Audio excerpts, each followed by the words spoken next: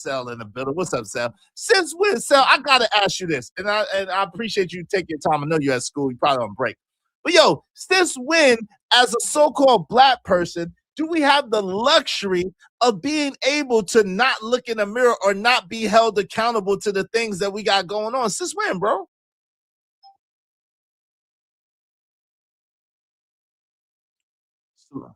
Okay, let me put it back to this part since you didn't see it. I'm gonna rewind what you just said. Give me a second. Welcome to the show. Appreciate you coming up. No bounty for sale, y'all. No bounty for sale. He uplift because Do you need me I to get down? hold on. No. You can stay real quick. Because I invited him, it's no bounty for sale, y'all. No bounty for sale. He didn't have a bounty for me yesterday. So we're gonna have this conversation, good, bad, and ugly. We probably go at it. It's okay. That's still my brother. I still love him. We probably were gonna go at that, but just let y'all know. And when neither one of us is gonna hold back, we can't say no F bombs. You gotta pay for the F bomb if you say F bomb. All right, so let's get it, but we ain't gonna hold back, y'all. And this ain't rehearsed and this ain't scripted. We just gonna be honest and keep it real. But this is what he said. This is what you said right here, Sal. Was jump to his defense. Well, who knows? Kids smoke at 17, 18 years old. Who's to say Nolan Wells didn't get high? Who's And that's crazy work, but I'll get back to that in a second. to say he didn't get drunk? What was some of the things that y'all was doing at 17 and 18? I know what I was doing at 17 and 18. I thought I was 21 at 17 and 18. So guess what I did? I went out and I did brother things. Y'all remember that episode from Boondocks? I was smoking with Swigglewitz. But here's the part that makes it even more ridiculous. Maybe they should have shown up for Carmelo because everybody then and now I'm getting to the point of my direct response to you, Izzy. Everybody, including you, then and now is clout chasing off Carmelo. They are. And I'm not saying that to be disrespectful because if you need the definition of what a clout chaser is a person that is seeking for everyone else to notice what they're doing so that they can gain status. That's literally what content creation is. We all get in front of a camera. We have a microphone. We try to put a good outfit on that seems presentable.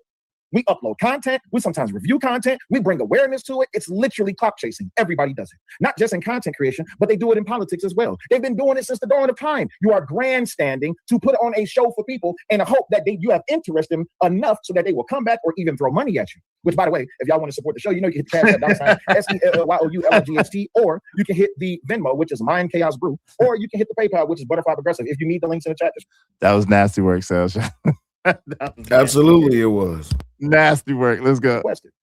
But everybody does it. Mainstream media, activists do it, YouTubers, podcasters, Twitch streamers, Cellulite podcast, Twitter fingers.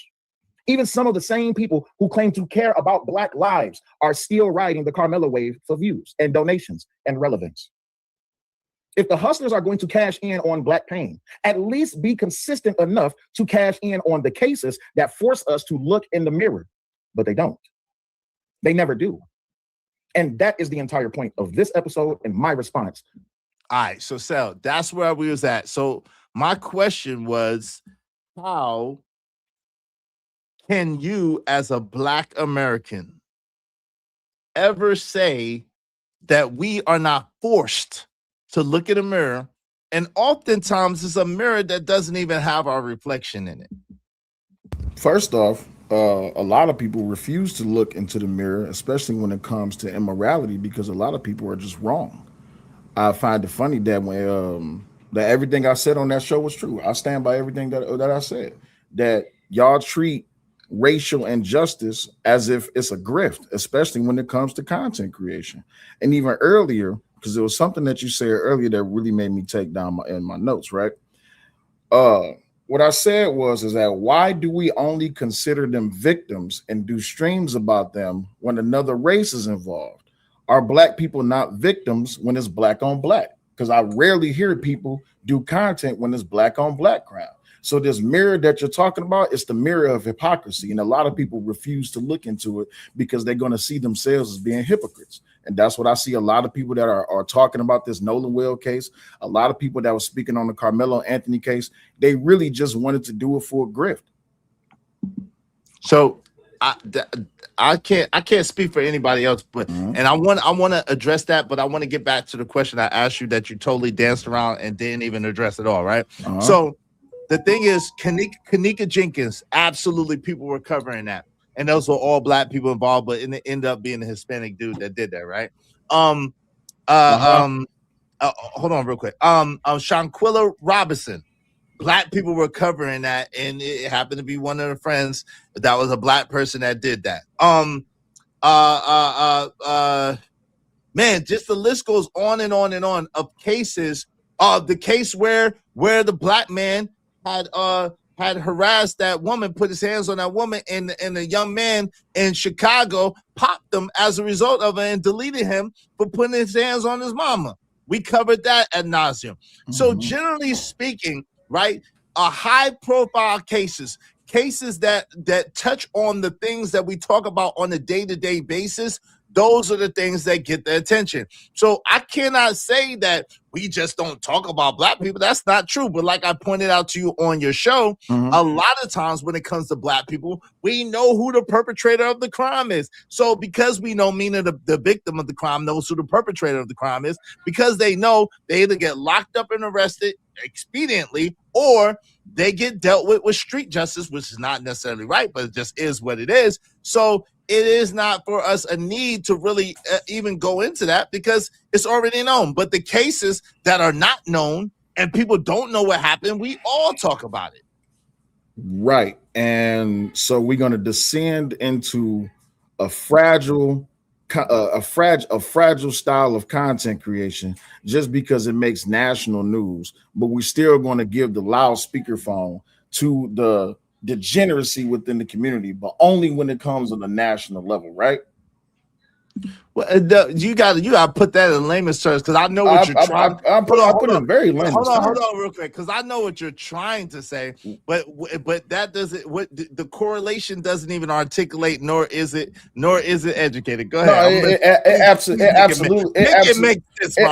absolutely correlates because this is why it correlates, right? Because I, as a black man, as a black conservative, this is why I said earlier in your chat, the easiest grift on the EBT space is to talk about DNP conversations, black men, especially black conservative men, black conservatives, period, or when it just comes down to the so-called racial injustice grift. And the same question that I asked in my stream, which you still haven't answered yet, when it comes down to it, you calling for why it is that we ain't got nothing to say or why we do say something about something. The same question could be asked for these racial grifters that keep on showing up whenever there's a white man's face or a white woman's face to put on top of a check. So at the end of the day, I say miss me with it because you can't say that we don't speak on issues that actually matter, but then only point out the issues that you want to look at. If we're not going to talk about the whole entirety of, you're not going to talk about the whole entire picture as a whole, then what are we talking about? Because when it comes down to, because I heard what you said earlier too, when it comes down to the black community, I'm not just speaking on the ill wills within the black community. It's a lot of good things that go in the black community. But with respect to your show, Nigmas is the problem that y'all want to keep defending and overlooking. That's the biggest problem. And when I and others speak out against what's going on, the degeneracy and the insufficiency within the black community that y'all keep protecting, y'all can get upset about it all y'all want to. But again, tell me where I'm lying at. Okay, watermelon felon is one place where you're lying at. Watermelon felon is an old school term. Hold on, let me finish. You asked me. I was quiet intentionally. Watermelon felon is where you're lying at. The fact that y'all make it seem like black people are the worst people on the face of the earth is where you're lying at. The fact that you make it seem like there's so much more degeneracy in the black community than any other community in America is where you're lying at. The fact that you sit there and you disparage people that look like you while praising people or looking for the bigotry of low expectation is where you're lying at. I can keep going on and on and on about the lies that y'all tell. The fact that you made it seem like defending black people is somehow profitable and is the biggest financial grift on YouTube, that's a big bold-faced god doggone lie. No, the conservative douchebag angle, the daggone black man who disparages black men and disparages black people and talks about that all day, every day, that is the biggest grip on YouTube. Gotcha. So in everything that I said that I talk about, with respect to your show, the nigmas within the black community, and you defaulted to black people. See, that's the problem. Y'all can't tell the difference between nigmas and black people. You sound like the racists that y'all love to talk about, that y'all hate so much. That's the tactic that y'all use. So deal with that. Okay, so take your time. I got you, no problem. So this is the thing. Before Carmelo Anthony, and again, I understand in your particular case scenario that you were drug in. I didn't drag you into it, but I can admit that you were kind of drug in because of some other positions that you have taken previously, and people kind of came at you and kind of pigeonholed you into having to defend a position that you didn't necessarily make yet. I can give you that. Okay, is that fair? That's absolutely true. It was his family, particularly it was his father, and it was content creators, and it was the supporters of Carmelo that said that they wanted what happened to Austin Metcalf to happen to my kids. So yeah, I most definitely got an emotional response. And man, that's crazy. But hold on, wait. That doesn't. Hold on, wait. I got to preface this. I know, I got you. But let me. I got to say this.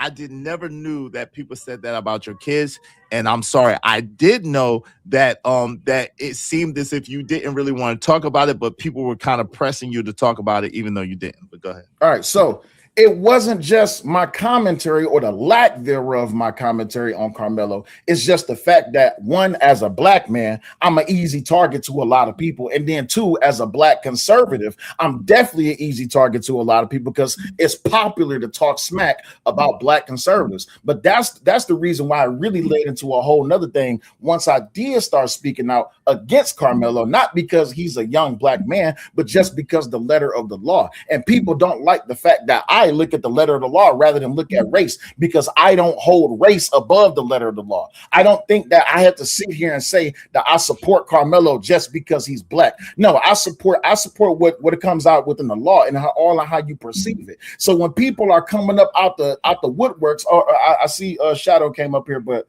I came up here to have a conversation with you. When people come out the woodwork, say, "Oh, black conservatives hate themselves. They hate their community. All this, that, and the other." I find it funny that everyone always has everything to say about us, but they want us to say something, and then when we tell the truth, it's a problem. How is it a problem when I'm telling the truth? Well, let me say it just like I gave you that concession, you have to give me the concession that I never preface a conversation about someone being a conservative or a liberal. I never preface a conversation by someone being black necessarily or white. That's not my shtick, right? I do literally judge people off of themselves. My whole thing in the Carmelo situation is he has a high GPA.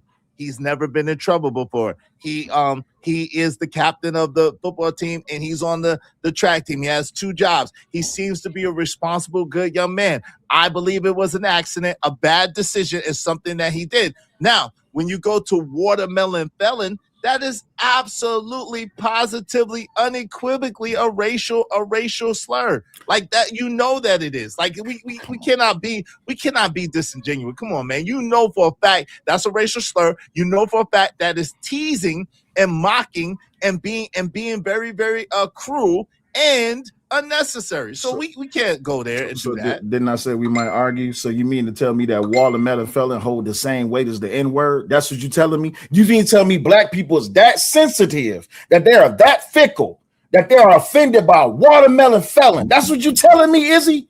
Boys, don't even try to preface it like that. Talk about that's what you just said.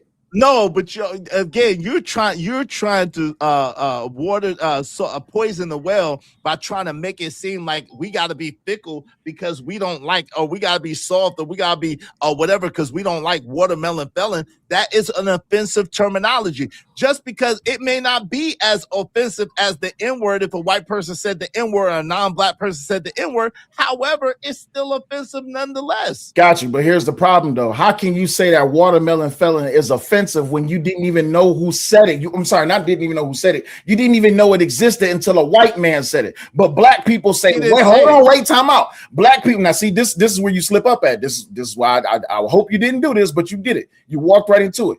Black people have said way worse. We've come up with way worse names for each other than what any white person could ever come up with. So Jeff Metcalf comes onto a stream and he says, well, you want me to say something racist? Fine, watermelon felon. And now all y'all, that's a racial term. So now you insensitive. You so sensitive about a very new term that you just learned, and it has just as much weight as the N-word. And y'all been saying that, hold on, wait, time out. I didn't cut you off. Y'all been saying the N-word for years. You just now heard watermelon felon this year, and now it got that much weight. Y'all soft. That's what's wrong. Hold on. That's what's wrong with the black community as a whole. That's what's wrong with Nigmas. Y'all are soft. Okay, you can say what you want, but that was the most ridiculous, asinine, Stretch Armstrong, God doggone Mr. Fantastic Stretch, God doggone move of the goalpost thing I've ever heard in my damn life.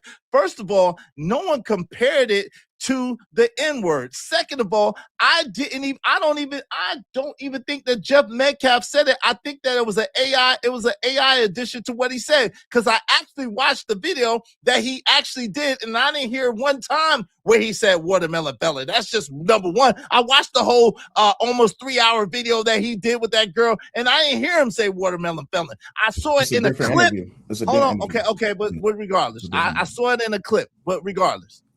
So I didn't even think he said it. The stretch that you just made to try to justify what you said, I didn't mention no god doggone Jeff Metcalf. I said out of your mouth, Cellulite. I said when you said watermelon felon, when you tried to use and say that about Carmelo Anthony. So all your theatrics, all your goalpost moving, all your meat stretching that you just did to try to justify your bigotry and your god doggone grip is amazing to me. So let me. That's how. No.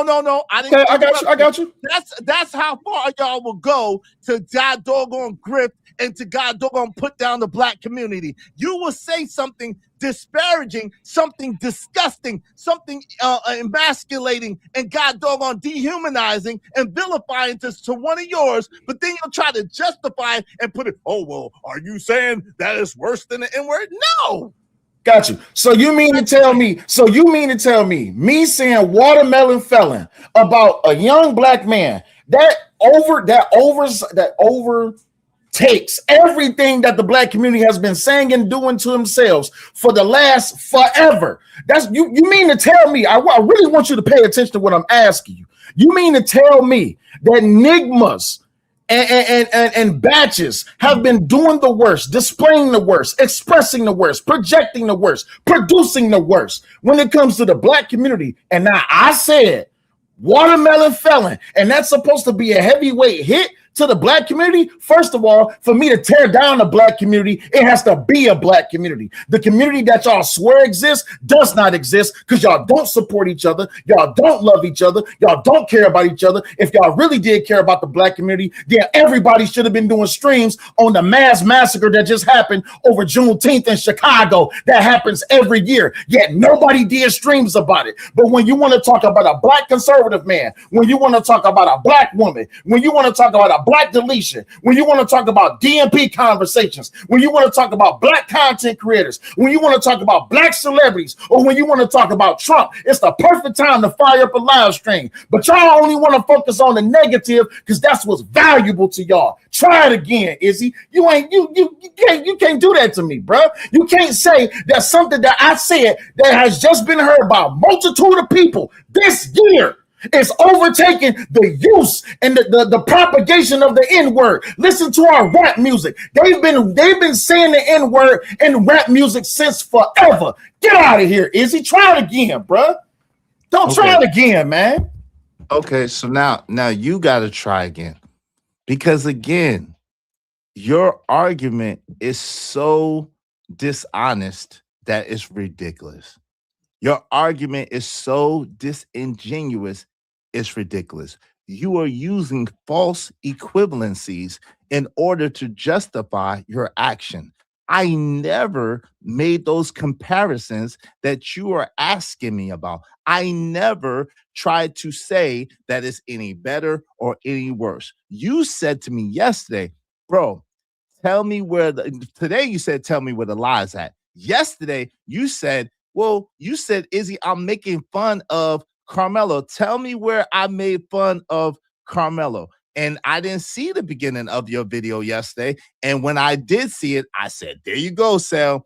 That's where one place, again, where you made fun of Carmelo and you was mocking Carmelo. I also said, beside that, yo, when you are sitting there and you are disparaging people because of the way that because of their skin tone, because we know that watermelon felon is a racial epithet. It's a racial term. We know that. We know that the trope and the stereotype was that black folks love watermelon. We know that the stereotype and the trope is that black folks love chicken. However true or untrue it is, I'm just saying. But we know that has been used as a racial epithet against us. So, with that being said, the crazy thing is this.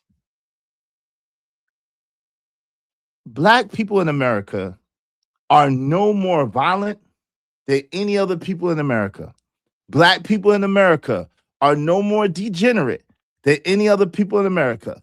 Black people in America are no more anything bad than any other people in America. And the issue is you all keep pushing it and propagating it and using this propaganda and these stereotypical languages in order to justify your bias and your grift. And that is problematic. Problematic attributed to what? You have to tell me or show me, because I see what you're doing. You saying y'all.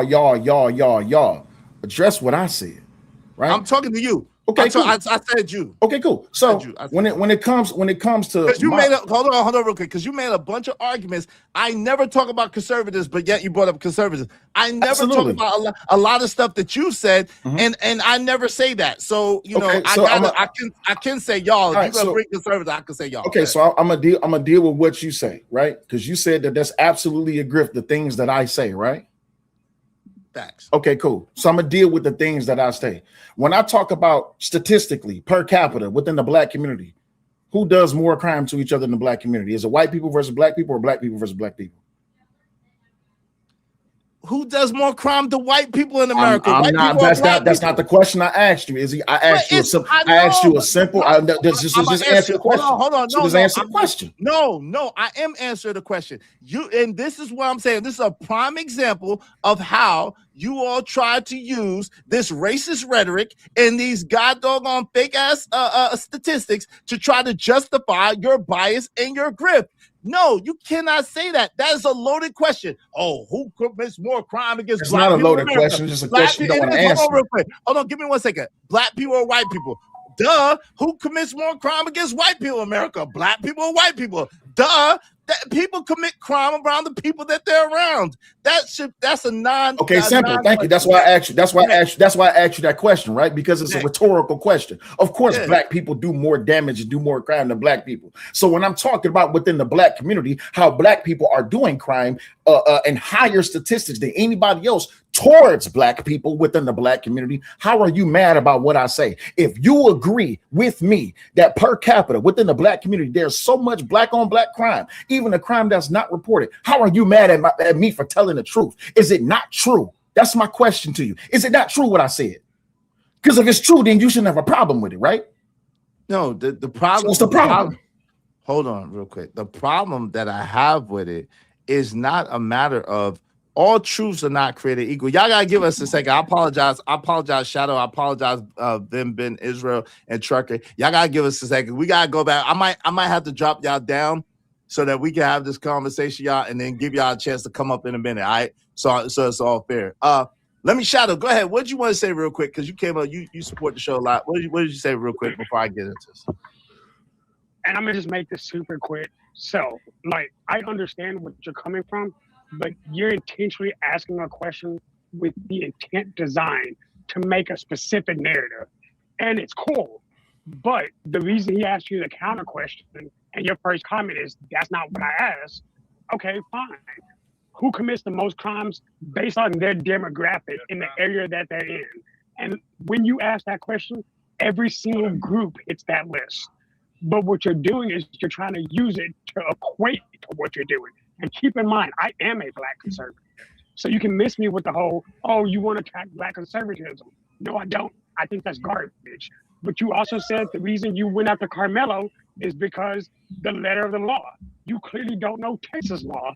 And that's why I actually came up. Because if you were actually going on the letter of the law, You would understand unequatable force. You would understand the fact that he actually did have rights for self-defense if his counsel had actually reduced it. Oh. But they didn't. Oh, okay, cool. So if you understood the letter of law, then what's the reasonable man standard? Okay, first of all, it's a reasonable expectation. So somebody in that position, Right. somebody in that position would have made a reasonable decision to do the same. So what other people, because I came up here to debate Izzy, but you want to jump in, so I got you. You're good. So would other people have done what Carmelo did with a knife? And now we go to unequated force aspect, because number one, the initial conflict happened with Hunter Metcalf. Everybody agrees to that. You're ongoing. Just answer the question. No. Would other people have done to Austin what Carmelo did to Austin? Okay, cool. So now, wait. I'm glad that you answered that question with a stupid answer, because if other people would have done to Austin what Carmelo did to Austin, what is something that is very well known when it comes to Austin Metcalf and Hunter Metcalf, that they was big bad bullies, that they accosted everybody, that they didn't play no games about nobody, that they didn't play being disrespected, that they didn't have a problem fighting nobody. So how come nobody else stabbed them? Easy, because when it comes down to it, no one else behaved the way that Carmelo was behaving, which was, with respect to Izzy's show, enigma. Now, again, I do go by the letter of law, and everything. Go check my track record, bro. Everything I said about Carmelo since last year has come 100% true. By this one thing, I said he was gonna get 50 years. He got 35. Everything else, I said that he was not jumped. There's no proof that he was jumped. I said that he was not chased down to get jumped by people. There's no proof to show that he was chased down to get jumped by other people. I said that when it came down to it, that boy admitted on body cam. That's what it said in the police report. Guess what happened on the body cam when the body cam came out? I'm not alleged. I did it. When it came down to it, I said, yeah, more than likely he was out there behaving like a thug. He was behaving like a hooligan. He was behaving like an enigma. And what did the witness testimony say? That he was out there talking spit, that he was out there talking smack. And when the people asked him to leave, because it was multiple people that asked him to leave, he said, y'all ain't gonna do nothing, y'all ain't gonna touch him, y'all a bunch of P words, period. So again, I know the letter of the law. It's just that when it comes down to the letter of law, it's about how it's implied and how it's perceived, not by what's said. Because guess what? The same thing that happened with Carmelo should have been the same thing that happened with George Zimmerman, but it didn't work out that way, did it? Because guess what? It's two different states. So I appreciate you coming in and add your 2 cents, but try it again, Shadow. So anyway, back to you. Here's the thing: you can't. Wait, hold on real quick. Nigga, you ain't finna jump me like that. I'm a bullshit out and jump out. Hold on real quick, Shadow. Right, Shadow. I'm gonna give you because really what I want to do now. I'm gonna let you respond, Shadow. Right? I thought it was gonna be quick because I want to be able to get because I don't want to turn this into Carmelo. I'm gonna let you say what you have to say. I'm gonna give Trucker a brief time to say what he got to say. Cell, don't retort. We could go back.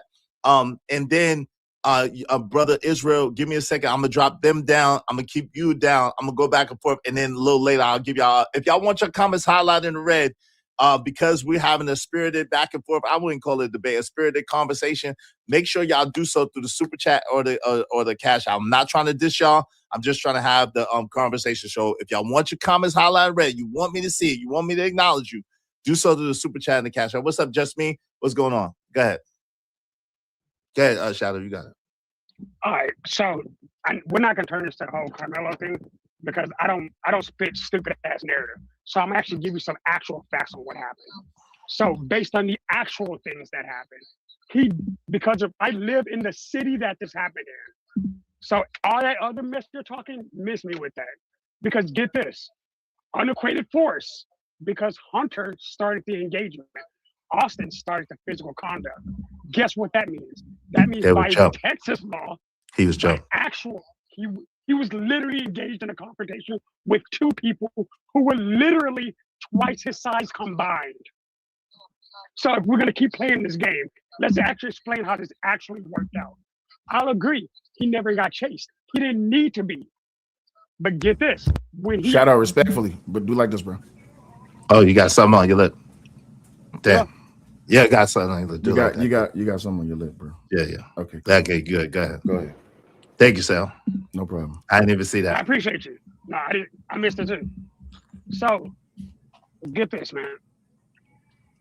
By law, In Texas law, there's actually the unequated force doctrine. And that means that when you're being jumped by more than one person, there's an increased likelihood of being one, serious bodily harm or death. That is actually written in statute. With that being said, if he would have swung up on Austin or Hunter, it is guaranteed the other brother would have jumped in. Why? Because they had a history of it, right? No doubt. Hey, With shout all out. that, We got time that we got to break it down because we was having a different conversation. Yeah. So shout out to Big Bad Boy. He said we don't want to talk about the Watermelon Fell no more. Shadow deuces. Shout out, much love to my brother. Shout out to Titan Wall. Salute. You could come back in a minute if you want. Trucker, yeah, real brief. What say you, man? I ain't listen. I'm gonna let y'all. I said it earlier. Do I need to get down so y'all can handle y'all business? Yes. Tell me. I'm just listening. So I'll be in the chat. Y'all handle y'all business. Salute. Listen, much love to y'all. Y'all know I got nothing but love to y'all. This is a heated conversation. So if y'all want to chime into this conversation, do so through the super chat or through the cash app. We're gonna give y'all no holds bar, full out conversation. We're gonna go at each other. We're not gonna hold back. Hey, you know I still letting you after this, right? Hey, it's all love. But if I cuss you out, I just cuss you out. Hey, it just Okay. as long as you pay me for the F-bomb. I'll pay you. All right, no problem. Hey, listen. But we about to go at it, y'all. So because I really disagree. So let me tell you where we're at. So right now, I disagree with the premise that you're trying to come with, right? It's not the fact that you're conservative. It's not the fact that you see things differently about the Black community. All that is within your right and it's fine. The problem that I have is when we speak up against the disparity, when we speak up against the discrimination, when we speak up against the injustice that happens in the so-called America, let's just say America, since there's no community, then you guys call it fake outrage and selective outrage. You guys say, oh, well, there's no unity in the community, but when a Ben Crump or an Al Sharpton, for whatever reason, come, then y'all have a problem with that. Oh, here they come. They just want money. Well, shit. Shouldn't they be compensated for their expertise and for their time and for their cachet to get attention to the situation? Yeah, because the only time to support Black people or to support the Black community is when someone dies, right? That's the perfect time for everybody to come together, right? The only time Black people come together is when someone dies and you can put a white face on the paycheck. This is the disingenuality that you're discussing right now, right? Everything that you're saying about what I'm saying when it comes to the Black community and how it is that there is no community, because y'all never come together unless there's a tragedy. But when there's a tragedy within the Black community that is caused or has anything tied to within itself, y'all never show up. Y'all only show up to talk about when it's a white person doing it to Black people, when it's someone outside of the Black race that's doing it to Black people. But you could talk about the many disparities that Black people cause to Black people, but you won't talk about that. Why? There's no value in it. There's no money in it. That is the grift. That is the fake outrage. That is the, what was the word that I used? What is it called? Clout chase. Absolutely. Y'all clout chase degeneracy within the Black community because you hope that it's going to pay you for it. It's not going to pay you for it because guess what? No one cares about Black on Black issues. Black people don't even care about Black on Black issues. We have a whole entire organization called Black Lives Matter that didn't even care. Listen, y'all care more about a dead crackhead who got his neck knelt on only because it was a white police officer. How many Black young men, Black young women lose their life to police officers every day? I don't see no protest happen. I don't see no picket signs out there. I don't see no banners going up. Man, stop it. Yo, so at the end of the day, that's wild. You just literally debunked your whole argument at the end of your argument. If it was a grift, if Black people don't work together, if Black people don't talk about Black people and all this stuff that you're saying, that literally debunks your argument. I literally told you. We did stream after stream after stream about Shanquella Robinson. We did stream after stream after stream about the what's the other sister's name? The Kanika Jenkins situation. We did stream after stream after stream about many situations involving Black men against black men or black women against black women. If there was a situation where the crime was unsolved, one of the main things, the running jokes about TikTok and the internet in general, is everybody thinks that they are a daggone internet detective. We did stream after stream about PNB Rock, stream after stream about XXXTentacion, stream after stream about Nipsey Hussle, may God rest his soul, stream after stream about, I can keep going on and on and on and on and on about all the streams that have happened with black on black crime. If it's something that people are concerned about and people, it's national news 9 times out of 10, whether it involves black people, whether it involves black and white people, whether it involves whoever, people talk about it. We've done so many streams about people that people could relate to, or people that people know about injustice, about people where the daggone murder or excuse me, the M word has been unsolved. We've been all over it. Yeah, y'all talk about the solutions after the problem is already presented. You know what the difference between me, and I'm talking about me, the difference between me and the position that a lot of people hold within the black community, and yes, I'm including you in on this one as well. Y'all don't talk about the problem until it's too late, and that's the biggest problem with the black community. The situation with Tentacion, what happened with Tentacion? He got robbed, right? They tried to rob him and they ended up shooting him, right? The situation that happened with Breonna Taylor, the police came to her house because she was a drug dealer. She was running allegedly.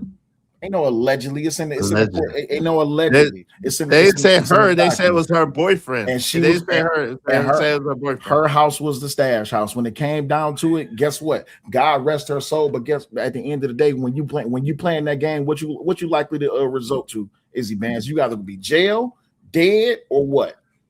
But okay, but messed up. But you keep instead of jail. So right. my point is this. I'm speaking about the well-known problems and issues within the black community, which is the protection of nigmas, criminals, and degenerates. And y'all, I'm including you on this one. Y'all, you don't want to talk about the truth within the black community because they look like you. And you know, now I'm gonna hit you with this one. You know why a lot of y'all don't want to talk and tell the truth about the black community? Because you know you would lose an entire fan base just because you don't want to tell the truth. You got it. Wait, but that again, you moved the goalpost so much. Y'all hit the like button. Likes are free, man. Hit the like button, bro.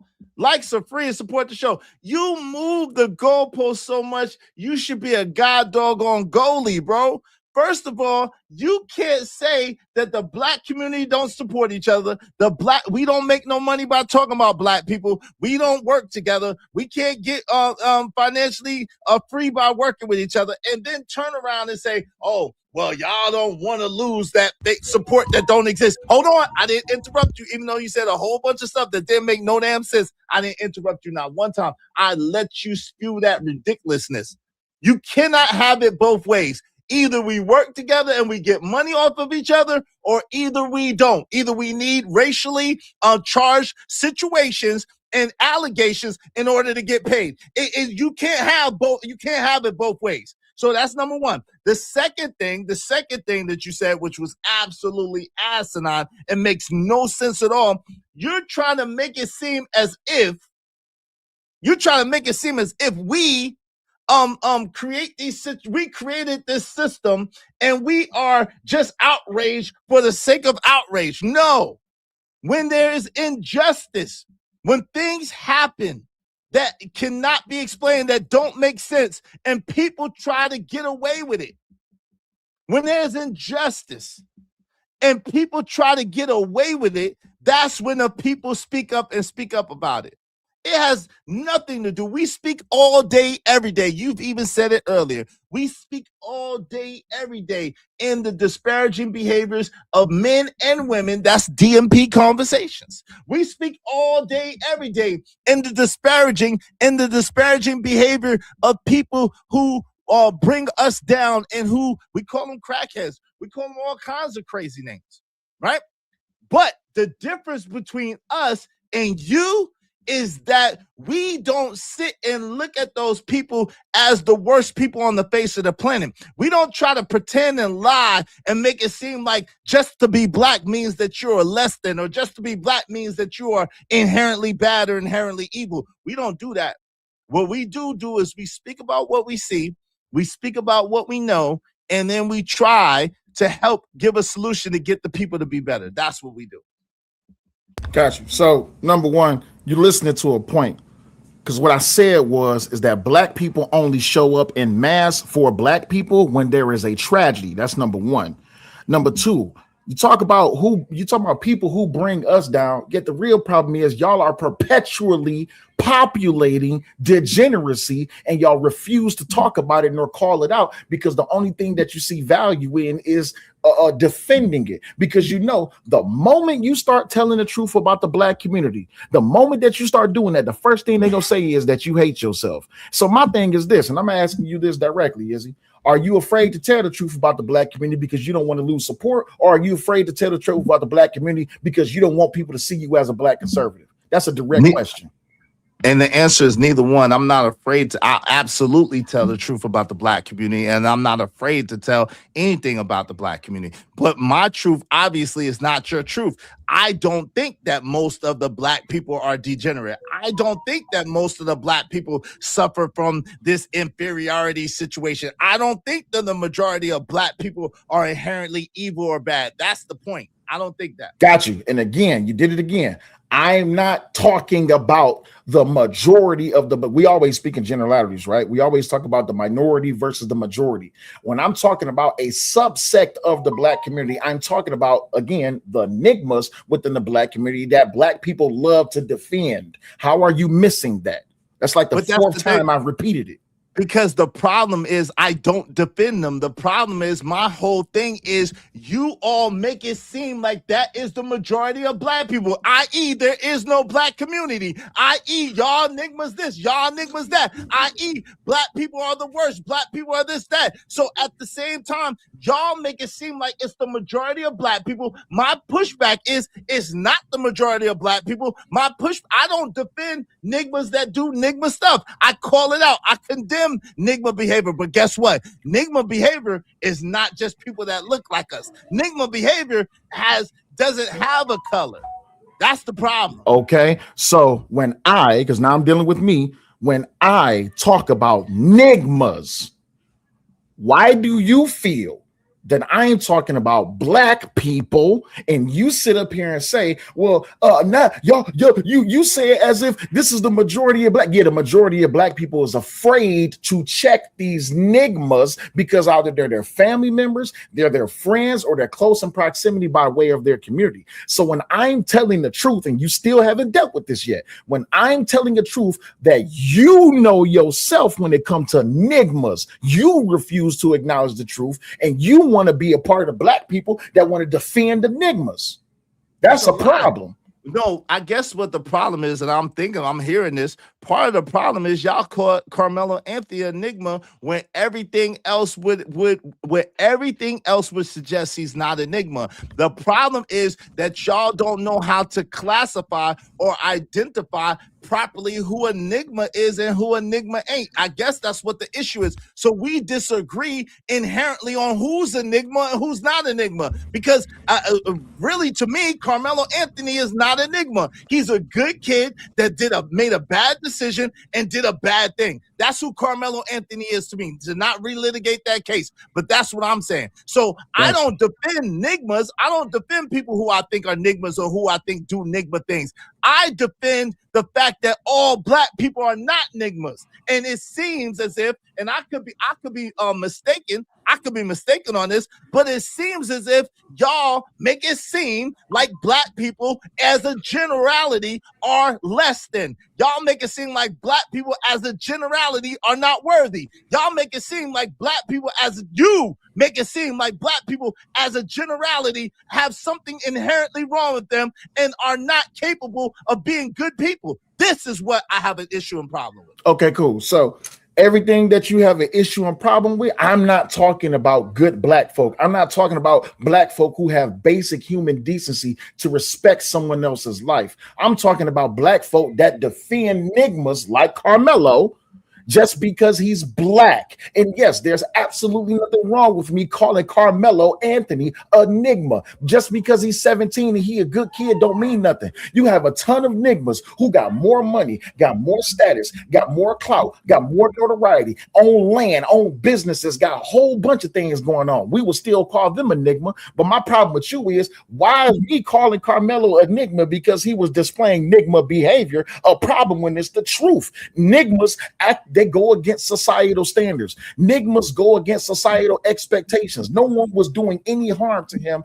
by asking him to leave from up under the tent. Just like it wasn't no harm to ask him to come on. Just like it was no harm to ask him to come up under the tent, right? So if Eddie, who was his friend, a Mexican, if Eddie had the authority to tell him come up under the tent, you mean to tell me only Eddie had the authority to tell him get him up, from up under the tent? That wasn't his tent. That wasn't his school. He came up there to visit his friend. So other people that was up under the tent said, "Nah, bro, you got to get up out of here. But can you leave?" And you up there, you talking smack, behaving like Enigma, going against societal standards, going against societal expectations. No one cares that you held 2 jobs, got a 3.7 grade point average, and you saved some kid's life. Guess what? Everybody's a good person until they do wrong things. Just why you think a lot of people is locked up and in prison right now? Because there's this thing called feelings and emotions. And Carmelo wanted to feel like, I ain't about to let nobody test me, especially not no white person. So when Hunter came over there and said something to him, he behaved like hold on.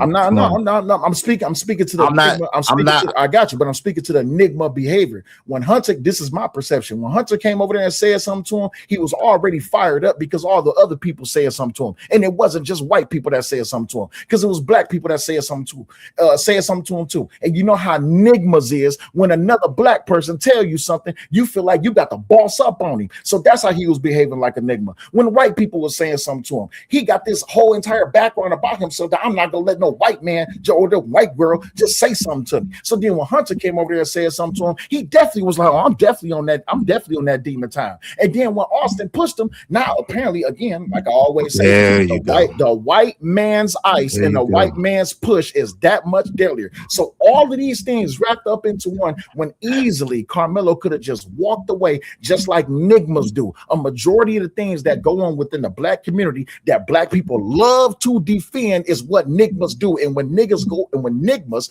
go against societal standards, societal expectations, and say that I don't care about none of that because I'm big dog, I'm about to be the realest N-word ever, that's the brand problem. So with that being the problem, because I laid it out perfectly so you completely understand why it is that I call Carmelo Enigma, because he was behaving like one. Well, listen, if it's your business, whatever you want to call somebody, or however you want to address them. But you can't be upset with me because I don't see that the way that you see that. That's your interpretation. That's your interpretation. That's your opinion. And that's how you see it. And you're entitled to it. Right. But just like I'm entitled to seeing that a little differently, which I absolutely see that differently than the way that you see it. And that's fair. What the one question I have, and I want you to be brief because you just spent a long time soliloquying, and I have much more to say.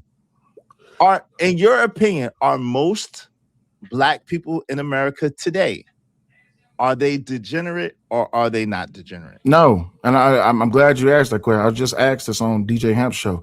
I don't believe that most black people are degenerate. I believe that there's a and this is quick. I believe there's a very small majority of black people that are degenerately defending Enigmas, because Enigmas get the loud speakerphone and the black people don't want to go against what the Enigmas is doing. Okay. Let me tell you this as someone who got love for you and who known you for like 4 or 5 years now and been cool with you for a while, fellow Piscean, fellow brother, right? You do a horrible job of displaying that. I could have sworn that I heard you say, and I have a very good memory, I could have sworn that I heard you say and elocute that you thought that most of black people are enigmas and behave like enigmas and behave in debauchery. That's why I could have sworn that you said that most black people are degenerate, most black people display debauchery, and most black people are on some BS. That's why I could have sworn I heard you say. So if you really, really, really are a person that says that, yo, you don't believe that, you do the worst job as an articulate brother, as an educated brother, as a brother with the skills that you have. You do the worst job of articulating that. I'm just going to be 100% honest with you. So now it's tone policing, language policing, and dictation, right? So again, as if that's not the very same thing that you're literally doing by accusing us of the fake outrage and the selective outrage. You're literally doing the same thing plus times two. But it's easy. As long as you've known me, I've always been a mirror. I love to point out the hypocrisy in people. Is that true or not true? That is true. Right. So when it comes down to it, I am a contrarian. To show y'all who y'all look like, I will behave the way y'all look like, so y'all can see just how crazy you look. And then when you finally come to the realization of the truth, I walk away. Because you know what the biggest problem is? Y'all don't want to deal with y'all. If y'all really wanted to deal with y'all, it's a lot of things that y'all could have did. But what y'all keep doing? Y'all keep perpetuating single mother, baby mother culture, and baby Who's daddy y'all? culture. Who's y'all? Talk about the black community as a whole now. Black community. So as the hold on, wait. I ain't done. Hold on. I didn't cut you off. I didn't cut you off. I got you up. You did. Hold on, real quick. We got to get a baseline. Give me a second. We got to get a baseline, because now again, it sounds like you're saying the black community as a whole. So how can you say the black community as a whole with all this debauchery, but then say, yo, I don't think the black community as a whole is debaucherous or degenerate? How can you say that? I need an answer to that, and then you can continue. Please. Easy. Like I just said, we speak in generalities.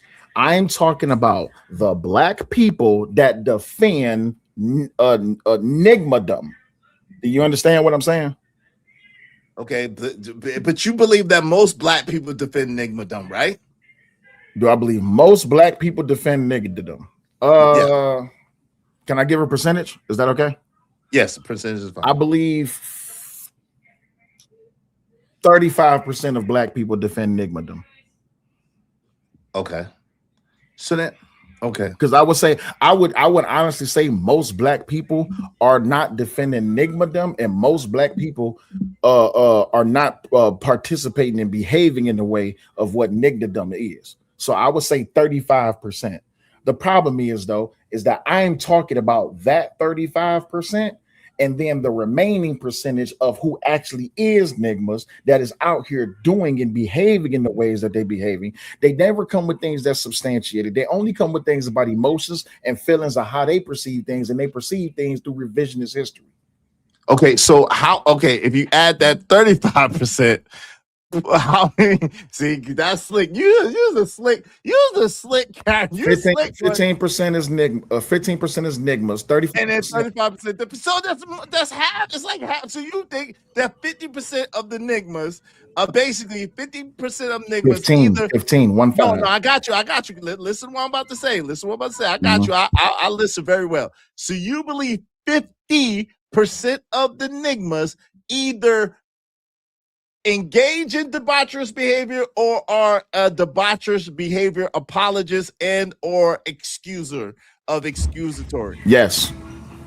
So how? Okay, so that's half and half, but you have to admit that is too much of a percentage to act like you don't make it seem like most black people engage in debaucherous behavior. So my assessment is correct. You either think that they engage in it or they apologize for it, which they might as well engage in it because it's the same shit. They stand so close to the debauchery that you can't tell them apart. Come on, bro. Yeah, but here's the problem. The problem with you, and I like the way you put that. The problem with your theory is that those 35% of Nigma defenders. Guess what happens when things hit the fan? I hate that I gotta not cuss on your show. No, you can say everything but the F-bomb. Okay, so it's the 35% that's defending the Nigma shit that the 15% is doing. When shit hits the fan, that 35%, they go back to their little hidey hole. They get out the way, and then they let the Nigmas deal with the Nigmas. But then that 35%, they want to come out and challenge black conservatives like me, like, oh, you going against the grain, you going against your people. How am I going against my people? By telling the truth again. But it's not okay. So again, I know you've heard this, Sal. Life is very rarely what you do. It's It's how you do mostly it. how you do it. Absolutely. So again, even though I don't never attack your conservatism, because I'm of the firm belief that most so-called black people live a conservative lifestyle, no matter how they have voted historically. I think that most black people at their core are conservative people. However, I will, the point is, so I can't attack your conservatism, nor have I, nor will I, right? Mhm. That's your viewpoint. If you want to be a liberal, if you want to be a conservative, that's your prerogative. I would say that I would lean more towards defending conservatism as a so-called black person than I would liberality, because I believe liberalism is the reason why the community, so-called community, the world is in a place that's in. It's too loose. It's too liberal. I don't agree with that. I don't like that. I think that is part of the problem. We have too lack of structure. We have too lack of order. We have too lack of hierarchy and too lack of discipline. But that is as Americans as a whole. That's not black people. That's America. That is America, bro. Welcome to America, like Stan Autry said. So I'm telling the truth. I'm just telling it too harshly.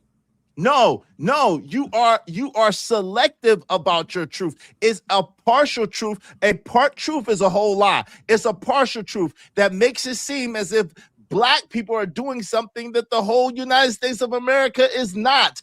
This is an American issue, not a black issue. This is a Western world issue, not a black issue. Yeah, That's the problem. And see, you just walked into this trap. So I find it funny when we're talking about when we talking about the black community and black issues, y'all always want to include everybody else so y'all can delineate or try to dilute the things that's actually going on in the black community. That was real cute. The problem, no.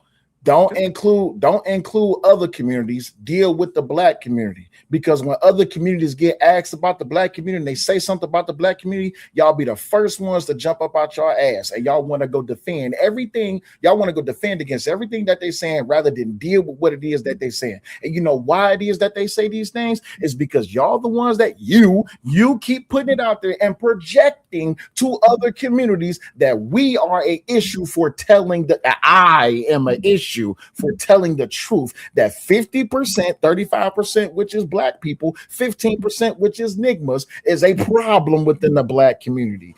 And as I'm telling it too harshly, I guess. No, because you have no substantiation. You cannot substantiate. No, hold on real quick. No, those are just numbers that you pulled out your ass. That's the problem. It's not the truth. It's your truth. And I don't even believe in your truth and my truth. It's so subjective. That's how you see it. That's your perception of it. That's what you think. That's how you feel. That's what you think that you see in your little bubble that you're in, that 35% of the little black people that you know apologize for black people, and 15% of black people that you know you have access to are operate in degenerate behavior, when it's really more like 1 to 5% of black people are involved in degenerate, debaucherous behavior, and really probably about 10 to 15% of black people apologize for that debaucherous, degenerate behavior. So that's really probably more accurate. But hold on, let me finish. That's probably more accurate. So please don't try to frame it like you're just telling the truth and we're mad at you for telling the truth. That's not at all what it is. What it is that you are making up numbers and you're using your own implicit confirmation bias in order to substantiate something that's not really true. And then you get upset with us because we're saying, yo, fam, that's not accurate. That's based on your perception and what you think and what you feel is not based on actual tangible information. And that is part of the problem, number one. The second part of the problem to what you're saying is, quite frankly, again, it's not what you do, it's how you do it. When, like, we get on Sharon all the time, when Sharon is only talking about how bad men are. Men. And we're like, wait a minute, bro, you're a man. You can't just talk about how bad men are and leave women out the equation. We're asking for balance. It has to be a balanced conversation. Yes, men do some debaucherous shit, but guess what? Women do too. guess what? Black people do some debaucherous shit, but Americans as a whole, no matter what race they are, do too. So it's not really a black issue. It's not really a man issue. It is a people issue, an American issue. And we have, yes, should there be a concentration on us and getting right? Yes, but there's a way to do it that is encouraging and helps people grow. And then there's a way to do it that goes to stereotypes and god doggone propaganda and lies and keeps us down. They did a study, and I'm gonna close with this. And then after you finish, I'm gonna let people up because we go back to the video and we could go back and forth as well, right? They did a study of plants. They had 2 plants in the exact same amount of water, the exact same amount of fertilizer, the exact same amount of sunlight. The only difference between those 2 plants was one plant was played nice, good music and was told how beautiful and how wonderful and how great it was. The other plant was just told how terrible, how horrible, and how disgusting it was. And guess what? The plant that was told the positive things grew and lived a long plant life. The plants that was told all the debaucherous shit wilted and died in expedient fashion. So yeah, like, yo, it's not what you're doing, it's how you're doing it. And the way that you're doing it is not for the betterment of black people. It's for the betterment of your pocket, because you've seen through Candace Owens, through Officer Tatum, through the Hodge. Yeah, let's go there. Oh, Through okay. the Hodge, All right. through the Hodge twins, through Anton Daniels and the rest, that when you go against black people, that you can get paid, and it's profitable to go against black people. Let's just keep it a whole buck since we're talking about grifters. You got it. Oh no, because I'm taking notes as you're talking. So number one, minimizing the problem doesn't make it go away. And I love how you just tried to position that you wanted to minimize the stats when it comes to the degeneracy and the proclivities that's going on within the black community, disparities that they install within themselves. That's number one. Number two, the problem with what you're saying is that black people are inherently blind when it comes to black on black crime. We see it happen all the time. Anytime black on black crime get brought up, y'all want to minimize the situation. Yeah, how many black babies get deleted within the past 60 years? How many black young men have lost their lives to other black young men in the last 60 years? How many young black women have lost their lives to young black men in the last 60 years? How many young black women have lost their lives to young black women in the last 60 years? See, you can't minimize that problem. When you want to talk about statistics, it's not about what we do know, it's about what we don't know. And the reason that we can even upgrade that number is because guess what? When it comes down to snitching in the black community, baby, what's that whole saying? Stop snitching, don't tell the truth. Snitches get stitches. Okay, so that's number two. Number three, in other words, keep it quiet in the home and don't talk about it outside the home. So what y'all want black us, me, I'm talking about you. What you want me to do is you want me to allow you and other black people to shit on the porch, and then when other people walk by and they smell it or they see it, I'm not supposed to say, yeah, that's definitely shit on the goddamn porch. No, I'm not supposed to say it. No, I'm definitely going to call it out, because guess what? Normal people don't shit on the porch. Normal people shit in the bathroom or in the outhouse. But when it comes to your perspective, when it comes to your worldview, when it comes to the majority of black people, they just want to behave any kind of way that they want to, and they're not supposed to get called out about it. The real problem with a lot of y'all, you included, is that when it comes down to it, holding black people accountable is like kryptonite, because y'all don't want to do it. Hold on, I got more for you. You black people want to shit on the porch and don't think that anyone else should smell it or call it out. But also, using analogies does not remove the problem from the truth at all. All it does is maximize the obvious. That if everyone outside of the black community see that there's a huge problem within the black community, and you have black people within the black community, black conservatives, since you name names, Angry Man, Anton Daniels, myself, the Hodge twins, Myron Gaines, whoever you want to talk about, just because we're calling it out does not make us wrong.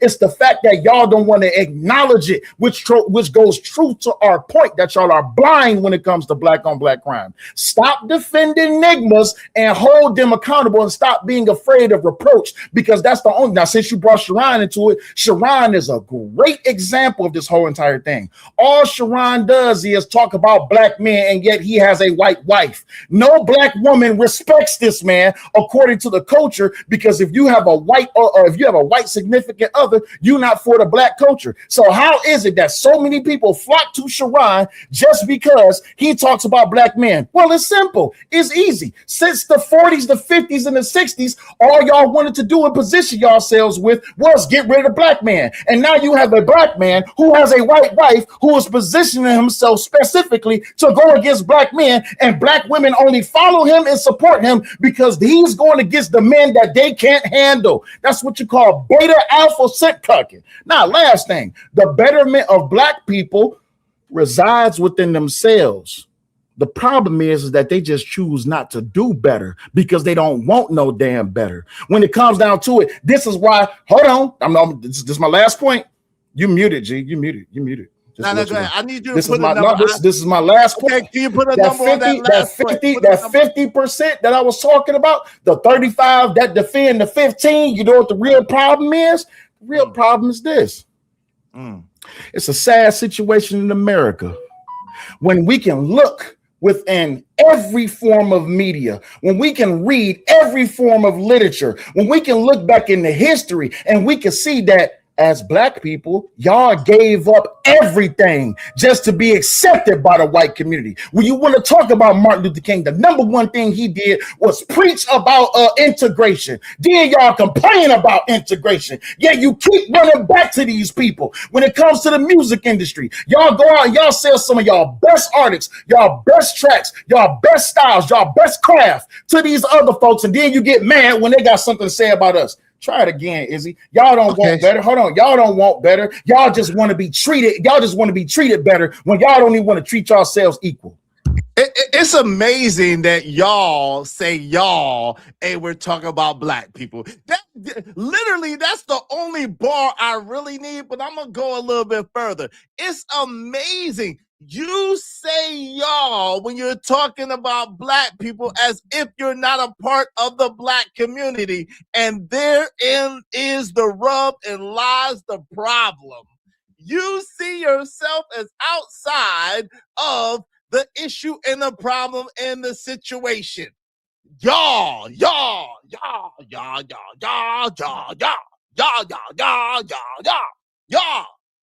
black people this, y'all black people that, y'all, and therein lies the rub. See, the thing about so-called black people is we're not stupid. We have a very high bullshit meter. We got a very, very high bullshit meter. We can see when someone is full of shit. And the problem is y'all don't want us to point out that y'all are full of shit, that y'all are wild with it. Y'all don't want us to point out. Y'all want us to ignore that because you will literally stand in our face and try to tell us that you have a justification for bringing up 15% of a population, allegedly, according to you, which is really like 1 to 5%, but I'll go with your 15%. I'll put that 1 and that 5 together.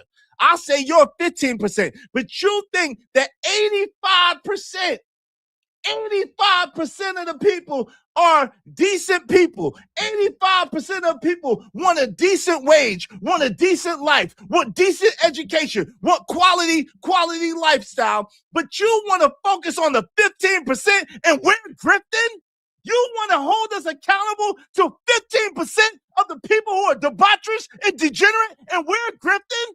You want to hold us to 15% of the nigmas and judge all black people by 15% of nigmas? Your stats. That's why I wanted you to get it. Your stats, your numbers. But we are somehow wrong because we don't want to talk about the loud minority, because we want to focus on the people who have done something, who want to go somewhere, who want to do something, who want to be somewhere. And I see you getting help for Raw. I see you getting help for Raw, and it's cool. Shout out to Raw. I see she over in the room. Shout out to Raw giving help. It's cool. No, it's cool. I'm taking notes, big homie. I don't need no help. Not for what you producing. She just gave me taking notes. No. I don't need no help for not from what you just said because you just acknowledged. Hold on, I'm not finished. You know what's amazing? Because I'm gonna calm it down so people can hear me. It's amazing that you admitted that only 15%, by your estimation, of so-called black people are debaucherous, degenerate, and are living bad. Whereas America as a whole, through propaganda, through media, through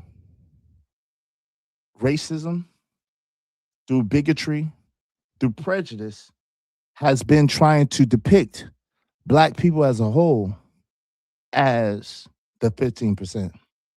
The reason why you get so much pushback,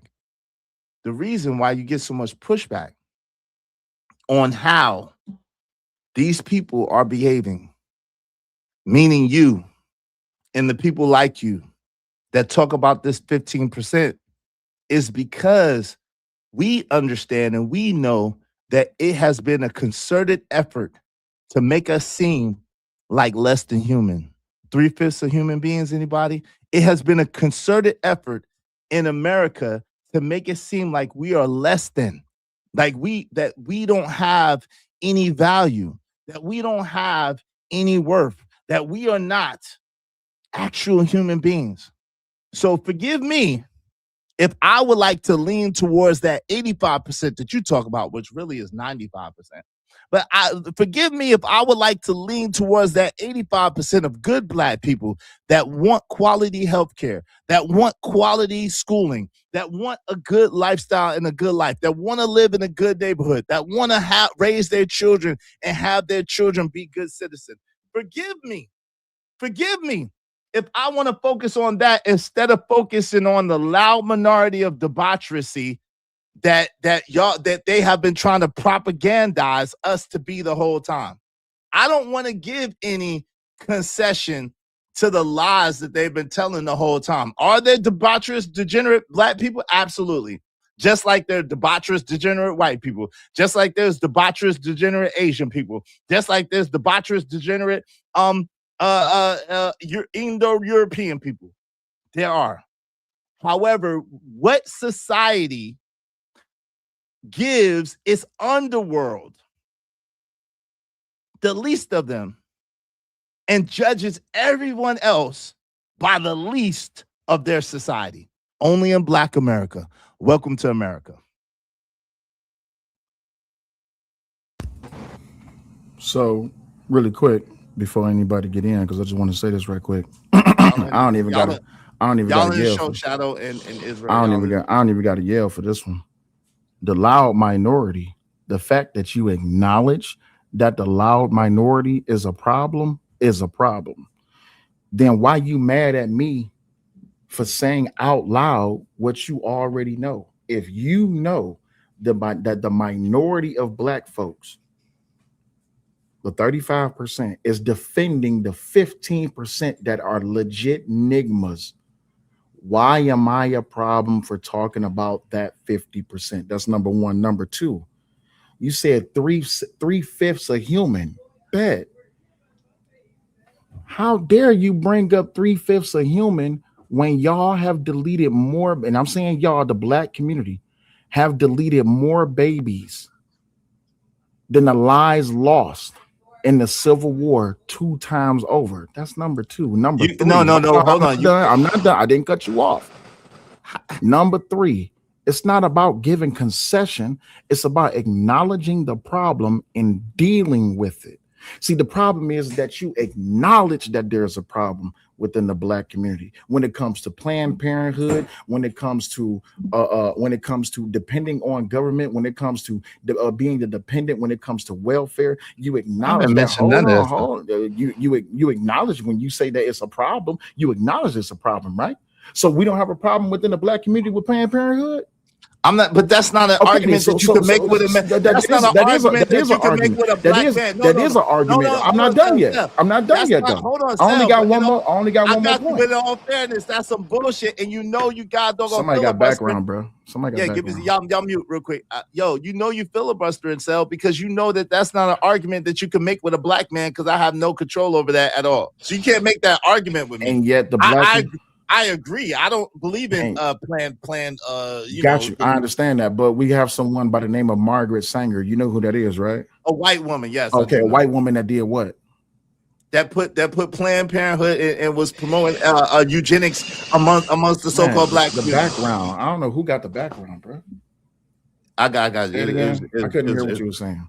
We know who Margaret Sanger is. All right, so Margaret Sanger, that black people bought into by and large per capita, all the baby deletions that has gone on since the day that Margaret Sanger implemented that whole entire program into the but you cannot bring that argument like we cannot have a hold on, real I'm trying to finish my point, but I got you. But this is the disingenuousness that y'all come with. Disingenuous, it's the because truth. how are you talking to a black man about Margaret Sanger and the god doggone baby deletion epidemic? Is it not true?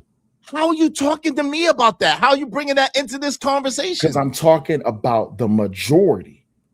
There's 35 and 15 that you say that I'm you wrong made up. No, I didn't make that up. That's truth. You did make up 35. No, I did not. No, I did not. That's not made up. Look, go look at the voting records from the 40s, the 50s, the 60s, and the 70s. You tell me what happened. You tell me how black people have been by and large voting Democrat. Please tell me that the majority of black people did not start voting Democrat in the 60s and the 50s. Go ahead, by all means. Listen, again, you are making arguments that I'm not making, that I don't even that okay, that has nothing to do with but that's my point though. I'm speaking against that. That's what I'm speaking against. And the fact that you have a problem with me speaking against that notion, about that behavior, about that inclination, the fact that you would attack what I'm saying when I'm telling the truth about the voting records, about the past, about the history when it comes to the black community in this country. I don't need to wait. Just because I don't speak about slavery in a very sensational way like everybody else does. I don't denounce slavery happening in America. I don't denounce what this country has done to black people. But you know what? I also don't hold up slavery as it's the only thing that I could talk about. I also don't hold up victimhood as if it's the only thing I could talk about. Well, what this country has done to black people people do more than black people have done more to black people since the 60s than anything that could have happened post Civil War. That's a big lie. That's not a big lie. That's not a big lie. Hold on. I said post Civil War. I didn't say pre. I said post. I know. Okay, but this is the thing. Okay, I got you. But the problem is I'm gonna let everybody in. We're gonna go dope discussion, bro. Dope discussion. You know what I'm saying?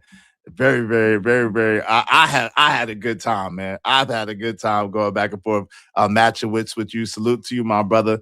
Good arguments, you know what I'm saying? And you know, I still got love for you, man. If you notice, I don't try to make you, you know, agree with me, or I don't attack you for your viewpoints. What I am saying is that there's a way to do everything, and I think by us highlighting and constantly berating and constantly disparaging so-called black people because of what the 15% does, that is only going to bring about more debauchery, more degeneracy, and more bad behavior. If we learn how to encourage, if we learn how to motivate, if we learn how to give good examples and show better examples, not only will we strive to be better, but the world will start to look at us in the light that we really are, because we're no different than anybody else in this world. That's really the truth. Human beings are human beings. We just have a different skin color. And yes, black people in America do have slightly a different plight in the world. I will say that. But with that being said, most of us want the same thing. Most of us want good quality education for our children. We want good quality food to eat. We want a good living situation. And we want to be able to be comfortable, if not good, in living life. That's what most of us want. So because of that, and Israel's shaking his head, I got you. I'm gonna let you speak to that. But because of that, I just would say that we got to stop disparaging each other and talking about the worst of us and start to talk more so about the best of us. Go ahead, Israel. What say you? You shaking your head vehemently. And Shadow, you get in there as well. The panel is open, y'all. Shout out to my man, Sel. We're going to go back and forth. Go ahead, Sel. Hey, really quick, for everybody that's watching on my channel, if y'all want to support the show, you can just hit the Cash App, $SELLYOULIGHT. If you need the PayPal or the Venmo, just let me know. Other than that, I appreciate Izzy having me up here and allowing me to stream, and make sure y'all support the show. Go ahead.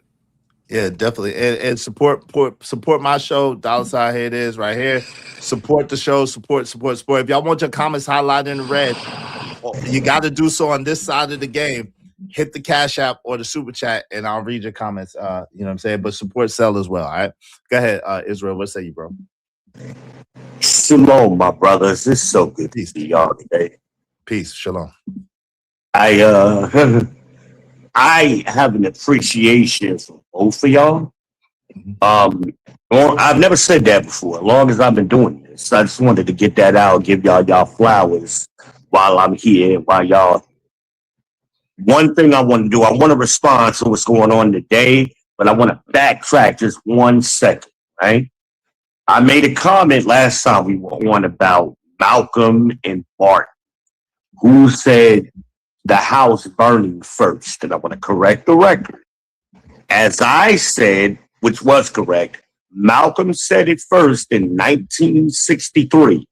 Martin didn't say it until 1965. And that's the point I was making on the show we did the other night. So I was correct.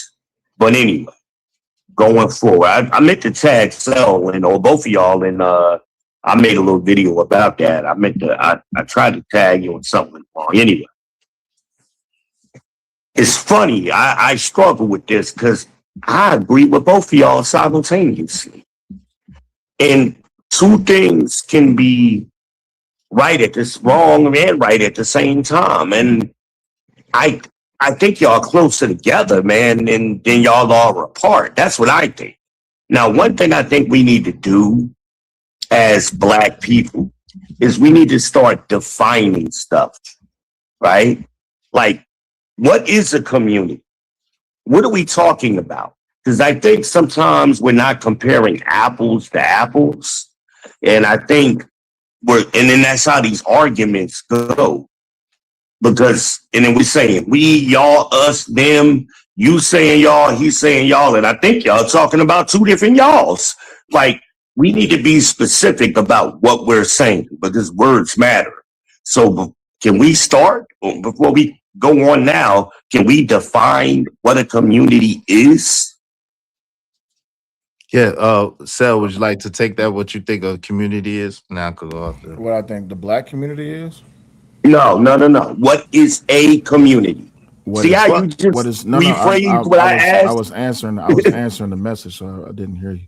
So my fault. What do I think a community is? I think a community. Yeah, what is a community? A community is a coming together of the people that resides within culture, stays within its foundation, and strengthen its foundation by uplifting and building to be better and evolving into better communities. That's what I think a community is.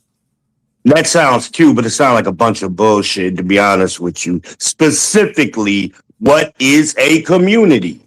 Like, what you just said here was very vague, and we can place many definitions in those things that you say and misinterpret them in different ways. I ain't mean to disrespect you just now. I apologize. But we got to be more specific than that. Well, let me ask it a different way. Are there rules within a community? Absolutely. That's what culture is. What are those rules? Whatever that community comes up with. Okay, in the Black community, what are our rules? We don't have rules. We do. So there is no community based on what you just said. Exactly. Well, we do. Well, we hold do on, have. Wait. V being Israel. I've been saying since forever, since I've been on. I agree with you. Remember, I agreed with you the other night. Well, hold on. But that's what I'm saying, though. I would never say that. I'm just trying to prove my hypothesis, right? My theory. I got you. Hold on. Let him finish, though, brother Israel. Let him finish. My fault. I'm sorry. There is no Black community because there is no unity within the Black community. Like I said before in my debate with Izzy, the only time that the Black community really comes together is when there is a form of tragedy or when y'all want to attack someone. That's not unity. That's just coalition. Okay. Izzy? There are rules. So I believe a community is a group of people, a group of families, and or individuals that come together in coalition, right? So there are rules in the Black community. Well, one of the rules in the Black community is we don't believe in incest, right? One of the other rules in the sorry, what? I didn't hear that. One of the rules in the Black community is we don't believe in incest, right? Okay. One of the other I'll rules, agree with that. What next? What's next? Yeah, one of the other rules in the black community is we don't believe in snitching or telling. One of the other rules in the black community is what was in our community is supposed to stay in our community, and we're supposed to work it out and fix it instead of bringing it amongst everybody and allowing them to be an arbiter of our business. There's several rules in the black. Well, I community. think you mixed some philosophies in there that I agree with, but I don't think they're rules. But they absolutely are rules because they absolutely have consequences that come along with it. And this is what Who enforces those consequences? the people in the community. And this is what we have seen. There's another one. You're not supposed to steal from your neighbor. You're not supposed to take it from your neighbor. You're not supposed to be with your neighbor's spouse and I'm not saying that people don't break these rules, but of course they break. Right, but there are a lot of so-called rules in the black community that I could go over a myriad of lists that most of us would understand.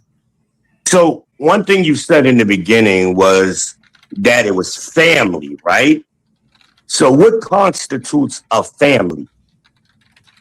I mean, that I don't want to get into that because again, you have to, because that's the foundation of your whole argument. No, but in the new age, that's too subjective to other people. When I say family, it's not. Okay. Family. It is. I mean, a family is supposed to be a husband, a wife, and kids, right? That's what I believe. But hold on, we got to acknowledge. We're on the internet.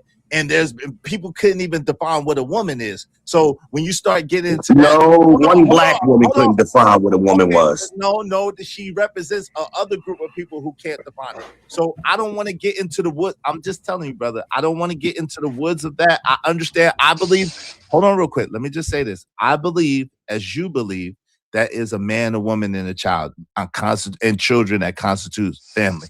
However, I do understand where I'm at. I do know how to read a room, and I don't want to go down that rabbit hole. So let's move on past. Why can't we do root cause analysis as intelligent grown men? Because it's not the platform for that. I got you. I understand. So where is that such platform? We got to make that in a back room somewhere where we're like. We can't talk publicly in today's world about what a family is, but at the same time, you're basing your entire argument on this thing we can't discuss. Okay, but at the end of the day, okay, but you're saying that, but again, it is a time and a place for everything.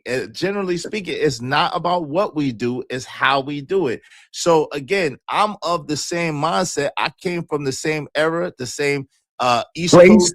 Right, right. So we probably really have a similar mindset when it comes to that. We do. Right. At the same time, I don't want to deflect from the overall conversation that people could benefit from, because a lot of people are narrow-minded and they don't know how to, if they hear something that they don't necessarily agree with, or that their basis is not the same, they're gonna lose the message. And I don't want people to lose the message. I want people to be able to get the message. But the reason why we keep having problems in the so-called community is because we don't talk about these things and there's only one side being talked about. And we never talk factual, but I mean, because everything else we talk about is based on that. Because the basis of the community is the family. And then you build neighborhoods and then you build a community. But we can't talk about what a family is open. I mean, it's amazing to me. Like, we grew up saying the Pledge of Allegiance to the flag every morning. We did. We grew up with that. Okay, let me ask another question, right? So, I want to respect the show. When did it change? Because we used to be able to talk about what a family was, and now we can't. What decade or year was that? Well, it's not that we can't. It's just that I don't think, as the host, I just don't think that people would get the maximum benefit out of us going into that rabbit hole. But it's never been done, so why do you think that? No, it has been done. It has been done. I've been on here, and I've heard everybody, and I've been on panels with everybody. I've never heard that conversation. Well, it has been done, but when, by who? Okay, listen, what I'm saying, trust me when I tell you it has been done. But what I'm saying to Brother, you I've is, been on here longer than you. Tell me. I got you real quick. Give me I mean, really. I mean, hold on, bro. I mean, somebody tell me, am I being unreasonable right now Yeah, about what I'm asking him? yeah. And I think they're quiet Hold because they want to know on. the answer too. No, hold on real quick. You're being unreasonable because you're not letting me finish my speech, right? Yeah, we gotta stop. We can't cut each other off. You're shuffling a little bit, brother. I'm not shuffling. I'm trying to tell you Oh, direct. shit, you went. Okay. So let me mute you because you don't. Let me mute you. I'll mute you real quick. This is what I'm trying to say. I believe, just like in that conversation earlier when Trucker asked me, when Imperius came up here and he tried to tell me about the Moors, and he tried to tell me that black people never conquered anything, and he tried to tell me that black people never did this, did that. And Trucker was like, yo, why would you talk to this idiot when you know he don't know what he's talking about? Well, for the benefit of the audience, bro. Like, you and I know this stuff. You and I have a good comprehension of this stuff, brother. Hold on real quick. Come on. I got you, bro. See, you doing too much. Come on, bro. I got you. Put that down, bro. Like, listen, I got you. What I'm telling you is what I do is for the benefit of people who might not have access to the information that I have access to. And so I try not to talk above their head, and I try not to talk in a way that's going to be offensive or turn them off to hearing what I got to say. That's why I try to be as entertaining as possible. I try to be as brief as possible, and I try to let as many perspectives in as possible so someone can hear someone that they align with versus someone that they don't align with. And then when the arguments are made, they can be able to be the judge and benefit as a result of it. That's basically what I try to do.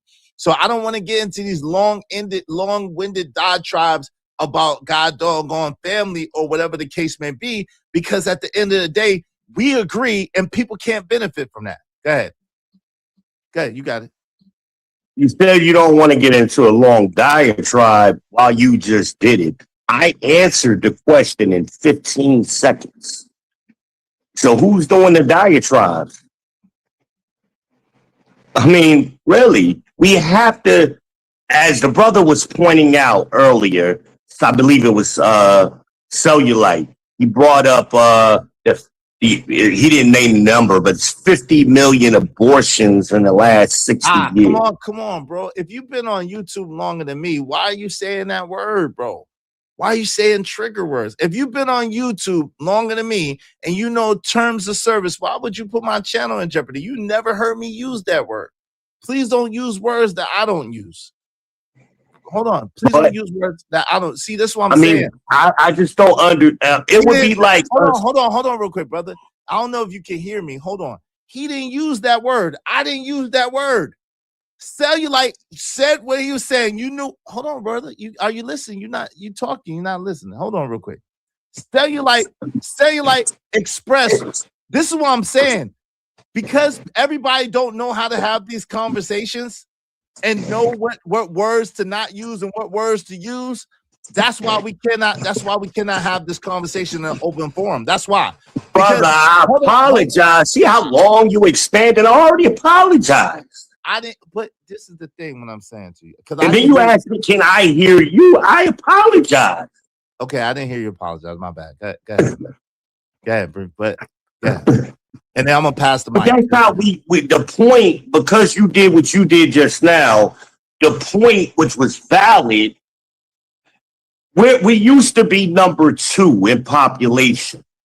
We as so-called black people. Now we're number 3. Because we're not having these conversations. And it's not black people making those decisions.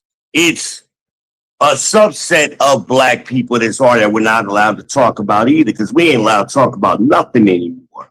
And then we have these discussions that, I mean, we've been having them for decades now. I mean, we talk about Trayvon Martin, that was, 12 years ago, right? And it's the same argument. But while that's going on and while we're doing this, we don't know what DSA is. And that's the most dangerous thing to us right now. And most of us have no clue when I say DSA. We don't know what that means.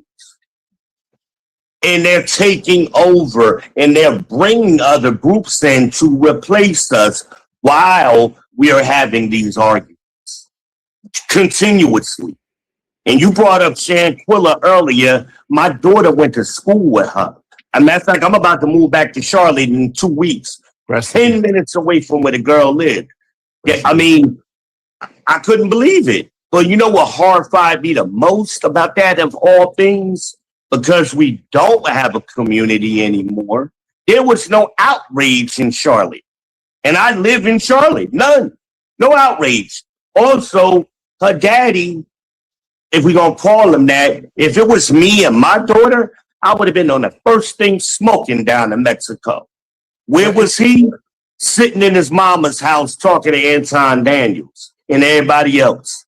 Well, it was but hold on, it was national outrage. So I mean, because if it wasn't, we wouldn't have heard about it. So I'm aware of that. You didn't have to say that. We all know that. I'm telling you, in the city where the girl lived, I got you. There was no outrage. Okay, I got you, brother. I got you. It may God in the city.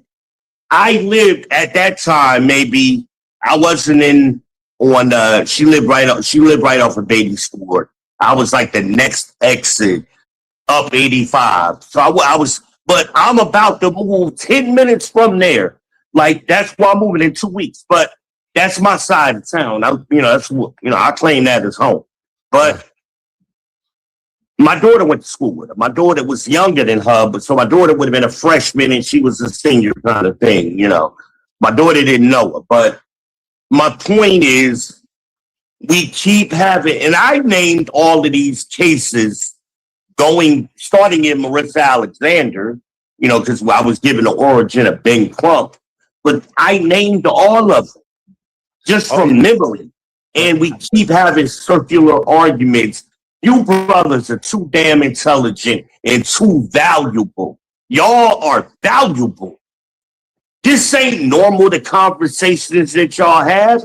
And like I said, I've had them all with everybody. I've been on panels and back chats, and Kevin was my friend, and I've been there. I've seen this all. Y'all are valuable. Appreciate you, bro. I don't say that to everybody. I mean that shit. Y'all valuable. Thank you, let me and brothers, younger brothers need to see the back and forth with y'all, and because they can learn how to interact with one another, because they didn't learn it at home. You know, so now, you know, hopefully they can run across one or two. We ain't gonna save everybody. No doubt. Unfortunately. I mean, I'm not gonna get into my belief system, but we ain't gonna save everybody.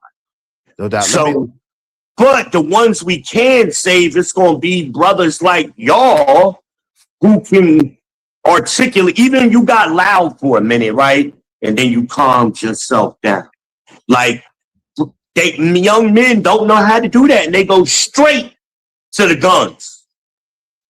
Because they scared to fight, you know. So, like, you know, we grew up, you win some, you lose some, but they go straight to the guns over any situation. And I talked to a young mother. Well, she ain't that young, but she had a son that just turned 18. I said, "How's your son doing?" It's other. We got past the mic. There's other people. Pass the mic. I'll pass the mic. Go ahead, brother Shadow. What say you, brother? You there, Shadow? Shadow frozen. He'll be back. Yo, Trucker, what say you, Truck? And then my brother. How you pronounce your name? Riesler? Wrestler. Shout out to Oh, Shadow's back. I was just gonna say one thing. Okay, go ahead. Oh, my bad. I was just gonna say one thing. No, y'all are good. I do think we've had the conversations about the family and stuff like that needs to be needed, and the debauchery and kids and stuff like that. But I do understand the validity of how important it is to talk about, you know, what needs to be taught in your home first before anybody else. So I get the family thing. But yeah, we've had these conversations. We done broke them down. So we took some of even the ignorant stuff, bad situations that a parent has done or a family has done, and try to come up with solutions to you know what I'm saying, fix these ignorant ass situations. So you know, that's a normal thing over here, you know, over here on sales, or you know what I'm saying, because I don't go on everybody's shit, but it's a normal thing to just call it a spade a spade. But I hear what you're saying though. But that's it. Yo, Shadow, what say you, bro? If we're going to talk about community, I'd like to have that conversation because Izzy actually said something that hit the mark. I'm somebody who was raised in a white community. And because I was raised in a white community, I know what it's not like not to be part of the Black community. So that's a very specific, it's extremely different. And for people to say otherwise is almost disingenuous. But to say that there isn't a Black community is crazy. Because we may not be a cohesive community like other communities are, but we have a bunch of individualized communities. Even those hard individualists are still a community of individualists. They all still kind of follow the same methodology. They all still have the same shared values. They'll all stand up with each other individually. It's almost an oxymoron at times. But at the end of the day, we do have a Black community. We do have shared values. We do have snitches get stitches is a real community phrase. Stand up for your family, real community phrase. And if your cousin fights, you fight with him. Y'all had just mentioned to me how that's a big Black community thing. I'm just saying, like, if we're gonna have this conversation, honestly, let's be real about it. No doubt. Yo, Wrestler, welcome to the show, man. How you doing, bro? What say you, family? I'm good. Sorry, I've been listening to a couple of things, so I've got a few things that's hitting my point. We were talking about different proportions of Black communities, and I was even when I was talking in Sal's chat, but I was like, is 17% of us are really just looked at as the ones that get highlighted the most, which is a normal thing that we look at across nations. The minority tends to be the ones that gets pushed higher in recognition than the majority, which means that there's roughly 82% of regular, normal Black people who are doing their thing, who are above the poverty line. So I'm great with that. Now, there was also a question about family and what family is. It's true that if people want to talk about family being the progenitors of a man and a woman as being a mother and father, but we know that across history, across tribes, everything, not every father was able to be there to be raising the actual cubs, as you want to put it that way. So that's how we get stepfathers and things like that. So for me, family is a group of people who recognize the ongoing responsibility to look after one another. It doesn't necessarily mean direct blood. The community was still looked at as a family because community was a tribe. They all shared a culture, a heritage, a foundation. And therefore, these are the people that were looked at as family, regardless if they weren't direct, immediate lineage to each other. So that was the couple of things that I was looking at when I was hearing the conversation between you and the brother on the other side of me. That's Sal. Good points. No, good points. Good points, man. Give me 1 second. Let me welcome some people in the building. Bear with me, y'all, because I've ignored my chat. Y'all know I don't like ignoring my chat. What's up, chat? What's going on? Welcome. If y'all hit the like button. If y'all want your comments highlighted in red beyond me, welcome y'all into the show. Do so through the super chat, through the Cash App. We have everybody is excited about this conversation. This is definitely a dope discussion. And I gotta let Sel get in here as well. So let me just welcome Sel. Bear with me 1 moment. Let me just welcome some people in the building. Y'all support the show. All money ain't good money, but if y'all can sleep at night, tearing down your own race, do your thing. Shout out to Bridget M. Yo, Chris said he about to move the goalposts into play. Here we go. Shout out to MLs. Why is he always okay with our children to perish unnecessarily? I'm gonna let Sel answer these things because a lot of y'all are putting this towards Sel. Rochella BJ said he needs to wash his lips and mouth. Don't make no sense how the man lips and mouth are red like that. Yo, why y'all are wild? What's up, Don? What's going on, Don? It's good to see you. Big Bad Bull said, I'm a senior network engineer. I design networks. However, network blueprints, equipment, and tools are readily accessible to me to do the job. Same goes with my hobby of music production. Shout out to Big Bad Bull. Salute, man. Accomplished brother. Yo, it's just me said it comes across as self-hatred. Nothing negative about other races. The projecting other races and not giving blacks any credit, that's weird to her. All right. Young Riaz, what's up, Young Riaz? What's going on, bro? Justin D said, always the what about isms. That was towards me. Money Bando, what's up? Said ridiculous. Low lock game in the building. Yeah. Start a throw in hands. He took the punk way out. So he did it to himself. Okay. Y'all like relitigating that case. Hey, shout out to Ebony. What's up? Ebony is in the building. Good to see my sister Ebony. What's up, Ebony? Where you been at, lady? Good to see Ebony is in here. TK, what's up, TK? TK said it's legal precedent that people getting sentenced past actions, good or bad, can influence the sentencing. Shout out to that. My guy Sak Pase said behave like white people for the rest of 2026.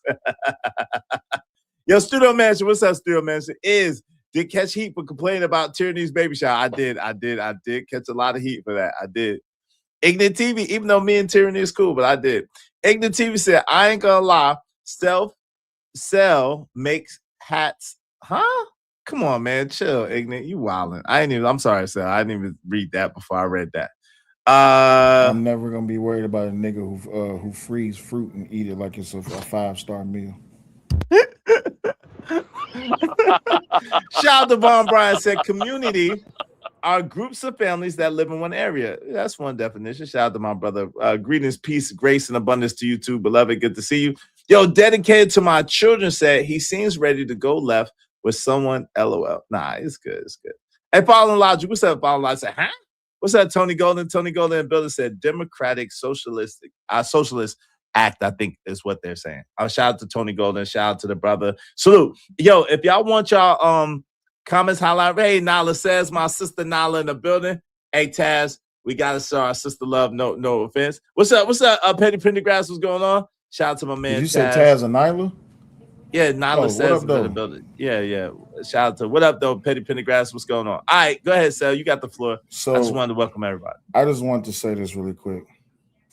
I was listening to y'all conversation, and I got a few points I want to make. My first thing is, what's worse, me talking about black on black crime and the disparities that black people do to themselves, or those who are in the black community that's actually committing all of the deleting and all of the criminal behavior every day, while black people sit on the sidelines and defend the enigmas and their behavior?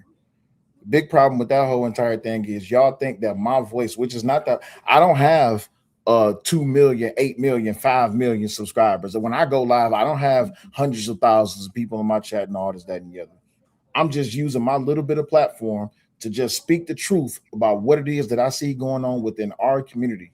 And people think that I'm doing damage to black people by telling the truth about the small percentage of black people, the small percentage of enigmas that black people are defending that's causing a real problem within the black community that people see.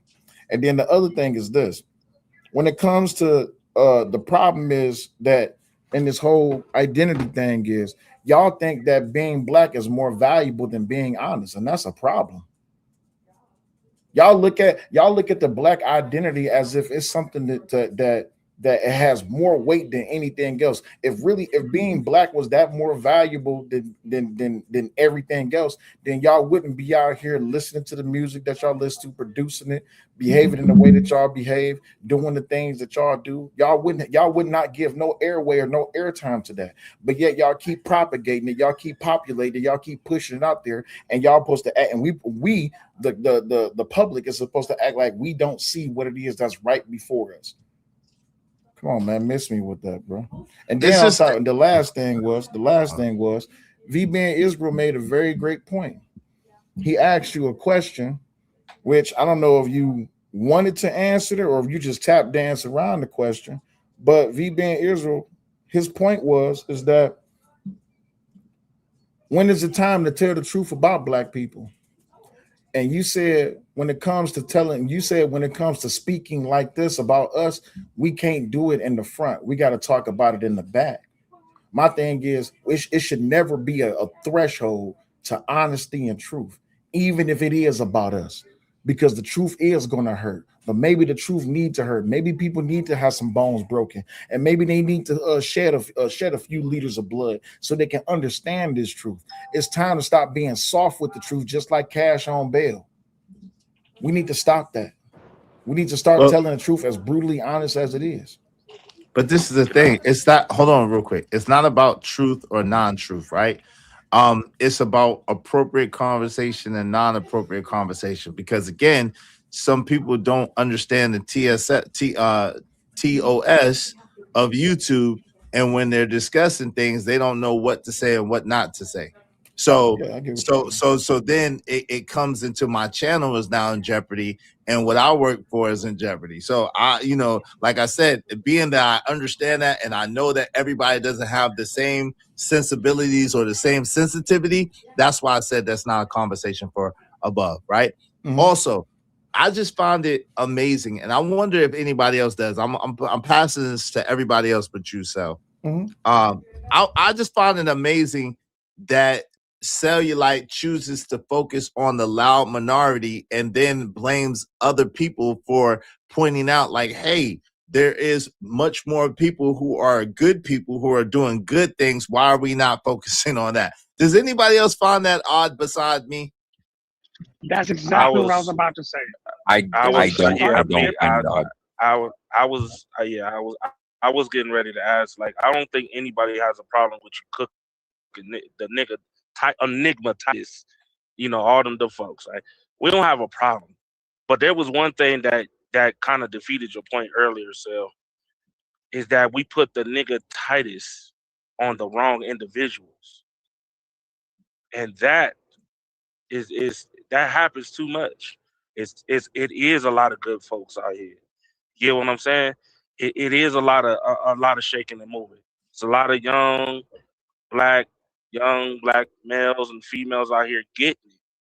But we'll take we'll take this whole situation, like, and I ain't trying to bring it up, the Carmelo situation, and call him he's a part of that, a part of the the enigmas. It's like, he's a young black man, like that. He just because he made one mistake, one issue, even though it was accidental, that he's automatically in the exception. That happens too much. I don't have a problem with being honest. That's my thing. Call it down the middle, straight, no sugar, no nothing. Get this shit over and done with. Let's move forward. Figure it out. You know what I'm saying? And nobody got time to waste. I'm with you on that. But we put that on the wrong individuals. That's the issue. Can I respond that we have? Wait, real quick. Let me let Shadow and Resla get in there, and then you can respond to them, because I don't know if they all have the same sentiment. Wait 1 second, because I was attacked a moment ago. Can I respond to that personal attack? Hold on. V-Ben, I didn't attack you. I agree with you. And that I pointed out that you gave something to Izzy that he couldn't answer. I wasn't attacking you. No, not you. Okay, so hold on. What he did is he referred to what I said, and all I was talking about at that time was family, and that's why he said we can't talk about that. It had nothing to do with TOS at that moment. Well, it did. Hold on, it did, and I'll explain to you why. Go ahead, Shadow first, and then Risla, and then Israel, and then Cell. Go ahead, bro. Go ahead, Shadow. Well, this is my message to Cell specifically. I think there's a stark difference between telling the truth and hyperfixation. The problem is, even when you're being honest about something, or you're legitimately bringing something that would be deemed a problem, you're inflating something by a drastic limit in order to make it look worse than it actually is. And when you begin hyperfixating on something, it's no longer true. Because you're saying, well, now 50% of us support ignorancy. And that openly can't be real. That less than 3% of the entire Americans commit crimes at all. So to say that 50% of us is ludicrous. That I land. No doubt. Go ahead, Risla. You got it. What say you? Damn. I mean, I must have missed that part. I don't know. I didn't remember if I heard Cell say 50% of people. I'm pretty much a person who likes to like look at math in terms of majority. And my point is that like if there Let me, are real quick, brother. I apologize. What he said was 15. He believes that 15% of the people of so-called black people are degenerate or behave degenerately, and then he said that 35% of black people apologize or make excuses for those 15%, and that's how he got to 50%. Exactly. oh okay 35%. 35% is That's why I thought it's hyperbolic, but that's what he said. I'm just saying what he said. well, I mean, even if we look at the 15 and we're looking at the rest of 35 is a good substantial sample for that. There are you know what, I'm kind of looking at it a different way. Now that you said 35, I'm like breaking that in my mind. So part of me is thinking about the people who may not even be in that population of the 15%, but those who may idealize it, who may see things that they consider to be a benefit of, whether it's the quick money or whether it's simply the attention. So there could be people who are like that, but I wouldn't really know. Because we're talking about people who just have an ideology of how they, a perception of how they're looking at it versus what they actually do in their real life. So I could not freaking know. Right. It's hard to codify that or to put a number or quantify that, to be honest. But go ahead. That was part of my that was part of my argument. That it's really impossible to quantify. I agree with that. If that's part of your statement. argument, I agree with that. But I also see plenty of normal black folks. Honestly, same thing. I go through this with my own girlfriend, right? Black girl, great job, everything going on, but she can't help but like want to celebrate ratchet shit herself. And I'm just like, Jesus Christ, woman. So like there are people who are like that. I don't have a problem with it. I think it's the idea of when you want to be more than what your actual station is. And I think some people just don't know where that limit is before going into the, I guess, if Cell saying debauchery or degeneracy is what I believe the word that was being used, versus though that just say, I understand it. It's better than anything else, which is very subjective.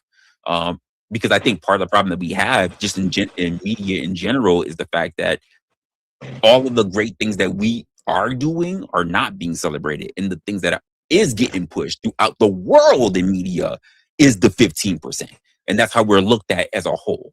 That's my argument in a different way. Exactly. That's the argument I was making, Resler. That's it. Oh, go ahead, my brother.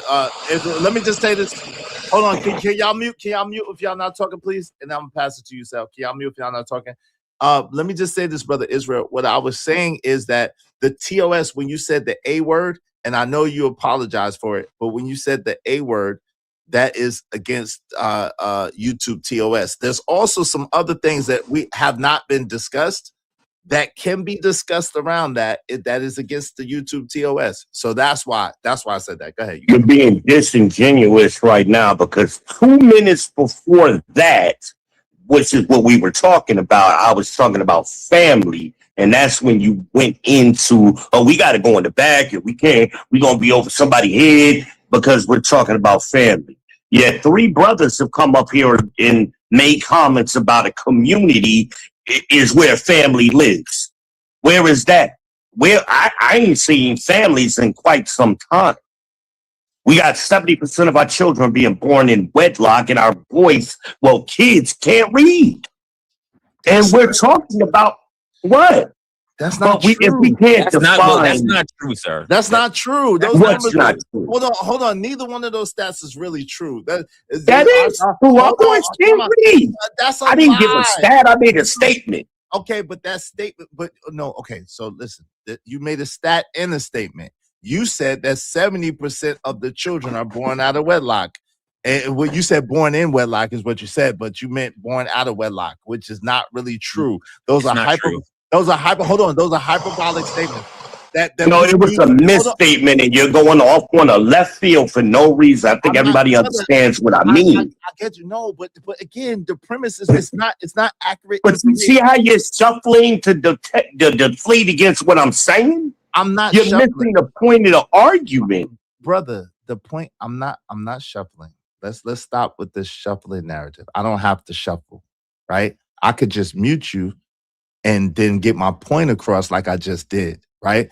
I'm trying to allow you to be able to have a conversation with me and let's have a dialogue, but you keep cutting over me. And so I have to try to go back. You keep interjecting, so that's not a dialogue. Every time I talk, you interject. Brother, so this is the thing.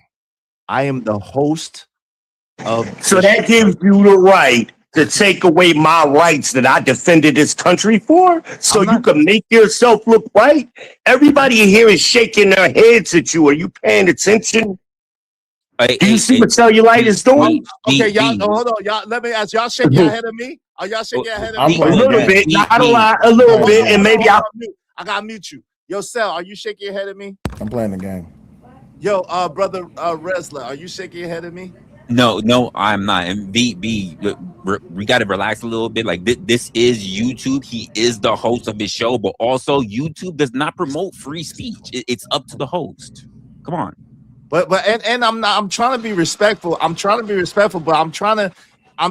answer your question. It's 20 though. If you want to, it's 20. It's 20. It's what is 20? If the bounty is 20, it's not $10. Go ahead, Shadow. What were you saying, real quick? So I don't get you gave me time and then you took it away, and I'm not taking, brother. I'm not taking your time. Give me a second. I was in the middle of speaking and you jumped in like you've been doing, brother. Okay, I got brother. I'm not trying to take your time, but you are. Jesus. Because you keep expanding on loose. Okay, man, I'm trying to be patient with you, bro. I swear to God, I'm trying to clarify if you're the only one to talk. I swear to God, I'm trying to be patient with you, beloved. I swear to God, I'm trying to be so patient with you. Yo, Shadow paid money. I gotta clarify with Shadow. He paid money for the show. This is a show. I know that y'all feel like y'all are the most intelligent, that y'all feel like y'all the most charismatic, that y'all got the most things to say. I know. No one came here to see you, Otis. Let me just tell you the facts. No one came here to see you, brother. Nobody came here to see you. So now we're going to ad hominem attacks, right? Ad hominem. Okay, thank you, brother. Thank you, Shadow. Jesus Christ, I'm not ad hominem. Where? If y'all want to bring it back, it's $20. But yo, bro, I'm running a show. This is a business. I gotta handle my business, beloved. And so I know my audience. I know how my audience receives information. I know how they like their information. I know that how they like what they're getting. And so I gotta present it in a way that they're getting what they want to get, brother. I got you. I'm not trying to be offensive to you. I am running a business. I gotta patronize to my audience to a certain degree. Shout out to this man. Y'all don't start talking over me, Big Bad Duck. You get the same treatment. All right, shout out to you, Bad Duck, aka Light Mail. Thank you to Shadow. Hey, I just came by to shake my head at you, Izzy. That's cool. Give me a second. Yeah. So I love my brother Israel. It's nothing against you, brother Israel. I got nothing but love for you. I have to interject. I interject on everybody, and it's because I'm running a show and I gotta run it in a certain way. It's not personal. I promise you, it's not personal. I swear to you, it's not personal. Okay, go ahead, Shadow, and then Cell, you got it, and then Light Mail, you got it. I know you got a lot of pushback from me, and it's okay. Let's get to it. Let's go.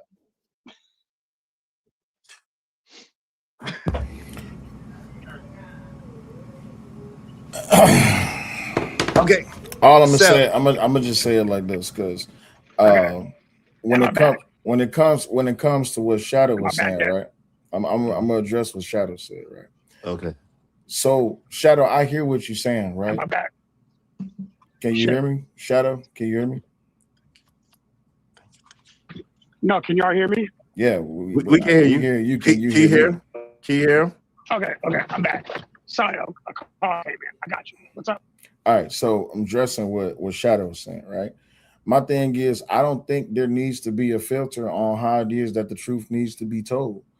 I understand that people don't like the way that I tell the truth, but I'm not going to stop telling. So if I tell the truth, right? If I tell the truth, the way I perceive it, the way I see it, my perspective, my worldview on this particular subject when it comes to the Black community, would it be better if I said it in a nice way? If I didn't call them the N-word, if I didn't actually talk about the disparities that people put on top of each other when it comes to the Black community?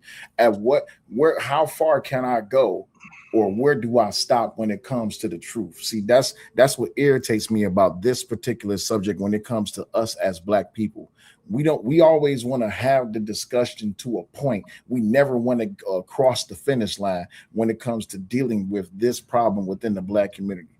That's really speaking a loud volume to how it is that we want other people to perceive us. It's okay for us to behave a certain type of way, but it's not okay for us to tell the truth about how it is that some of us behave. And when other people see how we behaving, and when they give commentary on how we behaving, we supposed to stand on Black code and be 10 toes down? No, not at all. But who gives them, or who, real quick, I'm sorry, Shadow, who gives them the right, and Shadow, I'm passing it right back to you. I'm gonna pass it. Let me just throw this question out there, and Shadow got it. Who gives them the right to talk about the loud minority, and we gotta listen to it as if it's the gospel when we know it's just the minority? But who gives the right to the loud minority to just behave unchecked? No, but listen, go ahead, Shadow. Yeah, exactly. No, I got an answer for that, but I don't want to talk over Shadow's turn. Go ahead, Shadow. So here's the thing. I believe in honor first. So I'm fine with the fact that you're presenting what you're presenting the way you feel it to be true. Now we need to talk about what my actual issue is. My actual issue is that what you're presenting is a magnification of something that's not the honesty of it. It may be your truth. It may be something that you're seeing, but the way that you're presenting it is that it is a majority when in fact it is a small minority. And that loud minority is ridiculous. So you're amplifying something that doesn't relate to most people listening to it. What it does do is it takes the perception of people who are not in that community and makes them believe that what you're saying is true. I'm not saying you got 1 million followers, but if I introduce somebody to you, if I introduce some of my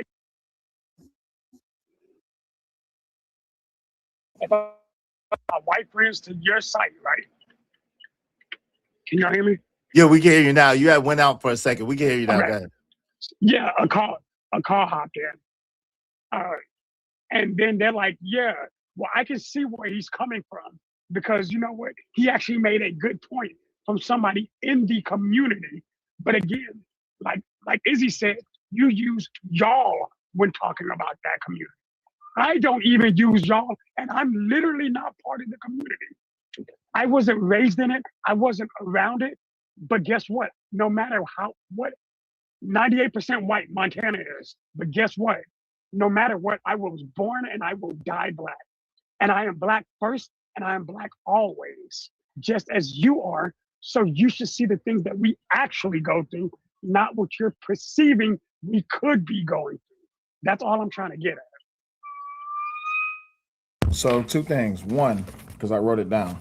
I apologize, Sam. I was trying to read this real quick. Give me 1 second. I was muted. Shout out to Deacon Dave. Thank you for the $2. He said Booker T is Cell versus W.E.B. Du Bois is Izzy. Light conversation. Well, light conversation, but I would probably be Booker T and he'd probably be W.E.B. to be quite frank with you. But shout out to that. Shout out to Loaded Lives Gaming. He said, y'all ain't David Ruffin. Shout out to that. Shout out to Travis Bergier. I appreciate you. He said, I respect all 6 of you and your opinions. I really respect you too. Appreciate you. Thank you very much. Thank you to everybody that came in. I'm going to welcome y'all in the middle. Shout out to my brother, Noble Imhotep is in here. Said Black means death in science. We got you, brother. We know you're right. And but we're just for the sake of conversation, so everybody knows what we're talking about. That's why I said so-called Blacks. For the acknowledgement. Go ahead, Sal. You got the floor. So 1, because I was writing it down, putting a magnifying glass on the problem is not the problem. Ignoring what's being viewed under the magnifying glass is the problem. So if me putting a magnifying glass on the 15% what I perceive within the black community is the problem, and you're saying don't put the magnifying glass on the 15%, ignore the 15%, and let's work on building up the 35% so they can join the other 50%, so we can have more good standing black people. The problem is, what is a good black person when y'all are defending nigmas? That's number one. Number two, people with negative perceptions of the black community have them because of the black community. Not me, not Angry Man, not Anton Daniels, not the Hodge twins, not Myron Gaines, not the majority of black people who speak out against the degeneracy that's going on in the black community. With all of our subscribers combined, let's just say somewhere north of about 25 million. Us speaking out against the degeneracy within the black community is not doing anything other than just talking about it. Because you know why? We're not saying anything different than what Malcolm said, than what Huey P. Newton said, than what Martin said, than what Marcus said, than what Fred Hampton said. I can keep going down the list. It's so many people throughout history within America that has been speaking out against degeneracy in America, especially when it comes to the black community. So why is it that, because what you're telling me is that what I'm saying is so powerful, it's so hurtful that it got to be the truth. So I'm gonna just keep saying it, but I'm just not going to say it as nice as you want me to say it, because I will be no different than the single black mothers and the black women that y'all complain about in the black community that raise young boys and they lie to them on a daily basis and they raise them up to try to be grown men in high school and grown women at prom. But to be hyper focused on a problem instead of to be hyper focused on the solution is just to be a part of the problem to begin with.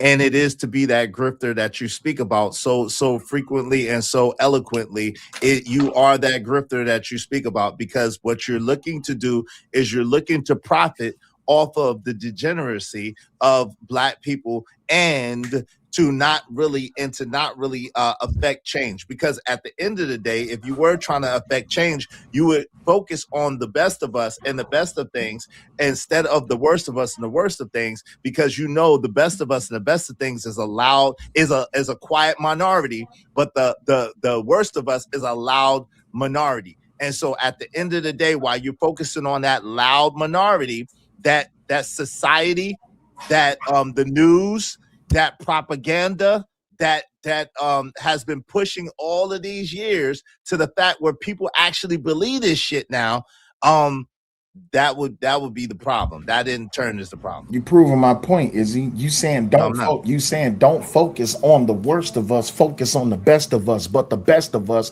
summarily is defending the worst of us because they're the ones with the loud microphone. Do you see how No, they're not, but that's your opinion. Do you see how that's not true? Do you see how asinine your argument is? Because that's not true. It would be asinine if what you're saying was true, but it's not the truth. We like the comment that my brother made, Deacon Dave, about W.E.B. Du Bois, the talented Tiff, the best of us don't speak up for the worst of us. Actually, they kind of put us down. The worst of us. Wait, really quick. But you're saying that it's a problem because I'm getting paid for it. So let me ask you a question. This is a no. Wait. Let me finish. Because you brought up the fact that I'm grifting is to make money, right? So you brought up the fact that I'm grifting by talking about the minority of the community. So let me ask you a dangerous question. I really want you to answer this truthfully, honestly. If I didn't get paid now one red penny to talk shit about the minor of the black community, what would you say? Say that one more time. If I didn't receive $1, one red penny to talk shit about the minor of the black community, what would be your perception? I would still, because that's not the premise. I would still say, why are you? I would ask you. Hold on, real quick. I would ask you, why are you focusing on the minority instead of focusing on the positive majority? That's what I would ask you. So why bring up that I'm grifting or that I'm making money or it's an attempt to make money talking about the minority of the community? Because now it's almost like I don't like the fact that you're making money telling the truth. No, it's not. Again, this is very subjective. You keep trying to push this narrative as if you're some. You keep trying to push this narrative as if you're some kind of truth teller, and people are mad at you for telling the truth. That's not at all what it is. What it is that you make a bunch of hyperbolic, highly opinionated, highly non-substantiated statements in order. And you use your own substantiation to try to substantiate your statements, which in essence, in layman's term, you're using lies to try to substantiate your lies. In other words, nothing that you're saying that 15% doesn't exist and the 35% damn sure don't exist. There's not 35% of black people who are making justification for God doggone 15% of black people who's degenerate. It's not. The more accurate numbers is 1 to 6% of degenerate black people, and maybe 10% of black people who apologize for that 1 to 6%. Like my brother said, overall it's probably about 17% overall, maybe more accurately, that engage in the behavior and that apologize for it. But now we all know in the black community, the elites, the Divine Nine, the elites, the people who are substantially wealthy, who are highly educated, and who tout to be the best of society, that look like us, they do not at all mess with the worst of us at all. They don't advocate for it. They try to separate themselves as much as possible. They try to make a clear delineation and a clear distinction between themselves and the so-called community. So this whole thing about the lot, hold on real quick. Let me just land real quick. This whole thing about we trying to make it seem like the loud minority, the loud majority of us, the best of us, makes excuses for the rest of us is a lie. That's not even close to the truth. Got you. But now, checkmate. You said that I'm putting monetization on my lies, right? That's what you said, right? That wasn't the point. I know, but wait. I'm just. I know that's not the point, but I'm taking the concept. You said I'm putting a monetization on my lies, right? And yet you are utilizing a concept that came from a degenerative space when degenerative people behaved in degenerate ways. What are you talking about? Bounties. Please don't do that, Izzy. Don't do that, Izzy. Because if you're gonna shut your lying nigga lips up. It's not a cop out. No, it's not a cop out. Because time out. Okay, so where the bounties come from? Yo, they came from Aaron O on Fight Club. Right? Okay, cool. What was the purpose of the bounties on Fight Club? Come on now, dog. Come on, man. Congratulations. You played yourself. What was the purpose of the bounties? What was the purpose of the bounties on Fight Club? The purpose of the bounties was so that the audience could be able to get rid of people who that was behaving degenerate. Hold on. So the audience could get rid of people that they thought were filibuster or were taking over the show and were not adding value to the show. Like degenerates, right? No, I just told you what it was. No, see, that's what I'm saying. You want to make it into what you want to make it into instead of what it was. Just hold on. Just like you can't checkmate me in real life on the chessboard, you damn sure didn't checkmate me in this conversation. Don't Let me just say this. I got past the rest. Easy, you're monetized right now, bro. No, Come on. Let's go, Sell. Come on, man. That is not based on degeneracy. Aaron O is probably one of the least degenerate people on Fight Club. So I can't say that it was based on degeneracy. What it was it was a way for the audience to be able to participate because the audience kept talking to him about people who was derailing the show and who was taken away from the actual content of the show. And he wanted people to be able to be a part of it. And so it could be on them because Fight Club was an all-inclusive platform. Come on, man. Izzy, come on, bro. Monetizing degeneracy, there's nothing wrong with it, but don't get upset if it get called out. We all know that bounties was for degenerative people when they messing up conversations. You know it, I know it, we know it. It's for derailers. It was for derailers. Yeah, derailers also are degenerates, right? It's for derailers, but again, if it's over here, it's for derailers because I'm all inclusive. I don't mind people coming up and being able to speak, but hold hold on, let me tell you. But I like my audience to be able to get something from the conversation. If they think that someone's derailing from the conversation and they don't want them up here, or they think that they're being racist, or they think that they're being intrusive, they have a right as the consumer to be able to choose what they want. Go ahead, wrestler. Hey, Pot, what's up? I'm Kettle. Whatever. I Ultra Instinct. You are the pot in the kettle. That's so funny. What the hell was that? That was so crazy.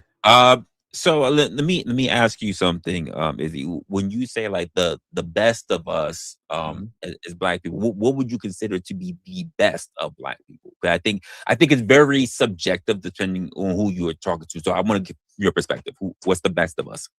That's a great question. In my opinion, the best of us would be people who follow the laws, people who are good-hearted people who try to help others, are people who don't take handouts or don't take, but are more so givers and more so lifters.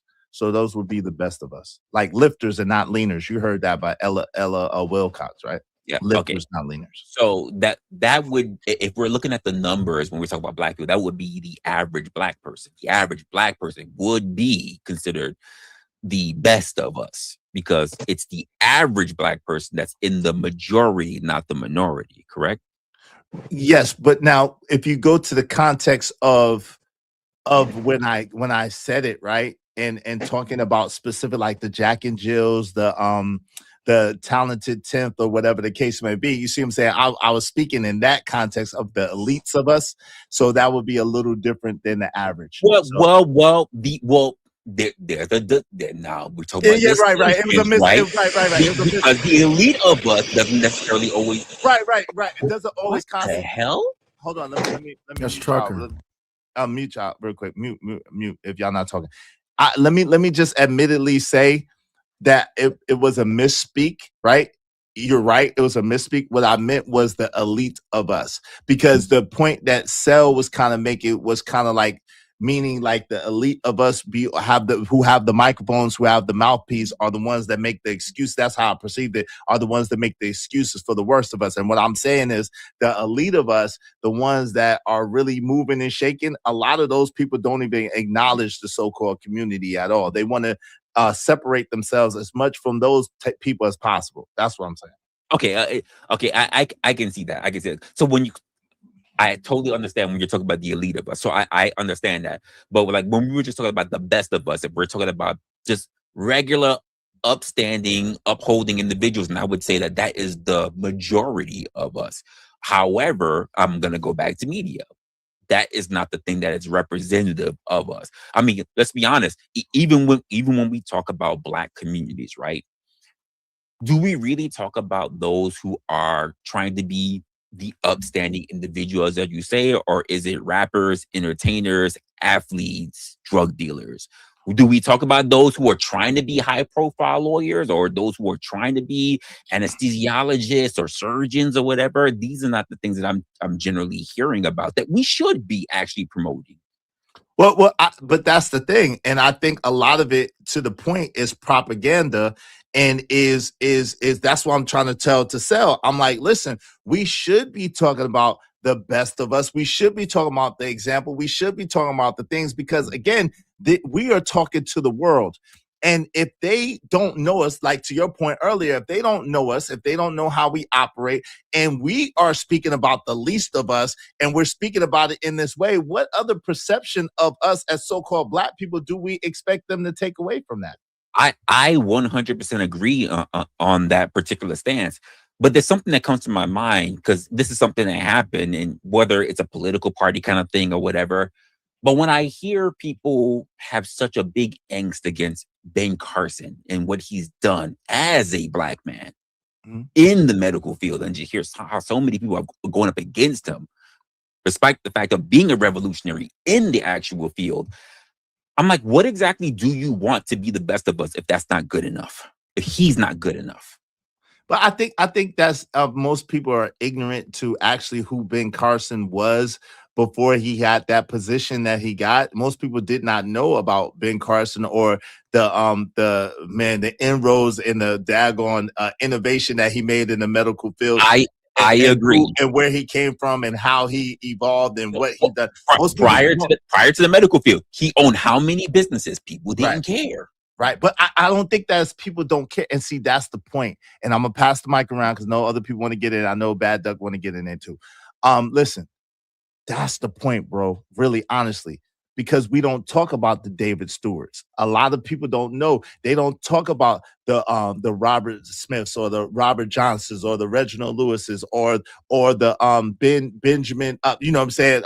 My brother. They don't talk about them, and so they talk about the worst of us. And so you would be, people are, that's what I'm trying to say. There's a lot of young people who think that black people actually didn't do anything. They think that actually black people didn't actually create anything. They think that black people are actually the worst because there's so many black people with a loud microphone and with a voice that are feeding into the propaganda and the lies that the media machine has been spewing out forever. They don't even need to spew it out no more because we spew it out to each other, and then our youth are believing this, and then it becomes a self-fulfilling prophecy. One last thing before you move on to somebody else. I think part of the problem is, and something that we should have learned a long time ago, we have no problem telling other people who come into the country about warning them about the things that they're going to go up against in the community because we've already gone through it being here in the Western world. But when I look at things like the Chinese, how early they started out from the transatlantic trade and everything like that, and how they were able to move, they left, and then they were able to change up how they're being looked at in media, in finance, and in everything. Why is it that we're not doing that? They've changed their entire image. They got tired of being called Mr. Chan, and everything else, and being the bad mouthing in media and everything like that, and they changed their entire image. Well, it's easy, but they weren't able to change their image from America. If you remember, they were all of that stuff initially in America, right? Even Bruce Lee, who was phenomenal, spoke about the amount of racism and the amount of pushback and the amount of stereotypes and typecasting that he got put into, right? But from their own country, with their amongst themselves, with their decision and their working together and their cohabitation and really going back to freezing the world out and then building amongst themselves, that's how they were able to rebuild that reputation. You see what I'm saying? But also they benefited from the fact that people were no longer focusing on them and were started to focus on us. And the media machine, the propaganda machine, and the daggone the daggone disparaging of us. Listen, propaganda is a powerful tool. There's a reason why certain groups of people do not allow people to talk disparagingly about them. And I don't understand why we don't take account and take into consideration how powerful that is. And it bothers me. I can't speak disparaging about people like us, but it just bothers me, men that speak crazy about men or so-called black people that speak so crazy about black people, because at the end of the day, the truth of the matter is the measure that you're judging your own by is going to be the measure that you are in turn judged by. Like, you can't speak disparagingly about black people as a whole and make it seem like black people are so degenerate and so debaucherous and think that you're going to be able to move around in society and people not discriminate against you because of your color. That's not going to happen. So that's why I don't understand why people don't get it. You cannot sit there and feed into the propaganda, feed into the debauchery machine, and then think that you're gonna come out clean. It's not gonna happen. So, let me pass the mic around. Go ahead, Bad Duck. What say you, man? Welcome to the show. So, thank you. So, question for you, Izzy. So, you don't think that what you do is considered propaganda? Help me understand. What do you think that I do? Well, as our conversation, we go back to our conversation the other day. Talking about black on black crime versus white on black or black on white crime. Mm-hmm. You don't seem to know anything about the black on black crime or want to talk about the black on black crime. You just want to focus on the black on white and the white on black crime because of gains that you can get from that. And you're not going to get gains from black on black crime, but don't you think that's propaganda right there? Because you're only talking about a racial side of it. So let, You're let not me talking. let me You're answer not you. talking. Sure, go ahead. Yeah.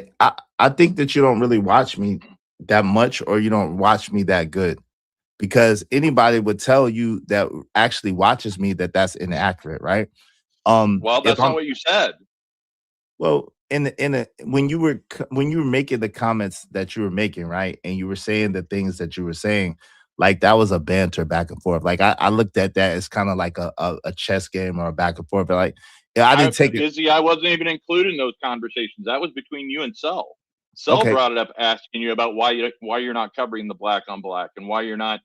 And your response was, "Well, I don't know anything about that, so I'm not going to talk about it." no, but those And were specific. it came back to the question of why aren't you covering the black on black crime? You're talking about propaganda and all the bad things being spread out there, but Mhm. yet you're part of that when you're only talking about the white versus black and the black versus white But okay. crimes. So Why are you not talking about the problems that are let in the me black community with the black on black crime answer and you. So trying to stop that?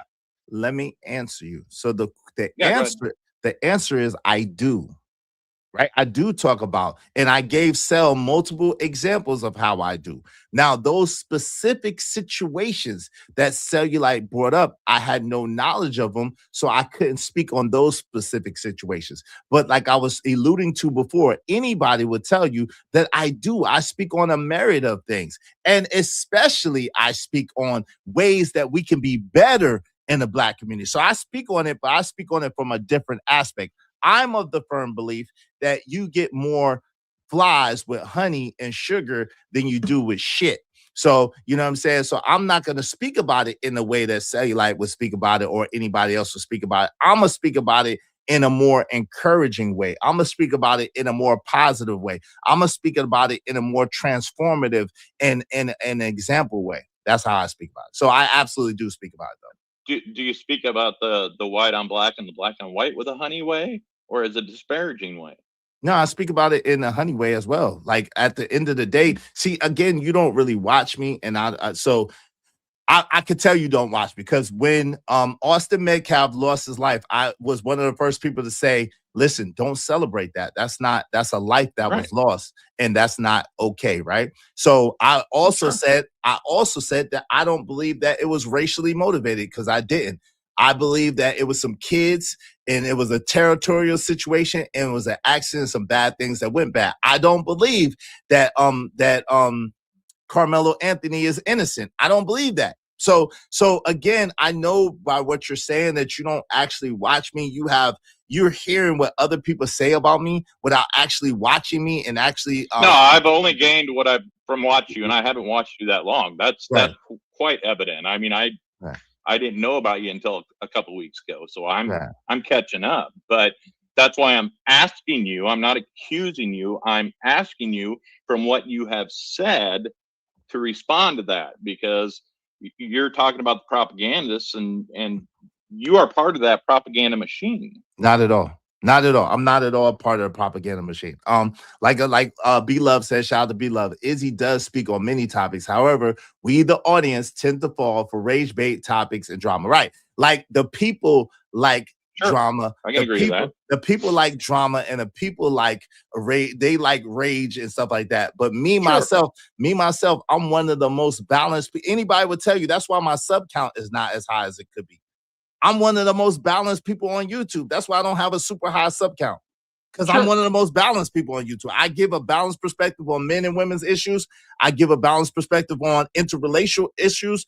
I give a balanced perspective all the way around. Because like I said, I have a lot of white friends, people that I'm cool with. Yeah. I grew up in Arizona around all white people. I grew up in New York around all black people. And then I grew up in North Carolina with both, and Hispanic people as well. So I'm one of the people that has a very, very unique perspective up here, that I don't talk about it from a racial lens of just because you're white, you're this or that, or just because you're black, you're this or that. I talk about it from people's actions and from what they do and what they display and how things look. So the difference of what I'm seeing then, if I were to compare you and Cell, is that I see you as a commentary show, and I see Cell as somebody who brings facts and receipts and documents to the table. Well, that's not no, and of course, See, that's not accurate because, like you saw, I brought a bunch of facts and receipts to the table when I had a discussion with you guys the other night on sales table. So I bring facts and receipt at the same. I didn't see that many facts and receipts the other night. Of course Just you to did. be honest with you. But see, and then this is where I have to point out your caucasity that doesn't allow you to see the actual facts and receipts. And then you would hold on, and then now we're gonna make it. Now we're gonna make it racial. Hold on, no. It's just a fact, right? Your caucasity does not allow you to see the actual facts and receipts because even Cellulite himself had to admit that I actually brought the facts and receipts. So, and this is what y'all do, and it's okay. I'm not mad at you. I understand. That's what all we do. What are you doing? You're playing. Hold on. You're playing the race card now. You're playing the race card. No, hold on. That's what you just did because you're right. You can't see. Y'all are self-righteous. Y'all are self-righteous and hypocritical. Oh, now I'm self-righteous and hypocritical. Absolutely, without a shadow of a doubt. Without a shadow of a doubt. I was just black people listening self-righteous to you be and hypocritical of yourself and saying stuff two different ways in the same line of 5 minute span. You totally. Yeah, I have a dangerous question. Let me but finish. I'm being honest with you. I know that's your man. No, you're being honest with me from your perspective, and that's fair, right? But I'm being honest with you from my perspective, right? I'm being honest with the facts and receipts that you have put on the table. Hold on real quick. You're being honest with me from your perspective, from your vantage point, and from your viewpoint. I'm being honest with you. I'm being honest with you from my perspective and my viewpoint. And see, the fact that you can't even concede to that lets me know that your caucasity stays in the way. And this is the problem, right? You all do not have a fair, you don't have a fair. So why do people can't have perspectives and ideas? I said your caucasity. I didn't say caucasity as a general thing. I say your caucasity. So I'm speaking specifically. Hey, you're messing with my drop of black blood right now, man. You better be careful. It doesn't matter. Your caucasity is getting in the way. No, because I look at what you said, and that's it. That's all I'm looking at now is what you are saying. So those are facts. They're not opinions. They're not perspectives. I'm taking the words as you are saying them. So you can't put me in that category and say, well, you're white, so you don't understand what I'm saying. No. I didn't say you're white. I didn't say you're white. Racist, dude. Hold on. I just, and that's a fallacy too. See, this what I'm saying is not accurate. I'm not in a position. Hold on. And prejudice. Okay, right. Okay, but this is the thing. I didn't say you was white, not one time. I said your caucasity. Right, which is a very specific phrase that I made up to identify a mode of a behavior and a mindset, right? So there's nothing racist about it. It just is what it is. Now, I think your blackness is just making up some weird shit. Okay, that's fair. So let me just say this. So when it comes to the receipts, right? I presented the receipts. You don't see them as receipts, so that cannot be stated as an actual fact. I presented them, I put them up there, I explained them, and I showed where I got my information from, and I showed how the information correlates to the conversation that we were having. Now, just because you don't want to identify that, just because you don't want to agree with that, just because you don't want to acknowledge that. I don't remember a damn thing that you put on Cell Show. Before I got there. It may have been before I got there. No, you were up on the stage, but again, I can't tell you what you saw or what you didn't see. All I could tell you is what I did, right? I can't tell you what you saw or didn't see. All I can tell you is what I did. And what I did is, and we can play the tape back because I have it down here, I absolutely presented facts and receipts to substantiate the arguments that I was making. So your opinion is only that your opinion, and you're entitled to it. Let's move forward. Yes, the bounties are on. Yes, the bounties are on. Yes, the bounties are on. Everybody but Cellulite Podcast. Yeah, give him some money. Give him some money. Kick me off and give him some money. Please do. That's exactly what we want. Yeah, I love money. I like money. That's what it's all about. Kick me out. Give him 50. Kick me off for 50 minutes. Shout out to that. Go ahead. My man Uda. Let me pass it to Uda. Shout out to Uda on Go. Appreciate you coming through. And then brother Israel, I'm gonna pass it to you. I know you've been patient in the back. I'm gonna pass it back to you, and then to my man Trucker, we'll pass it around. Go ahead, Uda. What say you? Yeah, man. The Caucasity was funny, man. That was funny. Thank but you. it seems like you made an assessment to the brother, Bad Duck. I think he made an assessment, but I don't think that he had all of the data. You know what I'm saying, to really substantiate that assessment that he was trying to make. You know what I mean? He didn't know a lot or more of Izzy's content to make that assessment, whether he had one conversation. And I admit it. One video. Hold on, my brother. I ain't do nothing to you. Yeah. No, I admit it. Sorry. Hold on. I'm agreeing with you. I'm agreeing with you. What happened? I'm in the line, brother. Don't cut the line. Black Cassidy, Black Custody. No, you can't. See, hold on. You cut Uda off. Let Uda Can't spin it now. Man. No. You can't spin it. See, you already trying to colonate some shit. You see how y'all do? You trying to colonate my word. Melanosity. That's what it is. I'm gonna call it melanosity. Like, see, you trying to colonate my word already. Stop trying to do this. You can't help yourself, sir. Go ahead, Uda. Yeah, so that's what I was saying. So, you know, I mean, it seemed like he couldn't really substantiate that point. Regardless of his own opinion, everybody's entitled to their own opinions, regardless of the fact of that, though. When we go into as far as sometimes what that comes across, especially people that's been in the space, people that just kick in the backs of Black people, a lot of these people are grifting. So when like Sal says, and then a lot of times when he speaks, he will compare himself. Like me, I wouldn't compare myself to anyone. I'd just rather be me, and if people are like-minded, then they're like-minded. But I don't have to compare myself with people, because when I do, what comes along with that is who people are as well, will come along to the comparison of me. And when we talk about these Anton Daniels and some of these people are showing degenerate behaviors and also doing the same things. And when it comes to Fight Club, that was made as a money grab. It wasn't about kicking off people because they're degenerate. That was created to get money. That was a money scheme and a money play. Okay, so a lot of the times the people that kick in the backs of Black people only, and really don't, but a lot of time the people that kick in the backs of Black people, right, they windmill for white people. They do. Whether it's Angry Man with Pearl, Anton Daniels and the rest of them, Hodge twins, whoever you want to name, those people do cartwheels and flips for the white people. You know what I'm saying? By the way of their own people kicking in the backs of their own people. I'm not saying sellers use them, but I would say be yourself and stop comparing yourself to other individuals, because what comes along with that is you're going to get the same lumped in that same basket when other people get pushed in the basket. You know what I'm saying, Sal? Never heard it. Hey, shout out to Burbo Saxon. Burbo Saxon found out. She said, that is not your word. We've been saying that, my brother. I ain't heard y'all say it. Word? I never heard that. You never heard Caucasity from the Caucasus? Wait. You never heard of Caucasity? I never heard no one else say We've been Caucasity. saying that for years. Oh, that's crazy. I never heard nobody else say Caucasity. I thought I made it up. Shout out to you, Burbo Sasso. I appreciate you. Shout out to my sister, CJ Brooks. I appreciate you as well, CJ. Y'all be like them. Let me read these comments real fast, y'all. I got y'all. CJ Brooks said he doesn't have to talk much about Black crime. The media does that for everyone. I would agree with that. The media does enough of that for everybody. Shout out to Deacon Dave too. I'll say, Izzy, you sound more Jeremiah Trotter than Booker. Okay, damn. I don't even know about Jeremiah Trotter, but damn, that's messed up. I don't think that's I think that's a diss, but it's okay. Go ahead, brother Israel. What say you on the subject, man? If Sal wanted to retort something that I said, you should give him a chance. Oh no, I'm writing down my. He's writing it down. He's a student right now. He's writing it down, so I'm gonna give it to brother Israel. Yeah, brother.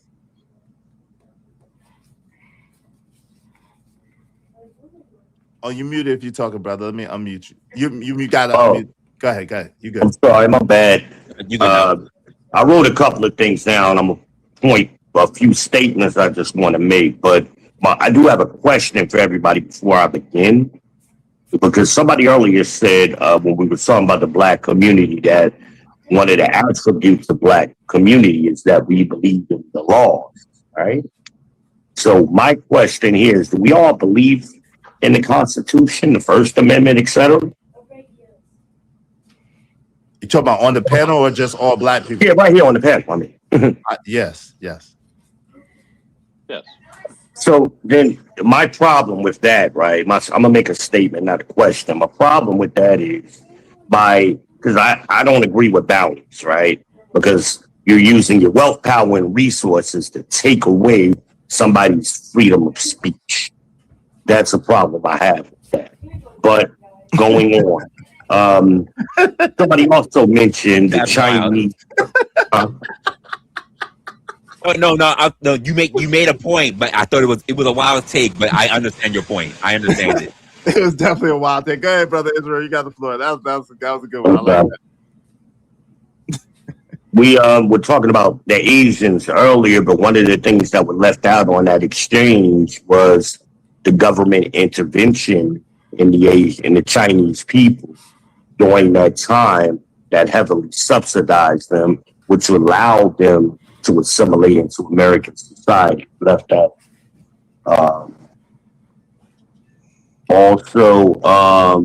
Agreed. Give me a second. I'm sorry. I'm legally blind, so bear with me a second. I'm sorry. I know that. And let me just say that while you're looking for your next point. Hey, the thoughts, feelings, and opinions of people on this panel are theirs and theirs alone. If anybody mentions the angry man, I ain't got nothing to do with that. That does not necessarily mean that that's how I feel or what I thought. I did not consult with Uda. Uda has not consulted with me. Listen, I'm my own shooter, and I got no codependent. Yeah, Uda's opinions are his alone. So I got to put that out there so nobody can try to say, see, is he? No. By staying there. All right, go ahead, brother Israel. You got it. I have to put that out there. I've been kicking his back. You know what? If anyone's offended by anything I say, I'm gonna blame it all on Izzy. Oh, that's crazy. Go ahead, brother. I gotta kick you off there. I agree 1,000% on that. I'm blaming it. I blame it. I agree. Go ahead, brother Israel. There was an exchange earlier when a brother accused you of spitting propaganda.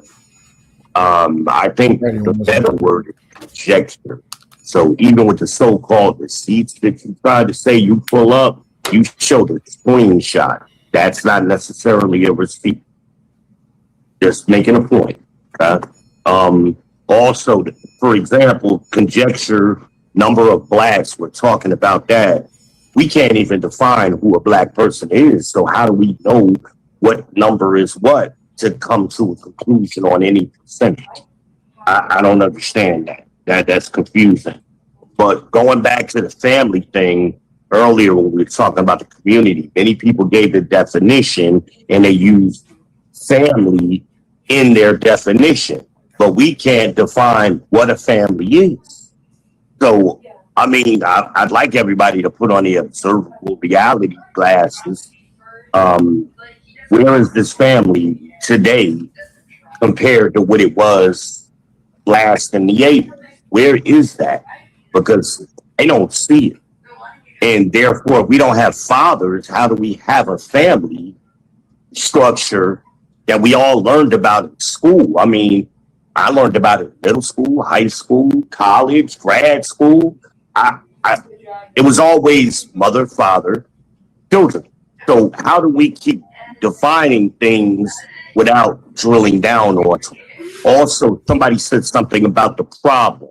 So if we use scientific method, right, or any credible methodology, you always have to identify the problem before you get to the solution. So somebody said earlier, why are we focusing on the problem and not the solution? Well, we can't get to the solution if we don't identify the correct problem, because everything you come up with is going to be incorrect if you don't come up with the correct problem to address. So let me ask you a question. That's all I got. Okay, let me ask you a question because I allowed you to go through six different points, right? So the question I have for you, I got it from you. It's brother. Yo, the question I have for you. But I'm so patient. My bad. I had to, man. I'm sorry. Brother, you good. I'm sorry. I had to. You're good. You trying to punch. Ben has a point. Hold on. You trying to punch out your weight class though. That's what the problem. I'm trying to give you grace. Was the statement inaccurate? No. Hold on real quick. You keep trying. Hold on real quick. Let me mute you real quick. I'm gonna help you because I didn't interrupt you intentionally. You're trying to punch out your weight class. This is a verbal problem that you don't want to have, because I come from where you come from and I can easily dissect everything that you're saying, but I'm trying to let you live. Like you really don't, like, intellectually, you're not ready. I'm telling you right now, you're not ready for me. So I'm trying to let you live. I'm trying to let you breathe, but you keep trying to cut my bill, as my man Kills would say, and I don't like it. Stop trying to cut my bill. Fellas, All right. fellas. So hold on. Fellas, Let me just say that. Hold we on, had a Chuck. conversation. Hold on, Chuck. We have the conversation. So let me just say this. The question I have for you, brother, with that being said, let's keep it peaceful. Let's keep it peaceful. I love you, brother. I don't want to go there with you. I love you. Cause I ain't gonna come with violence. I'm gonna come with knowledge, wisdom, and understanding. Cause I understand where you're coming from. Cause I come from that. And so I'll decimate you and make you look bad. I don't want to do that. I want to have a productive conversation. Izzy, if you don't stop it, come on, man. Chuck, if you don't stop, I'm gonna drop you. He's stunting. So you ain't gonna do nothing. Peace. So that ain't hard. Peace. So Can I Wait, do my hold on. Let me finish. We had a question, please go ahead. I did have a question for him. Right. Shut the hell up. Yo, so brother, the question that I have, that question I have for you was, damn, I don't even remember. Take your time. Go with it. I Hey, don't remember now. One of the rules in the black community is we don't. Elderly folks and children are off limits, sir. I'm older Stop than making him. threats. I'm older than Slightly him. older than me by a couple of months. Let's be clear. Hold on, Trucker, I'm older than him. So what you by a couple of months. By a couple of months, I'm older than him. Right. So I just look younger now. I'm just older. But let me just say that. But yeah, I'm older than all you, so be nice to the white guy, okay? Shout out elders live matter. I can't even remember the damn question because Trucker keep interrupting. It'll come back to you. We'll come back to it. I ain't going nowhere. That's the old timers. It is. Yeah. Go ahead, Sal. Y'all mute if y'all not talking. Thank you. My point was, you can't say I'm monetizing. Now he even do all of that and then even say, "Hey, baby." He usually do all that and say, "Hey, baby." Now I did say, "Hey, baby," when all them people was talking. Oh, you didn't hear me? Lord. Uh-oh. I did. I said, hey, Trucker, shut the hell up. Exactly, Trucker. How you doing, Will? Hey, baby. I'm gonna try this again because all these Negroes was talking. Nah, thank you, baby. Hey, Raw. I don't want to be disrespectful. My point was, you can't say I'm monetizing degenerate truth and turn around while using a concept from a platform where broke degenerates couldn't pay to keep themselves on the stand and they couldn't be silenced. Number one. Number two, my rhetoric isn't to silence Nigmas. It's to put a stop to their behavior. In turn, I'm not comparing myself to, but when I'm paired up with the likes of Angry Man, Anton, the Hodge Swizz, Myron's, I'm thankful. The problem is that there is a premise and a premium on disrespect, and y'all just expect for us as Black conservatives and Black men and women who tell the truth, there's an expectation that we must pay the price because y'all don't like what we say. The real who's y'all? I'm sorry, say it again. I don't disagree. I just want to know who we talking about. For whoever said that the majority of Black. I'm for whoever don't like my rhetoric, and for anyone that says that I'm comparing myself to the likes of Angry Man and Anton. I didn't put myself in the box with Angry Man and Anton. That was Izzy who said, "Where's Angry Man? Where's Anton? Where's Cellulite?" But, and I appreciate Uda saying that, because the truth of the matter is that a lot of people do put me in that box with Angry Man and Anton and Hodge twins and Officer Tatum. My thing is, if I'm doing what they doing and my truth is hidden just like that, well, I'm sorry, not my truth. If the truth, your truth, you said it right. If the truth that I'm spitting is the same truth that they spitting, I need their subscribers and I need the money that they make on YouTube. But guess what? The difference between how available I am to everybody else compared to someone like Myron, Officer Tatum, hell, even Angerman at this point, right? The difference is that y'all expect for me to pay for it is y'all expect for me to pay for the hurt that y'all have. But here's the problem though. Let me know What's the price? And what's the expectation that I'm supposed to meet to where now y'all feel comfortable with me telling the truth? I'm going to tell the truth regardless. Me telling the truth is no different than what Malcolm did, Martin Luther King did, and everybody else did. But hold on, it gets even deeper than that.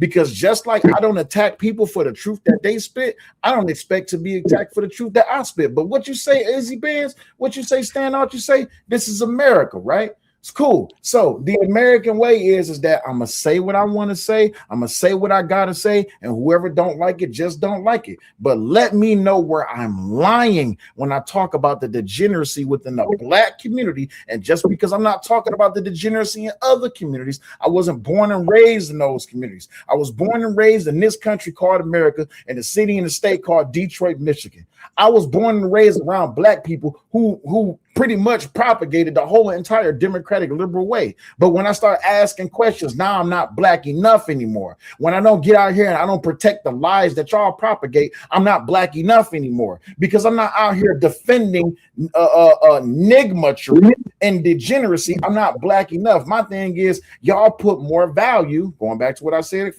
like 30 minutes ago, y'all put more value on Black than y'all do honesty. So guess what? If my Blackness is something that y'all want to take because y'all don't like the rhetoric that I spit about the when it comes to the truth about the Black community, by all means take it, because the Blackness that y'all are propagating and the Blackness that y'all preach about, it is a failed concept, it is a failed community, and it is degenerate at its core. And I'd rather be alone by myself when it comes to telling the truth than to be attached to a group of people that can't do nothing but defend the lie because they want to feel soft-hearted.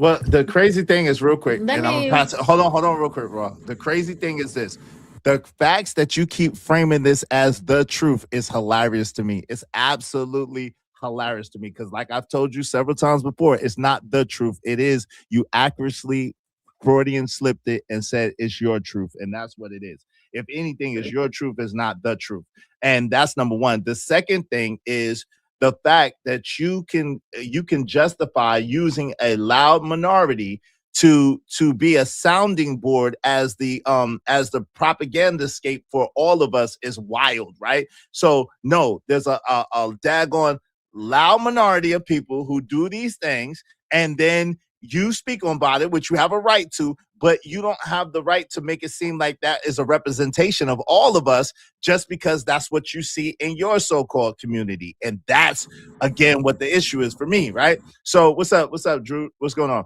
So the thing at the end of the day, I wanted to pass it back to Uda, because I know a lot of that was not towards me. It was towards Uda. So I'm let Uda rock. I know that wasn't real towards me. Nah, I understand Cell's points. I understand what he was saying. I just can I- disagree with that point. Yeah, go ahead, bro. And then Let Ro go. I understand what Cell was So saying. this I don't is- think he's like them dudes. That's what I'm saying. Don't compare yourself so much with them, regardless of who compared you to, because I think that Cell comes from more of a genuine place than them people. But that's just my own thing. Facts, Uda. But I'm gonna say this. Izzy, you monetize degeneracy every day, i.e. the swear jar, right? Number one. Now, number two, when we're talking about the loud minority in these spaces for the past several years, a decade or more, I gotta the give you loud this, minority. Hold on, Sal, Rob, real quick. Wait, what? What? Excuse me, what? Did you say the swear jar? Yes, the swear jar. It's degeneracy, isn't it? Saying curse How is words the is not. Is saying curse words degenerative or normative behavior? I'm trying to keep people from saying the curse words. I'm confused. But you do monetize it when they exhibit degenerative behavior, true or false? That's a stretch. Go ahead. That's a stretch. That's a stretch. That's not a good point. That's a stretch. I'm gonna have to let her go. But that's a stretch. If I say the F word right now, that's degenerative behavior. Okay. I, according to your platform, will have to pay you $5 or get kicked off the platform. Yes. That is monetizing degenerative behavior. It's not. Well, monetizing degenerate behavior would imply that I'm trying to encourage degeneracy, which actually I'm trying to discourage degeneracy by putting a fee on it to try to make people conscious and cognizant of the words that they say and to not use those words. So let's define it. That's why it's a hold on, stretch. hold That's why on, it's a hold on, hold on. stretch. What you're saying. So but what you're saying is also a stretch, because someone speaking out about bad behavior within the community is them also trying to deter others from engaging in degenerative behavior. That's point one. Now, point two, Not the same. it is the same. You It's just not. choose to quantify it different. You choose to quantify it differently from your vantage point. But if we ask somebody to objectively look at the situation and do a one-to-one comparison, they could find likelihoods to the response and the stimulus. Well, give me But 1 second. the point- Hold on, real quick. You can't do a one-to-one comparison on that, Roy, because of the fact that, again, I'm not saying, yo, people that say F words, they ain't this, they ain't that. All black people is always saying F words, and they making it seem like they're the only people that say F words. No, what I'm doing is I'm putting a jar in place to try to make people conscious of the word and to keep my channel from being demonetized, to be quite frank with you, because I use the F word in everyday life, but I try not to use it up here because I don't want my channel to be demonetized. So that's really a different situation. Right. The difference is right, but you're still monetizing off of degeneracy. And the difference is with Cellulite's platform, he will allow people that exhibit degenerate behavior to still come on the platform. You, on the other hand, will hold them hostage and at bay from your platform unless they pay you a fee. But that's to point number one. To point number two, you've talked about the Black household and Black women and single mothers and men and how these rates are affected by single mothers. You've talked about that ad nauseum, and you've actually made a lot of money off of doing that. So when we're talking about people monetizing degeneracy and the loud minority, people in these spaces, you included, you're not excluded, have monetized tearing down Black women in this community, have made the problems of Black men, the after effects of single parent households, not looking at the fact that fathers creating pregnancies and leaving their family is also an issue, and it is celebrating degenerative behavior. That's not true. Wait, what? Hold See, on, y'all can't brother hear the Israel. truth. Hold on, Israel. Come on, hold on, Israel. Don't jump in it, brother. She talking to me specifically. Go ahead, Roy. You got it. Because can I respond to that one, or did you have something else? Absolutely. Go ahead. Because that, like, again, does not agree. I thought you watched my show. I thought you watched my show. I know, brother Israel. I know, Bad Duck don't watch my show like that, but I thought you watched my. I absolutely do not. Just focus on the single moms or codify the problem of the Black community just relegated to single mothers. That's absolutely not what my stance is, or absolutely not what my channel is about. Like, again, I'm one of the most balanced people in this space, like hands down, bar none. And I can say that with my chest out. I give equal smoke to, again, women or men, depending on the behavior that they're showing. I don't try to disparage them. I try to encourage them to have better behavior. That's the difference, right?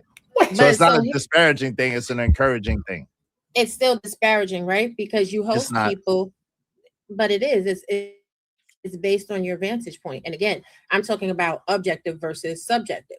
Of course, according to you, you would never see what you say as disparaging. It's often very hard for us to quantify what we're saying as a negative inference, right? That's the ego. That's the ego that will insulate you from that. However, I never, hold on, because I never also said the totality of your channel. What I said was you have monetized degeneracy by bringing certain topics to your channel. But the point, okay, so hey, Cooley, I'm on Izzy's chat. You gotta come to Izzy's chat. There's like, I accidentally put the wrong link in the chat. You gotta come to Izzy's show. Cooley. What happened? Yeah, you gotta come to Izzy's show. I'm restreaming from his show. Okay. Can you send me the link to Izzy? I got you.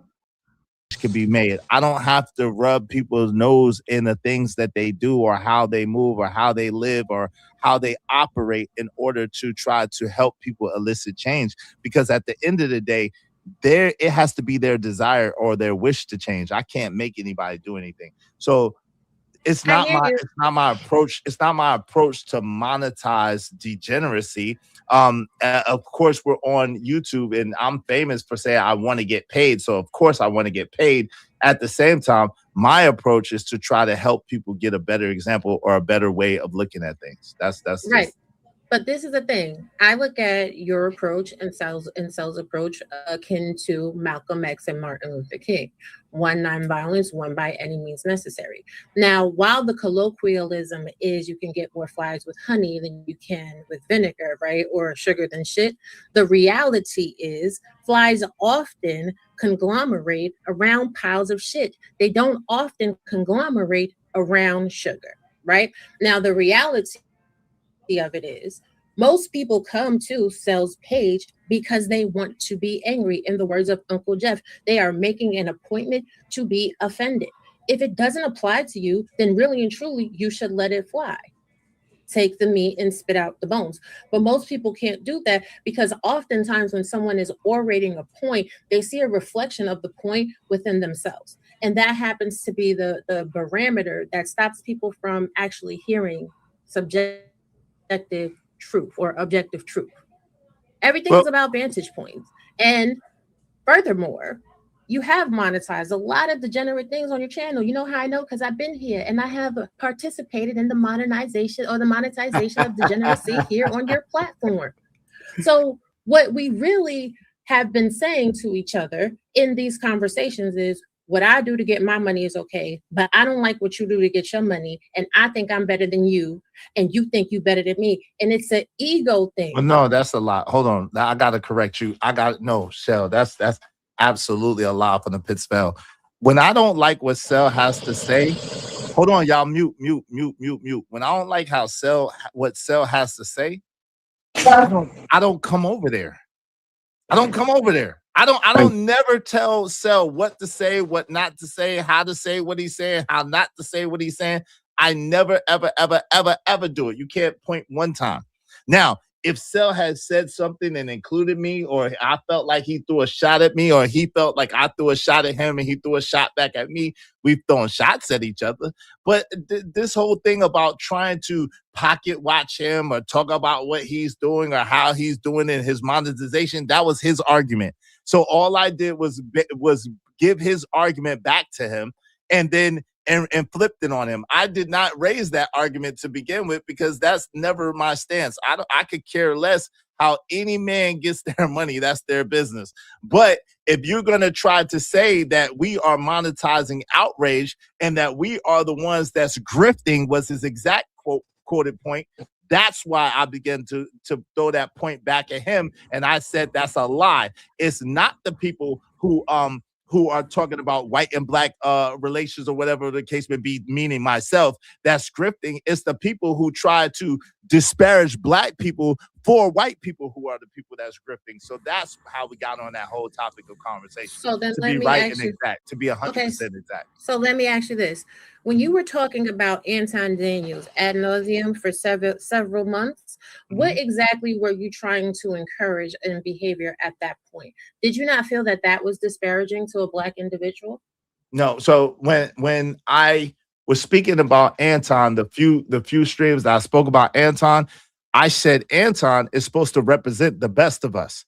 And by him partaking, well, whether you believe he is or not, that's a different thing. But what I'm saying is by his own words, by his own admission, by the things that he claims that he stands for, he's supposed to represent the best of us. And by his behavior at that particular time, that was not indicative to the best of us. And he should hold himself to a better standard than that. And it was me showing that, hey, man, you say this, and this is why I rock with you, and I believed you, and you are doing this, and you can't be doing this. And so that's what that was about.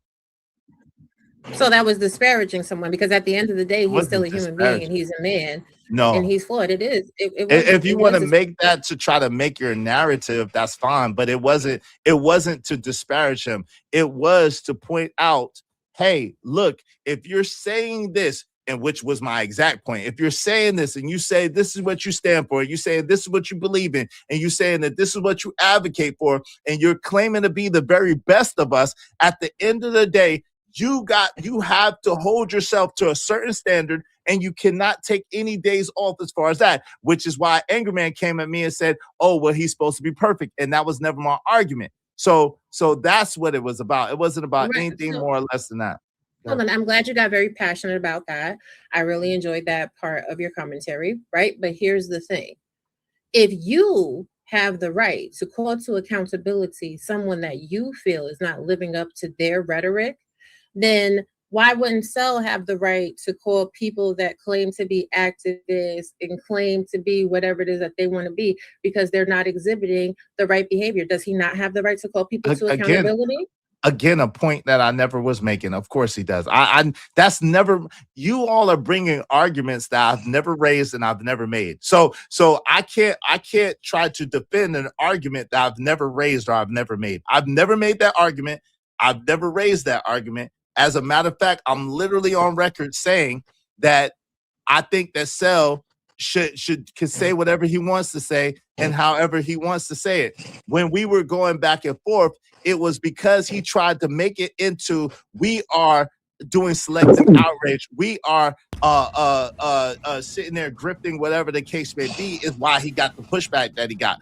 But other than that, like when he's over there doing his thing, I don't have anything to say about the thing that he's doing. If I don't agree with it, I keep it to myself. I ain't do one video. Name a video that I did when you was going in on name a video, Cell, that I did when you was going in on the daggone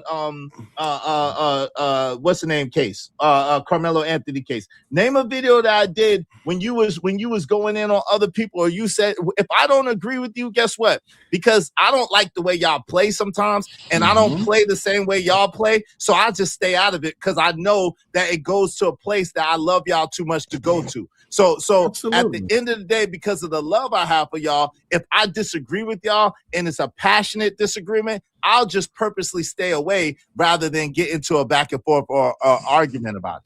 So well, that narrative that you just tried to spin is also not accurate. It goes certain place. When you said I don't like how y'all play, and it goes to certain levels. It goes to those. Well, I'm about to clarify for you. It goes to certain levels when people try to play with our family. Right. We've had several arguments and disagreements with people in its content, and it stays to the content. So you should never feel like you have to quash your freedom of speech because it's a disagreement. To be quite frank, the exchanges that you and Cell have had over the past couple of days have been really good content and really engaging. And this is the type of content that I like to see. I think it's necessary and needed conversations. My issue is when a Black man can't have an opinion and it not be because he has an opinion. When a Black man has an opinion and then the narrative gets shaded to, well, he's only having that opinion because he's pandering to white people. Nobody on any of these platforms, nobody under God's blue sky has the right to tell anybody the type of Black that they are. Once you start telling somebody the type of Black that they have to be, the categories that they have to fall into, the way that they have to think, you're just as racist as the oppressors. But why are y'all making arguments that I've never made to him? Like, again, he could do what he wants. That's just not how I operate. At the same time, if he's trying to call us grifters and he's trying to call us this and that, then of course I'm a shoot back, I'm gonna have pushback, and I'm gonna pop back. That's just what it is. Like, at the end of the day, it's not about yeah, she's right, but again, like, it's an argument that you're not making against me, because I didn't tell Cell not to. I didn't say Cell is pandering to white people. Can you mute, please, brother? I think Brother Israel, that's you. I think. Can you mute, and Brother Israel? I'm not saying this you specifically. I'm talking about in general, because again, this is a conversation that needs to be had in general to the masses, right? Now, there are certain things between you and Cell, but I think you and Cell agree to disagree quite well. But also, I think the audiences that are participating in the conversation, they have a tendency to skew whatever their responses are based on their personal vantage point, their personal prejudices, and their opinion, which they have a right to say as well, but it doesn't mean that the assumptions that they make are accurate. Right. And welcome to the show, Cooley Cat. I just want to welcome to the show. Good to see you, Cooley Cat. Well, hear from you. Let me just welcome you real quick. How you doing? How you doing? How you doing? I'm very saddened that it's not sales live stream because I feel more comfortable on his channel. But nowadays, like on your live stream, I kind of don't like that. I really Okay. don't. But here I am. Here I am. And okay, that's not narcissistic at all. But shout out to you. Well, Like come what? on, you can't just throw away narcissistic like that. That sounds like some, oh my gosh, he's a narcissist. But it's like, you know that, and you still made a baby with him. So it's like, you can't just throw away narcissist. Now, it can be narcissistic, but we all kind of selfish here and there. Yeah, That's part yeah. of Well, human.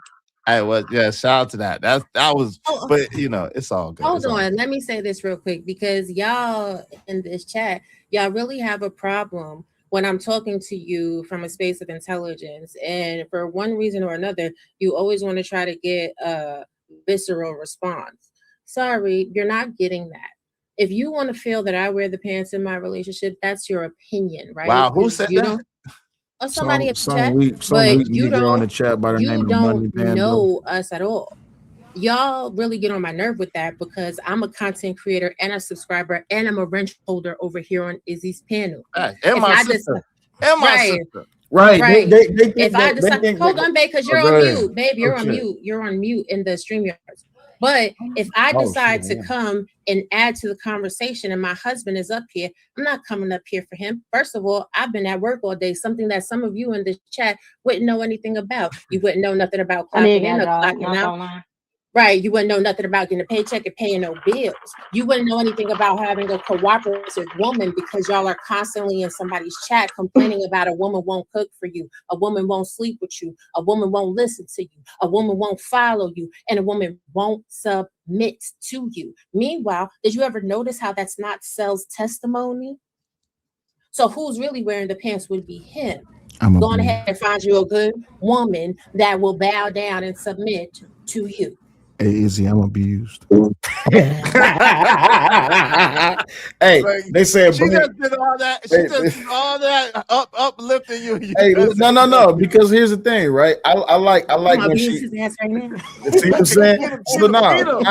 I ain't worried about what some chatters say from the chat because at the end of the day, you ain't clicked the link. But even more so, like I ain't worried about no weak nigga from the chat. Go start a live stream. Pull some numbers, do something else than just windmill from the chat. I don't really give a damn about no dude from the chat. Oh, wow. And listen, they get mad at me, but this is the thing. I do not feel the need, and this is what I'm saying to you, Raw, and I'm notorious for this, and everybody knows this. I don't feel the need to control what other people think or say. I don't have a problem with whatever anybody thinks or says. Now, if you come at me and try to diminish what I'm saying, then of course I'm gonna have pushback. But we all are people with thoughts, opinions. And I don't think, and that's why I keep fighting back with Sel about this truth thing, because I really believe it's his truth. It's not the truth. It's very subjective, the things that he's saying, because it can't be substantiated, and that's fine. And he's entitled to feel how he want to feel. But I just don't. Y'all know me. I just don't feel the need. Izzy, What part can't be May I wait? say What something? part can't be Can I say substantiated? Go That ahead, Holy 35 Cat. something? That 35%. What's up? What's up, Travis? Thank you for the $7. Still rocking with all of What you. And what this is young lady truth? got my sub. She's great. Thank you, Izzy Chaudhry. Go ahead. Thank you, What is Travis. truth? Because you can't call. I really don't like it when people said his truth, her truth. No, because to say for some people to say, "Oh, that's my truth," it's like you know, they could like say that it's truthful to cheat on your spouse and it'll be all right. No, like that idea of his or her truth like diminish objectivity and what it means to have truth. So when you say that he's subjective, you don't know that what he's saying may have some truth to it, but What that am I doesn't talking about? Well, that's that. I like absolutely know it. I So need what? to know your understanding of truth because So if cool. he's not telling the whole thing, then it should be called an opinion that has some facts, not just his truth. I just don't like that. Coolly. Okay. Forgive me for that. And you're entitled to not like it. Let me ask you a question. What did Yeah, I I? know. What am I saying his truth about? Well, you're saying that his truth due to his values of being a black conservative and No, you no, okay. not at all. See, that's what I'm saying. I'm saying because he said 35% of black people. He said 15% of black people are degenerate. That in exercise and degenerate behavior. There's no way possible he can. Let me finish. There's no way possible he could substantiate that. That's number one.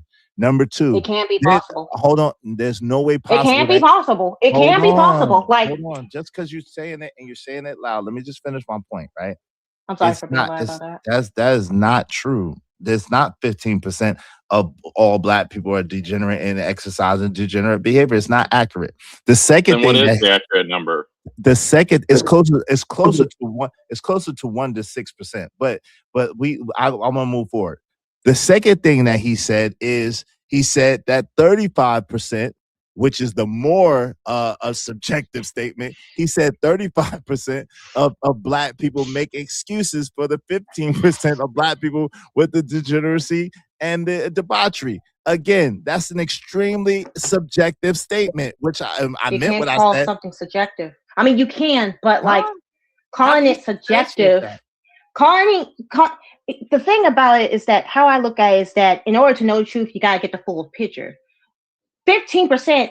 When you said 15, when you said that he's saying that 15% of black people are doing degenerate things, I think you have that misunderstood because the population of black people in America is like, what is it even? Like 14, 13%? 49.2 million black people in America. That's around like 32%.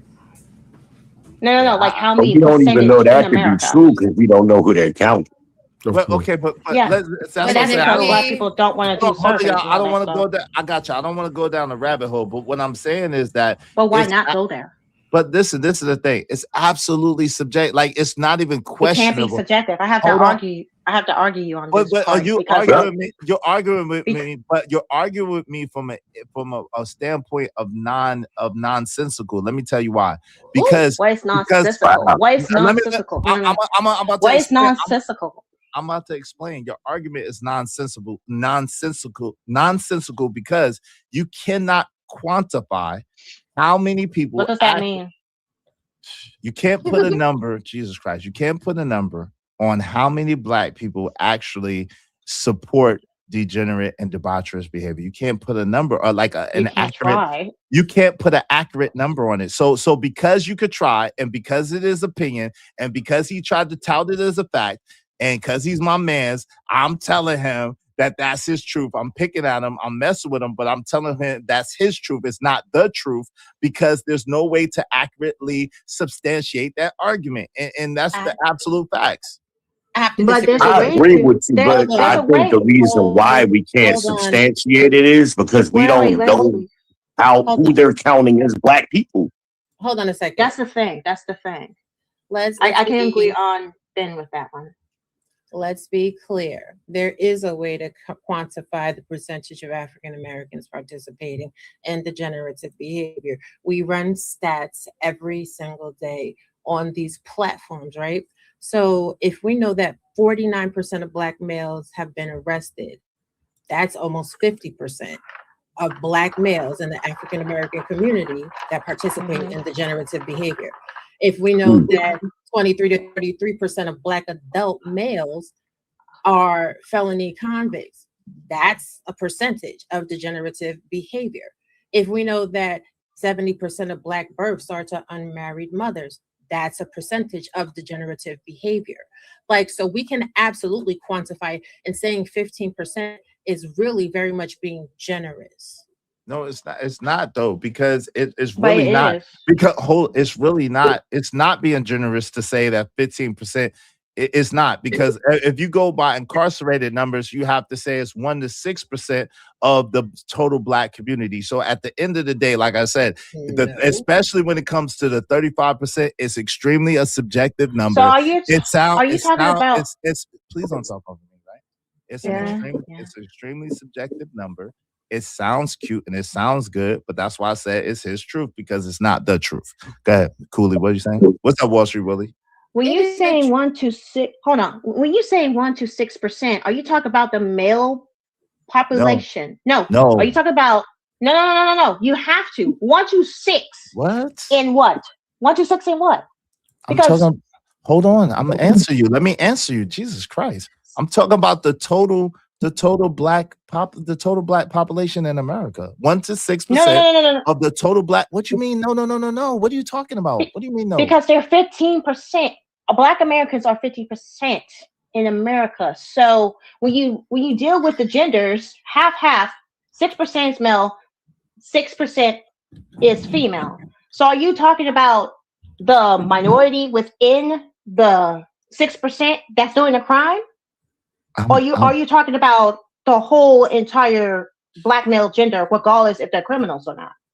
I'm saying, if you take all the black people, I am answering you. If you be quiet for a second, good gracious. Okay. Do y'all not have any home training? Answer my question, my good sir. Ma'am, I don't know where you think you at. I don't know where you think you at or what you told. You might need to take that shit to Cellulite Podcast because I don't play that shit over here. Oh, wow. You might want to take that shit over here. I'm not playing that shit. Don't do that to me. Okay, but I'm sorry, but come on. Somebody should have told her. Someone should have told her. Why you being sorry. She being mad disrespectful. F that, yo. All right. She being mad disrespectful. Don't try to regulate me on my shit. Are you crazy?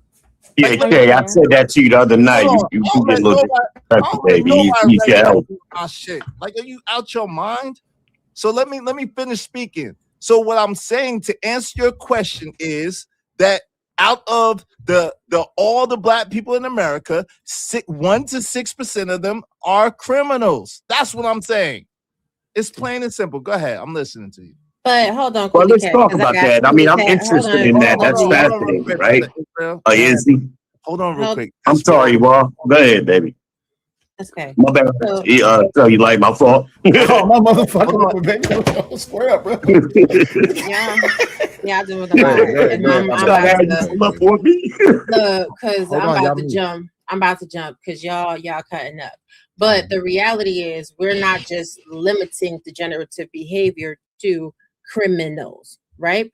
When we look at all negative behaviors in the nation, the 13% of us that are African American account for 25 to 55% of those metrics. That is very much empirical data. That is very much provable. So when people want to sit there and they want to jump to this, well, that's not true and that's not what it is, that's when I have to leave the conversation because I deal with empirical data for a living. But thank you for having me, Izzy.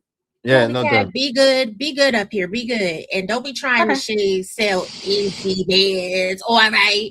Shout out to my sister. Much love. I protect your man, girl. Protect your man. You know I love it. Protect your man. I love it. Hey, I do want to say something real quick to defend Izzy real quick. And I got a problem with all of us men on here. And Kay, this ain't no shot at you. I'm just giving you a little correction. Look, actually, may I say just something? Hold on a minute, babe. Hold on a minute. Wait, hold on real quick. Hold on a second. I'm talking to the men for a second. I got you real quick, brother Israel. Give her. Go ahead. Go ahead. What you say? I would like to apologize, Izzy, for being disrespectful. Hey, no problem. I accept your apology. No problem. Go ahead. Go ahead. Oh, that's it. Go ahead, Israel. I ain't got nothing to say. That's good enough for me. Shout out to you. Go ahead. No. I'm not apologizing. Nah.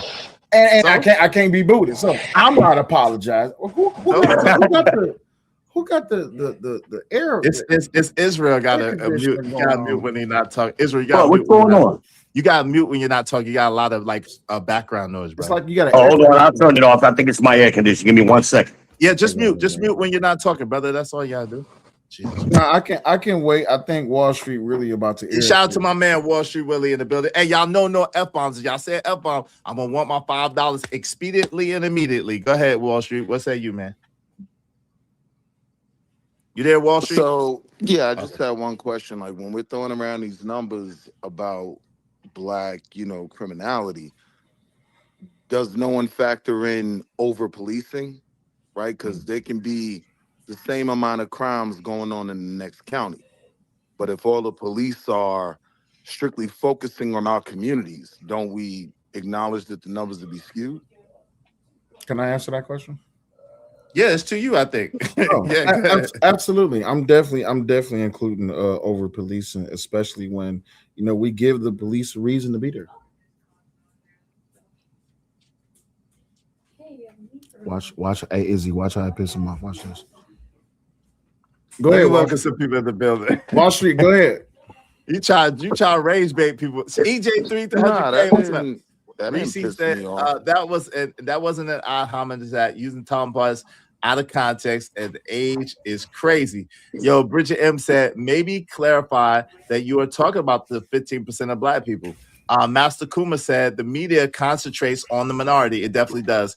Prime VA said, I don't know.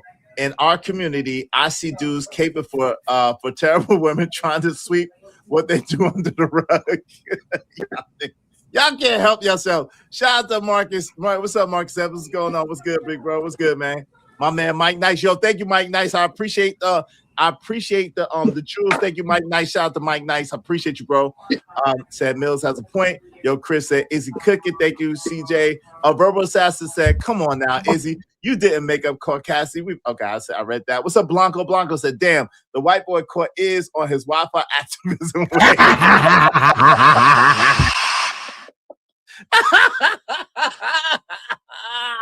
That's hilarious, man. Y'all are a trip. Shout out to Sway said, down with the old LOL. Lord ADS, what's up, Lord ADS? If you can't laugh at yourself, I don't know what you did. Money Bear don't say is attacks the problem, not the victim. Y'all trying to attack the victim. Hey, thank you. Who's the victim? Who's the victim? No. Please, can you go back to that? Who is the victim?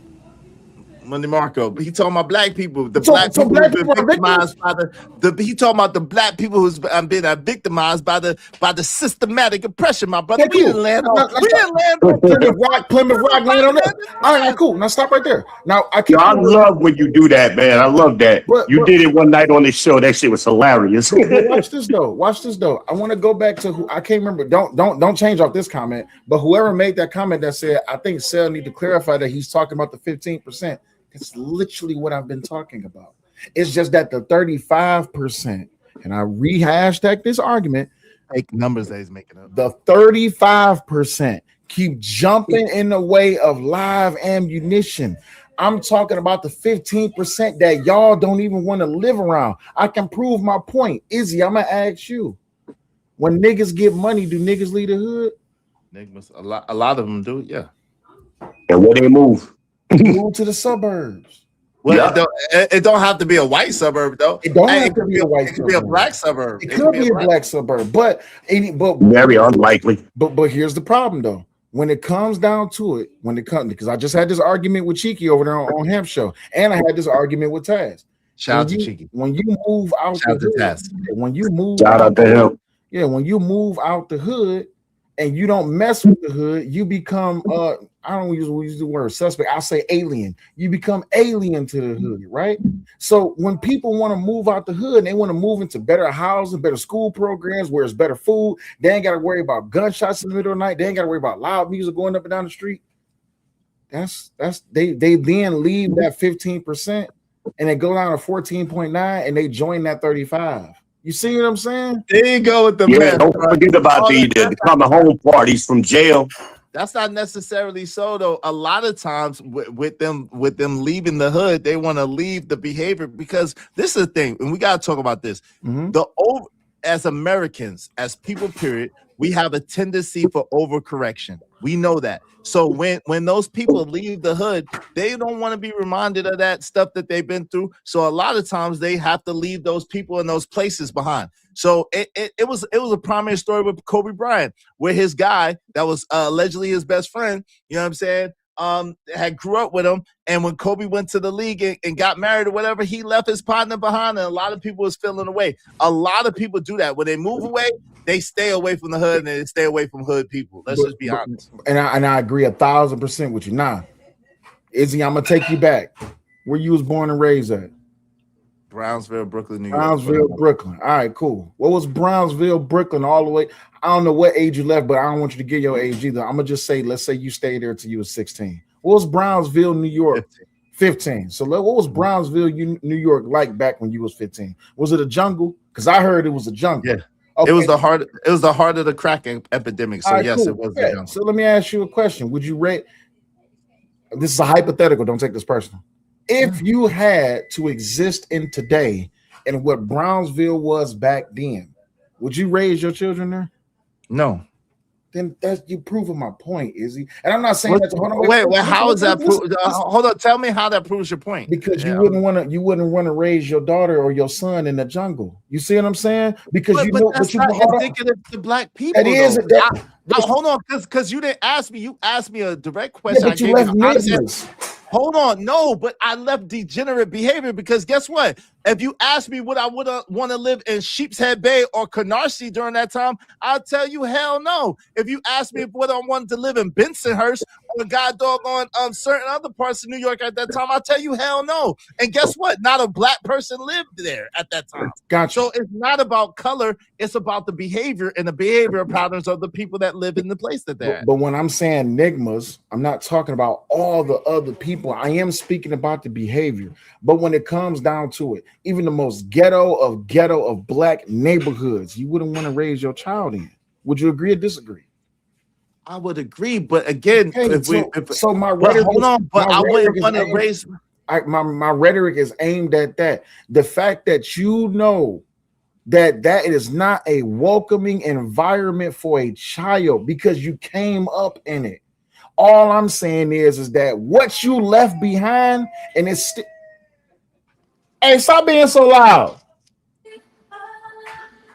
What But I'm that's because saying of is that poverty. what That's I'm not because saying, of black people. hold on. What I'm saying is that mindset and that mentality that a lot of us left behind, including me. And me. Right. So I wouldn't want to raise my children there. But in 2026, we are monetizing and we are popularizing that mentality, and it has a loud phone. And No, we're not. All right, man. I would argue That's that all right. you are doing. I would argue that y'all. I disagree vehemently. I would argue that y'all are doing that more so than any of us. Because when you sit there and you are putting a magnifying glass on the situation under the sun, you're putting it on fire. I don't want to And so start yelling basically, at you, Izzy. I I know, don't see Izzy, how you you. caused I don't see how analysis. you. I don't see how you Can I missing. say Izzy, something? Oh, hold on, wait, everybody be quiet. Hold I on. don't see how you missing what I'm saying. I'm saying something that's so simple. I know I get what you're saying. I just don't agree with you. I understand why you're doing. I understand why you're saying. Let me tell you that. Let me break down what you're saying, so you know I absolutely understand what you're saying. You're saying that the way that a lot of us, if we had a choice to live in the hood because of the circumstance situation that we came from, and we got as far away from that as we could because of the degenerate behavior and the degenerate people that lived in the hood that look like us, is the same way that you are calling out that behavior and calling and bringing it to the forefront. And somebody's so that microphone need to be muted. I'm trying to hear exactly what you're saying. Wall Street or VBN, somebody, can y'all please mute? It ain't me. I turned everything off. All right, cool. Wall Street, please Now mute. you. All right, I'm trying to hear what Izzy's saying. I just hear background noise. Go ahead. right. So yeah, if I can mute, it's the same way that you are saying, hey, look, I speak about this and the behavior of these people because in my purview, 35% of the people who have moved away from this situation and got away from those people are still making excuses for those people and those people's behavior. Am I wrong about that? Absolutely spot on. Okay, so listen. I just said that to let you know that I totally 1,000% hear you. I understand what you're saying. I just don't agree with the numbers and I don't agree with the premise. Now that's why I keep trying to tell you that's your opinion and you're entitled to it. But that doesn't mean I have to agree with it as if it's the gospel, because I don't think it is.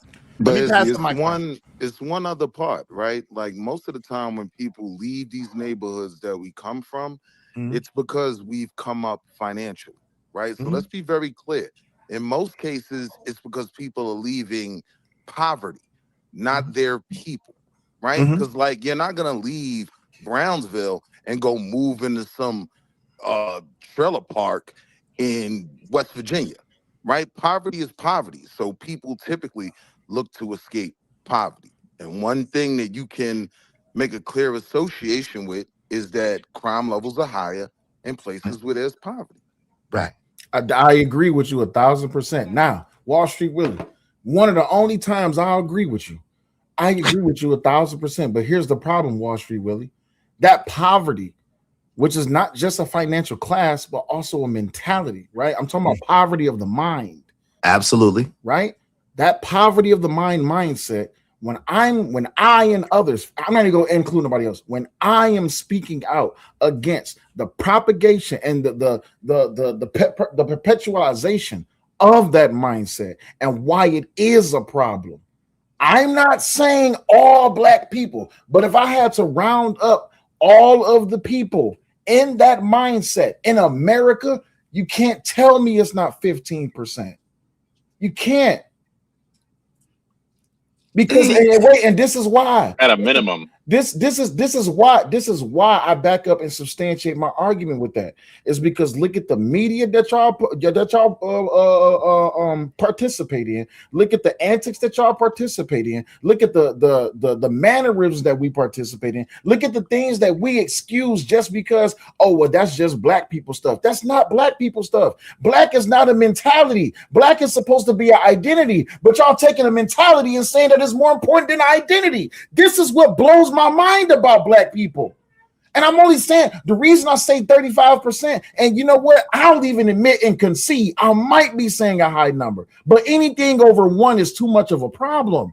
It should be nobody, listen, it should be nobody defending a povertistic ass mentality or mindset. Nobody. I don't care. Now I'm gonna sound like y'all. I don't care what culture you come from. I don't care if it's trailer chats or I ain't gonna say the other ones because that's too Rachel. But when it comes down to it, we as human beings should be striving to be better as human beings. As black people, we should be striving to be better as black people, not sitting up here and defending the small minority, which has the spilt milk and the microphone and the rattle and saying, look at me, I'm Mr. Meeseeks. That's not how this goes. We understand that when it's a problem, we solve the problem. Why are we ignoring the problem? Going back to the magnifying glass analogy. Why would I look at under the magnifying glass, say, I'm smoking cigarettes and that's the problem, but I never stopped trying to smoke cigarettes? We look at a magnifying glass, say cancer is a problem, yet we keep doing things that's putting carcinogens in our body. We keep looking at it and saying, yeah, drinking and driving is a problem, but then you go crack a bottle and you start driving. We understand these things to be a problem. So when I look at the black community and I say, hey, this povertistic ass mentality is a problem, nobody should give me any pushback for that. No, but regardless if I say a high number or a low number, the fact that it's over 0 is a problem. No, but that again, I hear what you're saying, but the point is that's very idealistic and unrealistic, right? It's very idealistic and unrealistic. You're always gonna have crime. You're always gonna have poverty. The Bible, Jesus said it. He said, "The poor will be with you always." It is what it is. So trying to focus on the minority of people instead of propagating what the majority of us is doing is problematic because we have been victimized and socialized and conditioned to think that we're less than, to think that we're terrible, to think that we haven't done anything, we haven't built anything, and we aren't about anything. So by continuing to propagate the daggone stereotypes and the things and go into those tropes, it's terrible thing. Let me let Cooley get in here, and then Smitty got. Oh, okay. Dang, I was trying to let you get in there. Shout out to her. She dropped down. I was trying to let her get in there. See you later, sister. I was trying to let you get in. But go ahead, Smitty. Welcome to the show. Oh man, Bad Duck. Go ahead. You want to say something, Bad Duck?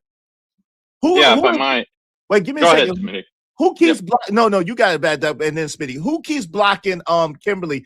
Please don't block Kimberly out the chat if y'all haven't paid. What is Kimberly doing? Please don't block Kimberly out the chat if you haven't paid, okay? Y'all support the show, support the stream. I mean, go ahead, Bad Duck. Let's see. Yeah, you're making a point there, but I feel like you're making a point from a stance in history, not a stance as to what's going on now. I mean, that trying to bring the black man. Who's talking? Is that Ben's? Hey, V-Band, go ahead. I just muted him. I'm sorry about that, Bad Doug. You got it. No, that's okay. I feel like you're, and this is part of the problem that I see is that, and I understand, but it's also a problem, is that you're raised to rely so much on history and take every modern thing that has happened and use history as an excuse for it. If that makes sense. I'm not trying not to be offensive. I'm just trying to make my point. No, go ahead. I'm not gonna cut you off. Go ahead, speak your mind. Yeah, rather than dealing with the situation today where, you know, this stuff is not happening like it was happening 20 and 30 and 40 and 50 and 100 years ago. So the mindset's got to change and get away from that. Well, we've always done it this way, or it's always been this way, or we've always been poor, or we've always been put down, or we've always been da da da da da. To, you know, I see people in chat saying, you know, we are black, we are beautiful, we are strong. Yes, 100%. No more, no less than any other person. But that's, you don't see that as much, that type of mentality in the black community. Does that make sense? I hear what you're saying, and I want to give pushback, but I want to let Cooley, because I was trying to pass it to Cooley. Cooley before she came. Go ahead, Cooley. I want to give you the microphone. I was trying to give it to you before you drop down. Go ahead. I'm sorry. I don't. When you said the poor would be with you always, what do you mean by that? Because what this verse was saying from Matthew chapter 26, verse 11, for you have the poor with you always, but for me, you do not always have. That verse is taken out when Jesus was talking to his disciples about a woman who used fragrant oil to pretty much repent of her sins and to just, you know, prepare Jesus before he, you know, get betrayed by Judas. And so I say this because a lot of the things that you said that you believe is not important, it does in a way, because yes, white people do most of the crime because they're the majority. So of course it's expected of them to do the crime. But when you got a minority, like 15%, and they're doing like a disproportionate amount of crime, I think that should be taken into account, because that should be troubling to the people that have to live within a culture that is doing it to themselves. And yeah, that's what I said. I'm done. Okay. Yeah. Go ahead. Kim, don't go there. Shout out to Kimberly. Verbo Assassin said, doesn't Bad Duck, thank you for the follow, doesn't Bad Duck have some white degeneracy to focus on? I don't understand why they always sit under us. It's so annoying. I don't mind. Everybody's welcome here, Bad Duck. You're welcome here. So I don't feel that way. Even if you have pushback from me, I don't feel that way. No, so let me respond to that real quick and just say that, you know, you as a person sit there and say that, but then you're also saying, well, why don't white people understand us? Why are white people doing this? Why is this happening? But then every time we try to insert ourselves to understand, to learn, to get more, you know, so we get you, then you get pissed about it. So you can't have it both ways. It's not that anyone gets give it a second. It's totally. No. Y'all gotta speak for yourselves, not we. Because again, I have absolutely zero problem with anybody Caucasian, even if they have some very different viewpoints. I let Imperious up here. I don't mind. I don't have a problem with it. I don't mind difference of opinions or difference of mindsets. I don't, because it allows for conversation, and I think that it can do some good if we're respectful of each other and we have the dialogue. That's what I believe. So agree with you 100%. I gotta be honest, Izzy. I disagree with you there as well, right? Go ahead.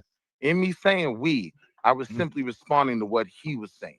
He was talking about the group, right? So I'm responding, and I'm telling you that most black people, number one, we know whites for the most part, right? Because like for the most part, blacks are criminals, right? For the most part, when it comes to black issues, not all of them. white people are totally disingenuous and they really don't care about making these situations better. But Wall All Street, they hold on, want to hold on. do, all they That's want to bullshit. do. One Let second, me one second, finish. back Let me that. Hold on, finish. real Wait, quick. let him speak. Let him Hold Let speak. me on, y'all. finish. Let him finish, and I want to go first at this. Go ahead, Wall Street, Right. because you was talking to me. All they want to do is point out things like the usual suspects, like they like to say online, right?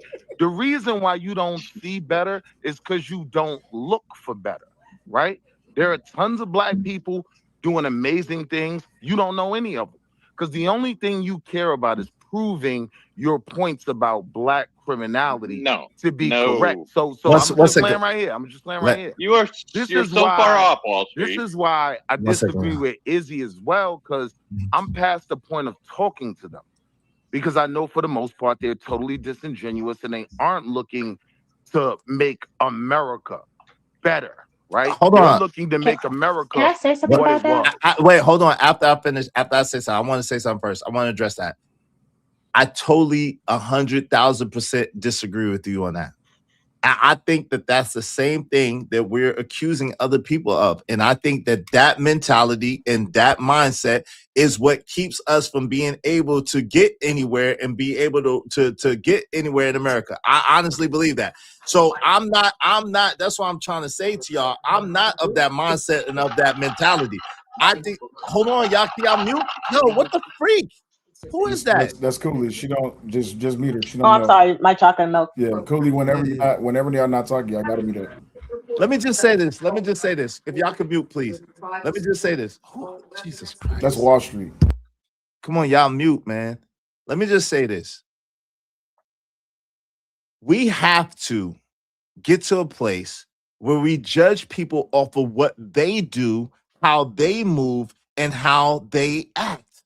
I would be a hypocrite, and I'm not a hypocrite. I would be a hypocrite if I co-signed that sentiment, Wall Street, because my whole viewpoint is I want people to judge us as black people on how we act, how we behave, and what we do. So we can't say that we want to be judged off of the content of our character and how we move, and go according, and we don't want them to go according to stereotypical tropes, and then we do the same exact thing to them. That's not the way it should work. If we want people to treat us like human beings, y'all mute real quick. If we want people to treat us like human beings and treat us based on the merit of what we do and how we behave, we have got to extend the same grace to them, because all white people are not the same, just like all black people are not the same. They're just not. It's not a one size fit all thing. You got to judge people. And even though listen, let me tell you what I do know about white people, because again, I've been around white people. From my experience, if a white person doesn't mess with you like that, they're not even gonna come around like that. They're not. If they don't mess with you, if they're not trying to understand whatever the case may be, and they daggone sure ain't gonna come up here and show their face and have a whole conversation with you and sit with you and stuff. They're not gonna do it. They got other stuff to do, just like we got other stuff to do. So let's just keep it real. Let's just be respectful. You don't have to agree. You don't have to like everybody, but like we shouldn't be afraid of a conversation. A conversation should not hurt us.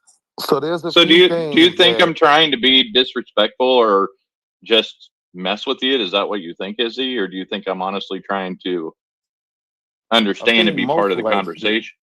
that come in these I think you're spaces. trying to be a part of. I think you're trying to be part of the conversation. I do think, just like everybody else, you got a troll side of you, and you don't mind mixing it up, and you don't mind having That's just humor. Yeah. right, a little bit of good time. But I think that if you didn't want to be, if you wasn't interested in knowing and understanding, you wouldn't be here. That's what I believe.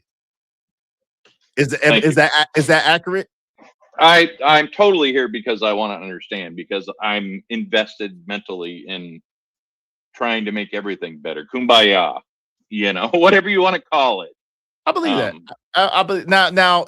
I got to joke with you. I would not get on the boat with you and 5 of your other friends. That's racist, dude. I'm a white man that can't swim, so I ain't getting on that fucking boat either. So now y'all both gonna be double racist, right? So now you saying white people can't swim, and you saying you're not gonna swim with white people? Hey, listen. I know a lot of white people that can't swim.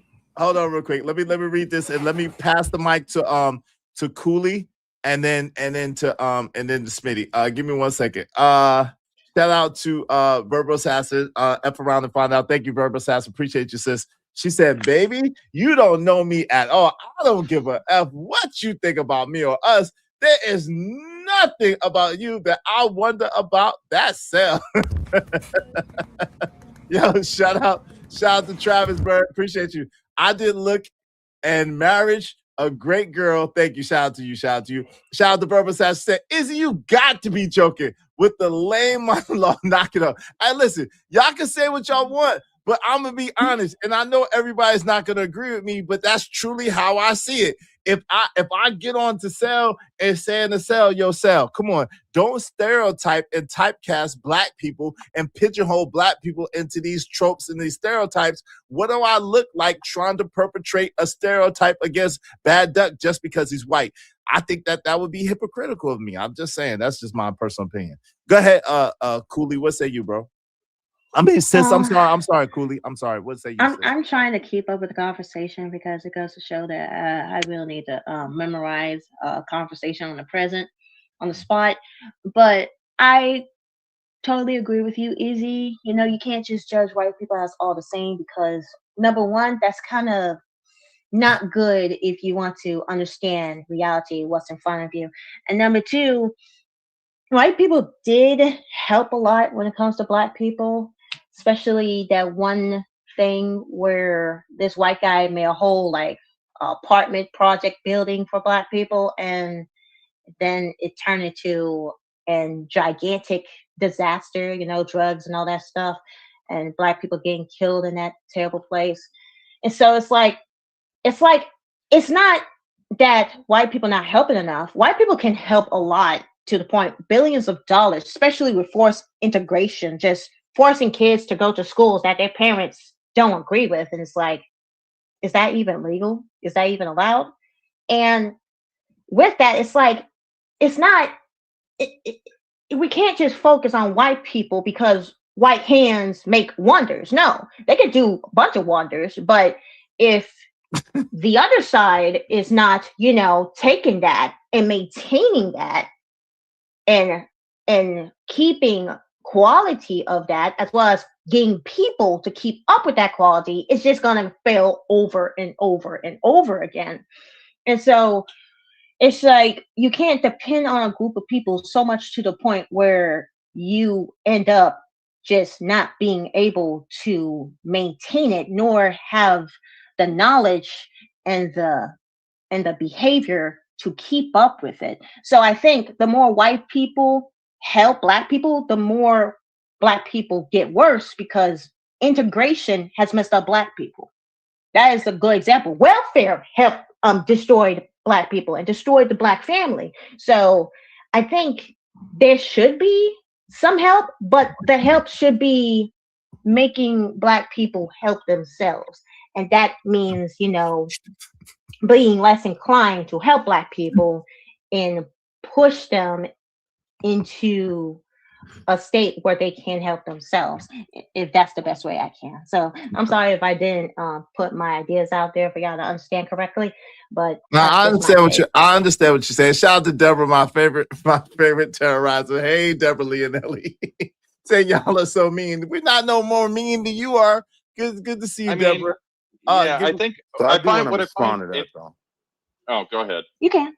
because I think y'all didn't like hear what I actually said. She's 26. She's 26, I think, right, Cooley? I know I sound like a teenager. I'm sorry. No, she's 26 years old. Go ahead, Wall Street. No, I'm saying I don't think y'all heard what I was saying, right? All I simply said was I am no longer interested in the conversation, right? I'm Okay. not looking for white people to help me or mine, right? When I deal with the rhetoric that I hear on a regular basis, I don't see white people in America currently as my ally, and that's okay, right?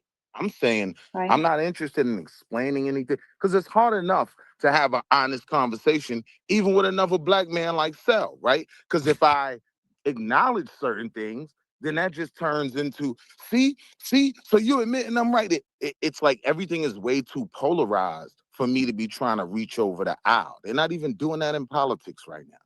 I'm saying I just want to be left alone. That is a sentiment I think most Black people have. When you talk about a term like a Karen, right? What does Karen do? She bothers people, Black people in particular. She bothers me. We just want to be left alone more than anything else. No, you Leave don't. us Don't alone. lie. Wait, hold on, real quick. You can't tell a lie. No, most Black people don't want to be left alone, and that is part of it. No, they don't. You want to be left alone, but most Black people do not want to be left alone, and most white people do not want to be left alone either. We have a symbiotic relationship. We are in this shit together as Americans, and we got to figure this shit out. That's just the bottom line of it. Like, the truth is, we are so ingratiated. That's the point I was trying to make to Cooley the other day. We are so intermingled with each other, white, Black, Hispanic in this country. Ain't no such thing as no pure Black, no pure white, no pure nothing. We are ingratiated and emaciated into each other. Like, it just is what it is. And we really do need each other as Americans, truth be told, to get our stuff together. Now, is there situations within the Black community that only we could fix and we need to fix? Absolutely, without a question or a shadow of doubt. At the same time, is there things that white people need to fix for themselves? Yes. Absolutely. However, totally, we as human beings and as people got to figure out a way to be able to at least coexist with each other and operate in a earnest way. That's all I'm saying. Now, does that mean that you're gonna just sit here and love? Why you say what? Too strong for life? May I say? Go ahead. Go. What would you like to say? Go ahead. Okay, and when you That's say you not want to true, be though. left alone, when you Yeah. say you want to be left alone, understand there are some human beings that want to be left alone. I'm antisocial, but social at the same time. I don't know about me. That's just how I am. But when you say, do you say Black people want to be left alone? Of course, there are Black people that want to be left alone, right? What's his name that said that? Talk about Wall Street Willie. Wall Street.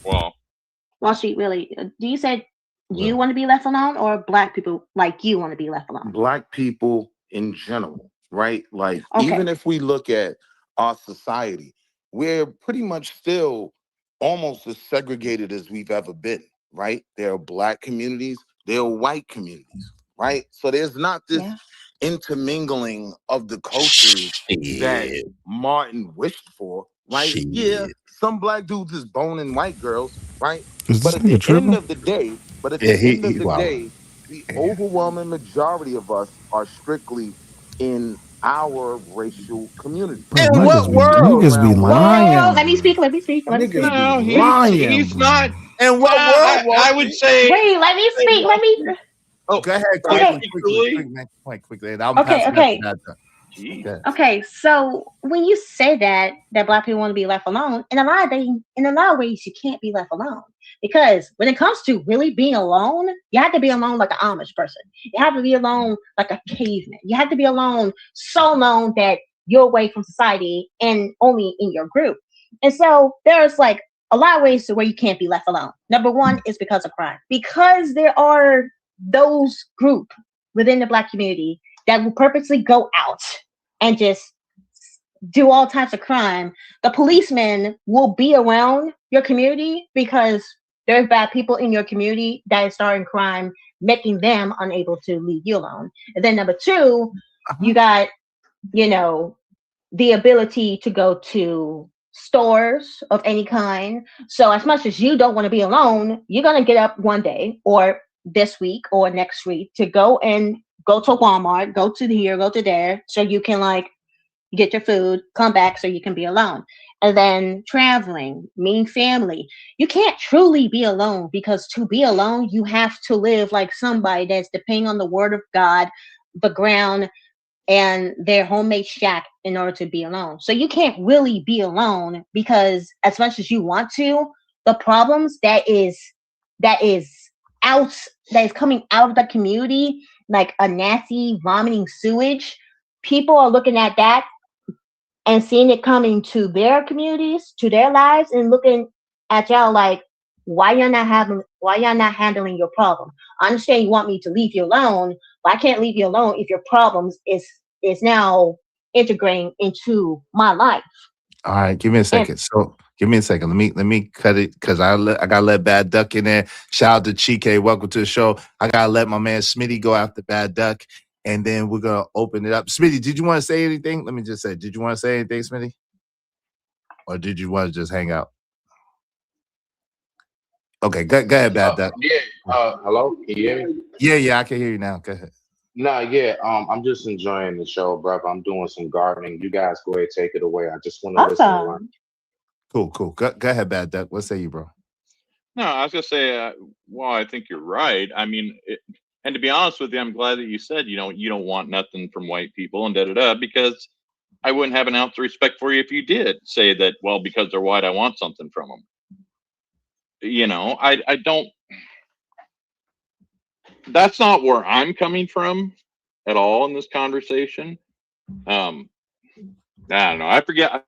Be honest with you, I forgot half the shit I was gonna say. We're getting older, man. And listen, hold on, real quick. I got you. Give me a second. Don't start that hold on stuff with me. Don't start that. Don't start that. Don't start that. Hold on. Hold on, man. I gotta mute you. Yes, man. Come on, man. You gotta listen, fam. If you cannot, don't start that is. Yo, fam, I'm gonna do it every day, all day, twice on Sunday, man. You ain't do nobody else like that. Yes, I did use a lot for the pits of hell. As soon as I get on, hold on. Yo, y'all got too much main character syndrome. I gotta mute you, man. Relax. I literally did everybody like that. Literally. And Bad Duck, am I lying? No, you're getting everybody. I'll get everybody. Like, I literally cut Cooley off right at the last part of what she was saying to give room for Bad Duck. So okay. So listen. Well, and I think and I'm also I shouldn't be reading chat, but I'm catching pieces of it, and it's just the funny thing is that everybody's in there going. They're all agreeing with me. Well, no, they're all stereotyping white people. No, like they're agreeing with the fact that we want to be left alone. But hold on, but that's okay. That too. There were. Black people are agreeing. Hold on. Yeah, no, they were agreeing with you on that, Wall Street, but they were also just going off about, I don't need nothing from white people and white people this and white people that. And it's like, you can't, that doesn't fix the problem when you start just talking stereotypes about everything. I agree on both sides. But let me just say this. I agree on both sides of that. Bad Duck. Chi, I was going to pass you the mic, but give me a second to pass you the mic. So narrative dialogue, read his real quick. Which one? But who cares if you give a black person respect or not? The entitlement is crazy. What entitlement do I have? One, I'm not Southern. Two, let's talk about entitlement. Okay, so when I go to college and I look for scholarships, there's not fucking one. Wait, I need. Hold on. Hang on. Let me. Sorry, I said it. Shoot that five. Shoot that five. I'll shoot it to when I'm done here. I'll shoot it to you. So, entitlement for me is not there. So I don't know what the heck you're talking about entitlement. Because when I tried to go to college, there was nothing for me. I could look up on the boards of scholarship and go, oh, if you're black, if you're Mexican, if you're Spanish, if you're Chinese, da-da-da. There was nothing there for a single white male. I have to compete with affirmative action. I have to compete with diversity and exclusive. I have to compete with minimum wage, another one that really didn't benefit anybody. So these are all things that were to benefit the black community that actually ended up hurting the white community just as much. How? But that hold on real quick. Because I'm not entitled. I don't have $1 million. I didn't come up in some rich neighborhood. I was getting government cheese when I was growing up. But listen, I think this is part of the misconception, right? It is really the farce that has been run. If you can just go ahead and send that right now, Bad Duck, for the picture. But listen, but this is the farce that's been run on us all, Bad Duck, because a lot of us didn't have access to those scholarships either, right? They might have said they were earmarked, or might have said that they were for this person, that person, but a lot of us didn't get the scholarship either. And I understand what he's trying to say, y'all, is just because he's white, this alleged white privilege that everybody speaks about, they don't necessarily get that. I'm trying to tell you. And then what they're trying to say, Bad Duck, is just because that thing says it's earmarked for us, we don't get those benefits either. It's really a scam. It's really a scam and a scheme. and the people are the people, and that's why I'm trying to say we're really the common folk. The common people are all in this together, and it's really a game being ran on all of us. To be honest, It is. I agree with you with 100%. I agree with you. Let me get my man. What's your catch up? Put it up there. All right, it's right here. Right here. If you look at the chat, it's right here. All you gotta do is press it. Go ahead, Chike. You got the floor, brother. Okay, I just have some questions for Bad Duck. Oh, Bad Duck, go ahead and send 10 because you're white. You got to put an extra 5. No, he don't. No, he don't, man. Man. Don't do that. Don't do that. Don't do that. That's how rumors. Hold on. That's how rumors. That's what you don't mean. No, I ain't doing that.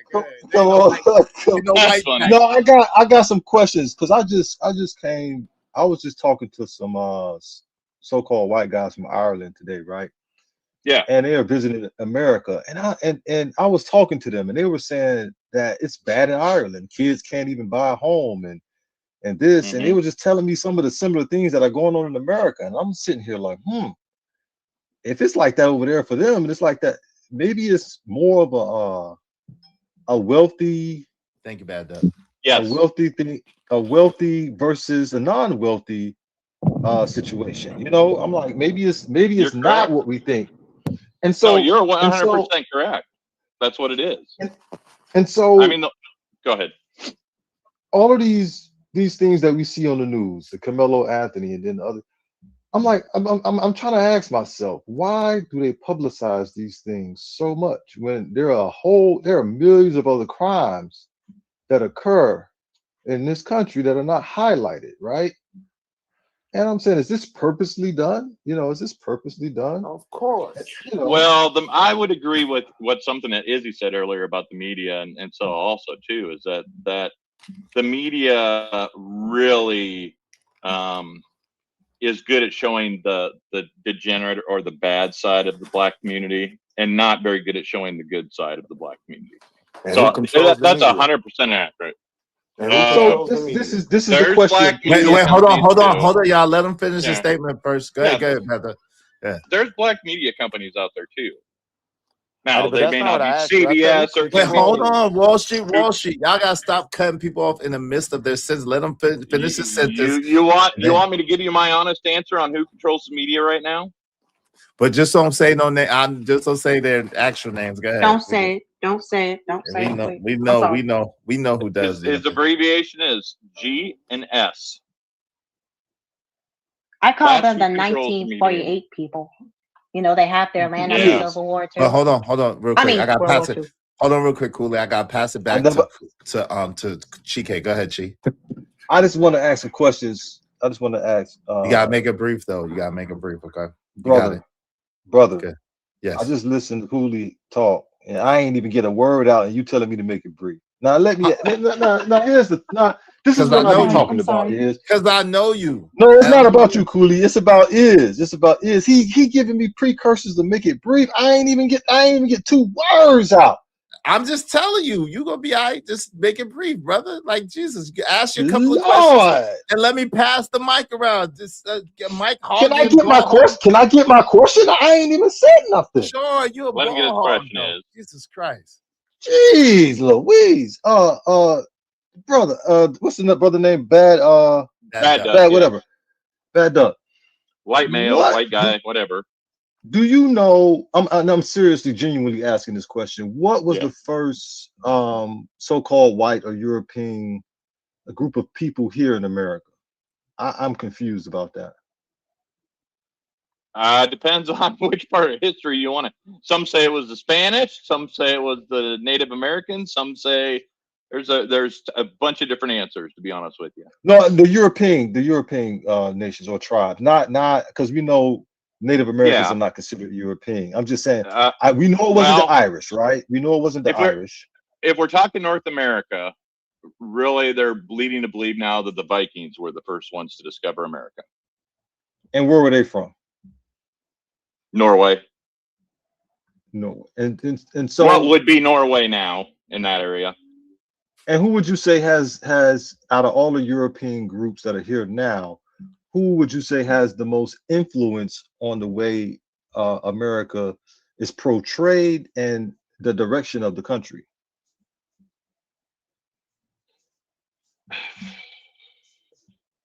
That's a good question.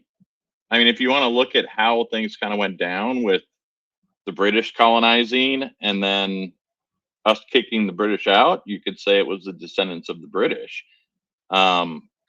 I don't know. I can't answer that honestly. I don't know who has what The European. little, I would say the background. little, I would say the little hat people, which are not exactly Europeans, but go ahead.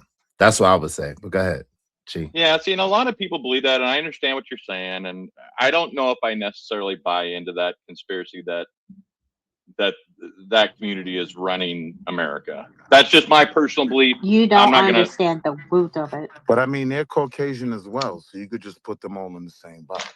No, you cannot. No, you can't. cannot. That's part of the You problem. really Hold on. can't. You Hold really on. can't. Hold on real quick. That's part of the problem, Wall Street Willie. You really can't. And Now, wait. that's the ignorant. Listen, bro, you cannot. There are So very let me ask you a distinct- question. Go ahead. Harvey Weinstein isn't a white man? Oh my God.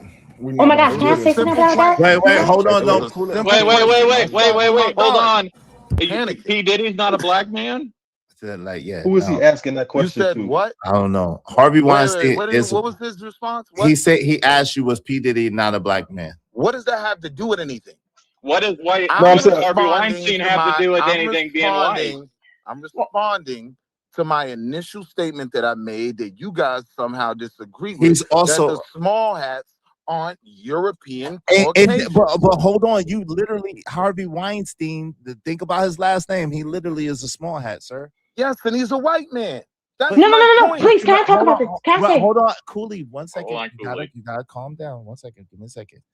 This is Okay. the thing. This is the thing. Because other people were before you. Just real quick, sweetie. Okay. This is the thing. Yo, Wall Street. What I'm trying to tell you is you absolutely cannot put them all in the same group. Just like you couldn't when they colonized different parts of Africa, when they colonized different parts of America, when there are different nations and different groups of people. So you Now, cannot I get that may be your belief, right? But here's the thing. Benjamin Netanyahu lived in a Bro, he trying to get Joe. Hold on. For everybody, hold on. For everybody watching on my side, I'm ending the stream. This nigga trying to get people taken off YouTube, bro. come on, fam. Like Everybody watching on my side, I see y'all at Izzy. Hold on, real quick. If I